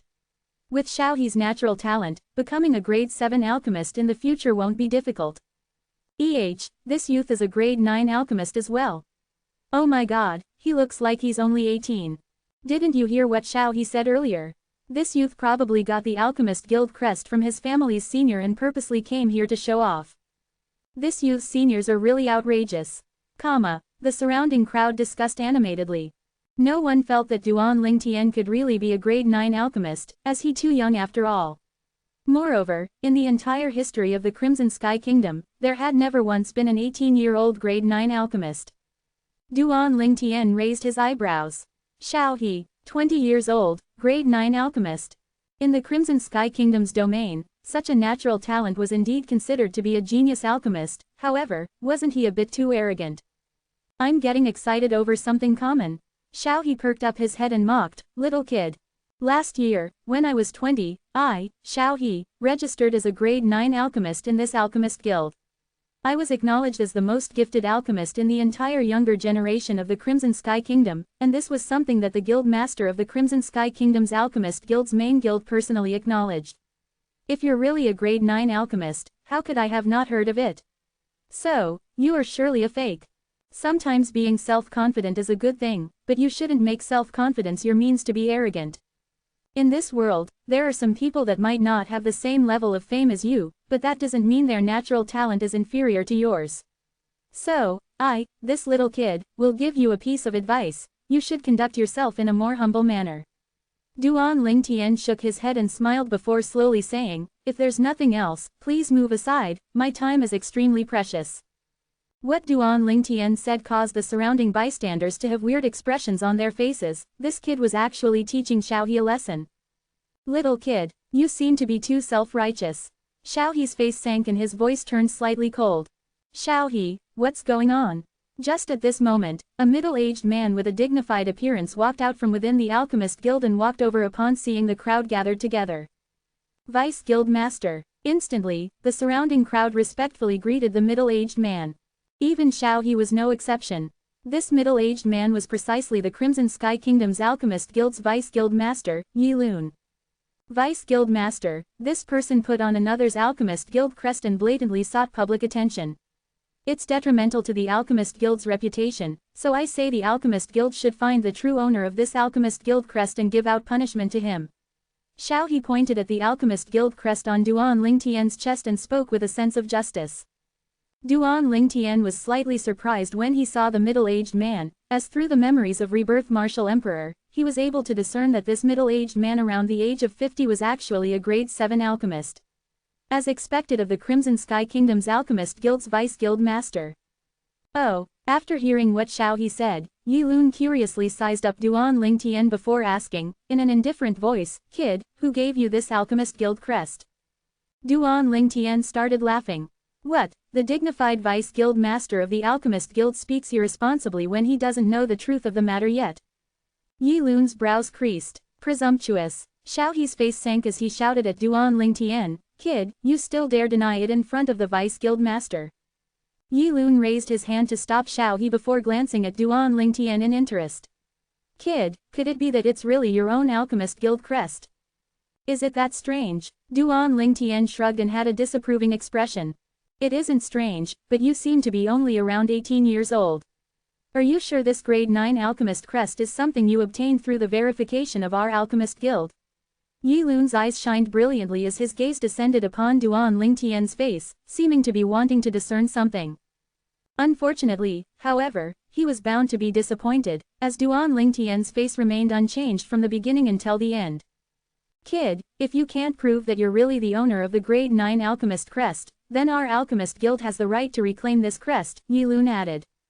Actually, Yi Lun didn't believe that this Alchemist Guild crest belonged to the youth in front of him either. He was sure that the youth's Alchemist Guild crest was indeed one that was issued by the Crimson Sky Kingdom's Alchemist Guild, because on the crest was a special marking of the Crimson Sky Kingdom's Alchemist Guild's main guild. If the Crimson Sky Kingdom had a 18-year-old grade 9 alchemist, no matter how secluded the small city it was verified in, the small city's Alchemist Guild would report it to the main guild at the first possible moment, so as far as he was concerned, the possibility that this Alchemist Guild crest was the youth's was nearly non-existent. How could Yi Lun have known that when Duan Lingtian was 16 years old, after he tested and verified his status as a grade 9 alchemist in Aurora City, the Alchemist Guild's guild master at the time, Su Mo, did indeed think of reporting this matter to the main guild? However, later on, after hearing the nonsense Duan Lingtian spoke of, Sumo believed it to be true. He really thought that Duan Lingtian's mysterious teacher was unwilling to let anyone disturb Duan Lingtian's growth, so he concealed the matter and didn't report it. This leader of the Alchemist Guild's main guild had absolutely no knowledge of the existence of Duan Lingtian, or else the person that was publicly acknowledged as the most gifted genius alchemist in the younger generation of Crimson Sky Kingdom wouldn't be Xiaohe, but Duan Lingtian.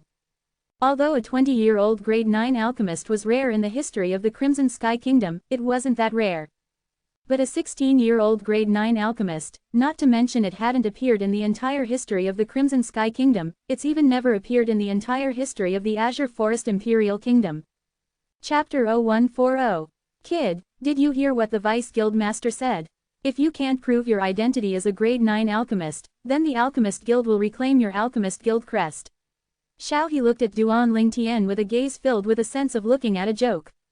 What a joke! He wouldn't believe no matter what that this little kid was a grade 9 alchemist. One by one, the gazes of the people present descended upon Duan Lingtian, and even more people were waiting for Duan Lingtian to make a fool of himself.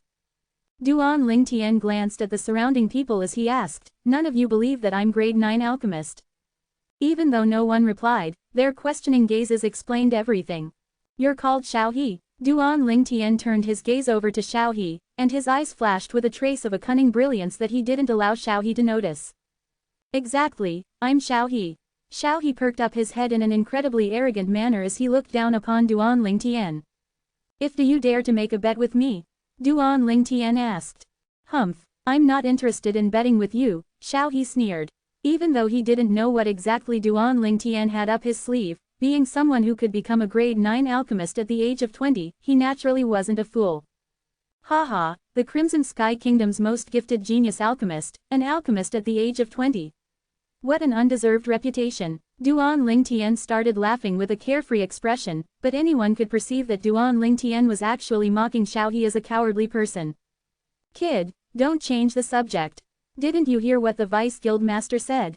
If you can't prove you're an alchemist, then you have to hand over that Alchemist Guild crest." Xiaohe looked at Duan Lingtian with an expression that said, "Stop acting, I saw through your act long ago." "When did I change the subject? The bet I want to carry out with you is precisely in response to the Vice Guild Master's request. What I want to bet on is, if I can prove that I'm a grade 9 alchemist, then you'll lose 5 million silver to me. Conversely, if I'm unable to prove it, then I'd lose 5 million silver to you. Do you dare?" Duan Lingtian gazed at Xiaohe with a tranquil expression. 5 million silver? Wah! The gamble which Duan Lingtian spoke of was like a pebble tossed onto the water, raising 1,000 ripples. The surrounding crowd instantly burst into an uproar. Even the Alchemist Guild's main guild's Vice Guild Master, Yi Lun, looked at Duan Lingtian with a gaze full of interest. Could it be that he really is a grade 9 alchemist? However, if he really is a grade 9 alchemist and had passed the verification process to obtain the Alchemist Guild crest, then why didn't the Alchemist Guild that registered him not report this to the main guild? There were too many questions within Yi Lun's heart. 5 million silver. Xiaohe was stunned. 5 million silver was nothing to him. If he wanted it, the Xiao clan would surely satisfy his wish. After all, he was the genius alchemist who the Xiao clan was focused fostering, and he was in existence would sooner or later become a grade 7 alchemist. However, he had only been a grade 9 alchemist for a year, and most of the medicinal pills he refined were to complete the Alchemist Guild's assignments in order to earn Alchemist Guild points. Currently, he only had with him the 3 million silver the clan gave him. "What, you don't dare?" Duan Lingtian looked at Xiaohe and started laughing. "If that's the case, then I guess you think I'm a grade 9 alchemist. Now, shouldn't you take back your questioning towards me and admit that I'm a grade 9 alchemist? At the same time, you must admit that I'm an even more gifted genius alchemist than you. And your reputation as the Crimson Sky Kingdom's most gifted genius alchemist of the younger generation is undeserved." Since Xiaohe appeared, Duan Lingtian had seen through the sort of person he was. Xiaohe was an arrogant and conceited person, and it was exactly this point that he picked out to use as a means to force Xiaohe to accept his bet under the gazes of everyone present. He was confident that with Xiaohe's arrogant personality, he would absolutely not admit that he didn't dare. Haha, what a bullshit genius alchemist, he's nothing more than a coward. Duan Lingtian continued to add fuel to the flame, breaking down the last line of defense within Xiaohe's heart. Yi Lu glanced deeply at Duan Lingtian. This violet-clothed youth, can it be that he's really confident? Okay, I agree. However, can you even produce 5 million silver? In the end, Xiaohe still agreed to the bet, and he looked at Duan Lingtian with a mocking smile. As far as he was concerned, everything this youth said earlier was surely said on purpose to embarrass him, and now he would unravel the violet-clothed youth's lies. Can you even produce 5 million silver? For a moment, the gazes of the surrounding crowd all descended upon Duan Lingtian. They were all stunned by the massive gamble that Duan Lingtian spoke of. 5 million silver wasn't something that anyone would be able to casually put forth. Even a grade 9 alchemist would at least need tens of years to earn that amount of silver. Are you sure? After hearing what Xiaohe said, Duan Lingtian didn't rush to withdraw his silver, as he wanted to make Xiaohe enter his trap completely, and in this way Xiaohe wouldn't be able to go back on his word.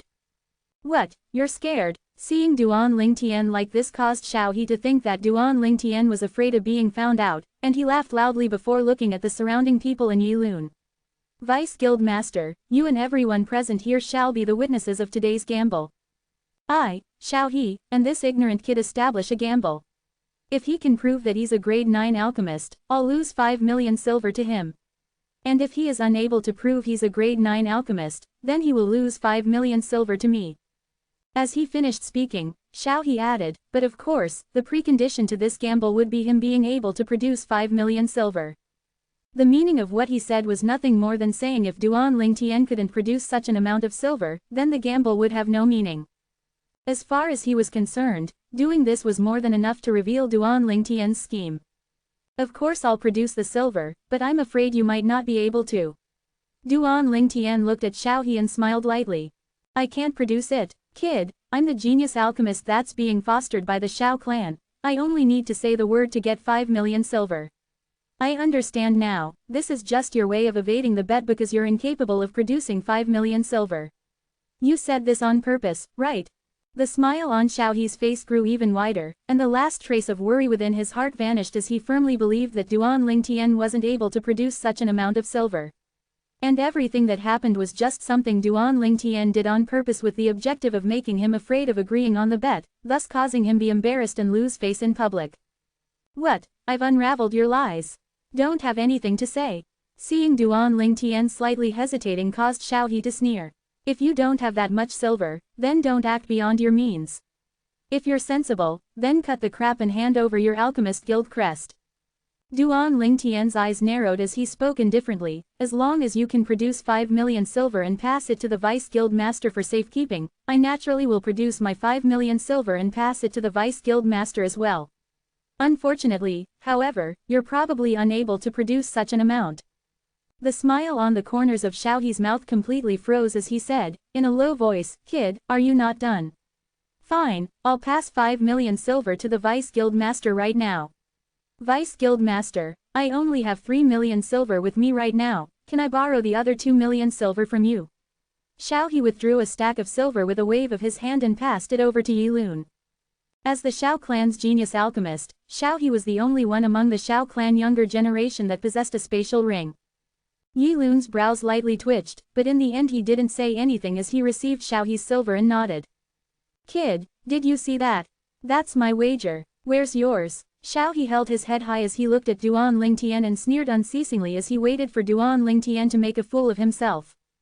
What a joke. You say you're the Xiao clan's disciple, but you have to borrow from another person just to gather a mere 5 million silver, tisk tisk.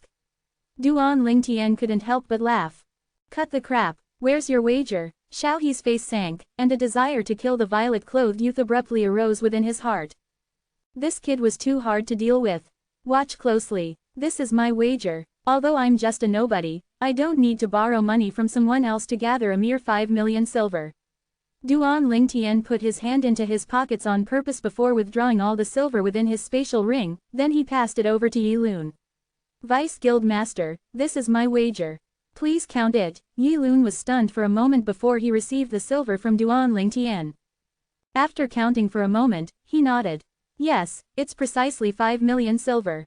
As he finished speaking, Yilun had an extremely complicated gaze. He vaguely realized that everything was a trap laid by this violet-clothed youth, And he was just waiting for Xiao He to jump in. He used Xiao He's conceited personality against him. This violet-clothed youth was really too terrifying. He completely made use of Xiao He's weakness.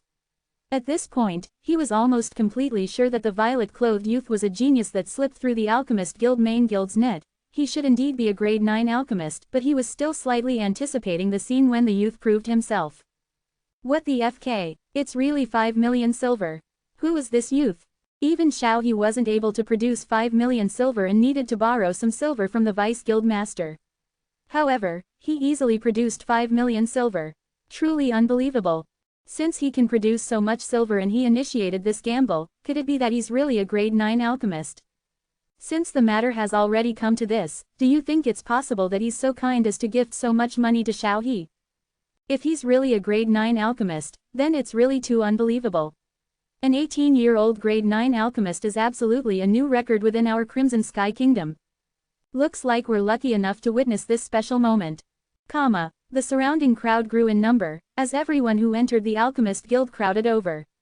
After some of the people who were unaware of what happened heard of the sequence of events from the person beside them, they looked at Xiao He and Duan Lingtian with interest as they waited for the crucial moment to arrive. Of these two people, one of them was the famous genius alchemist in Crimson Sky Kingdom. And the other was only a nobody.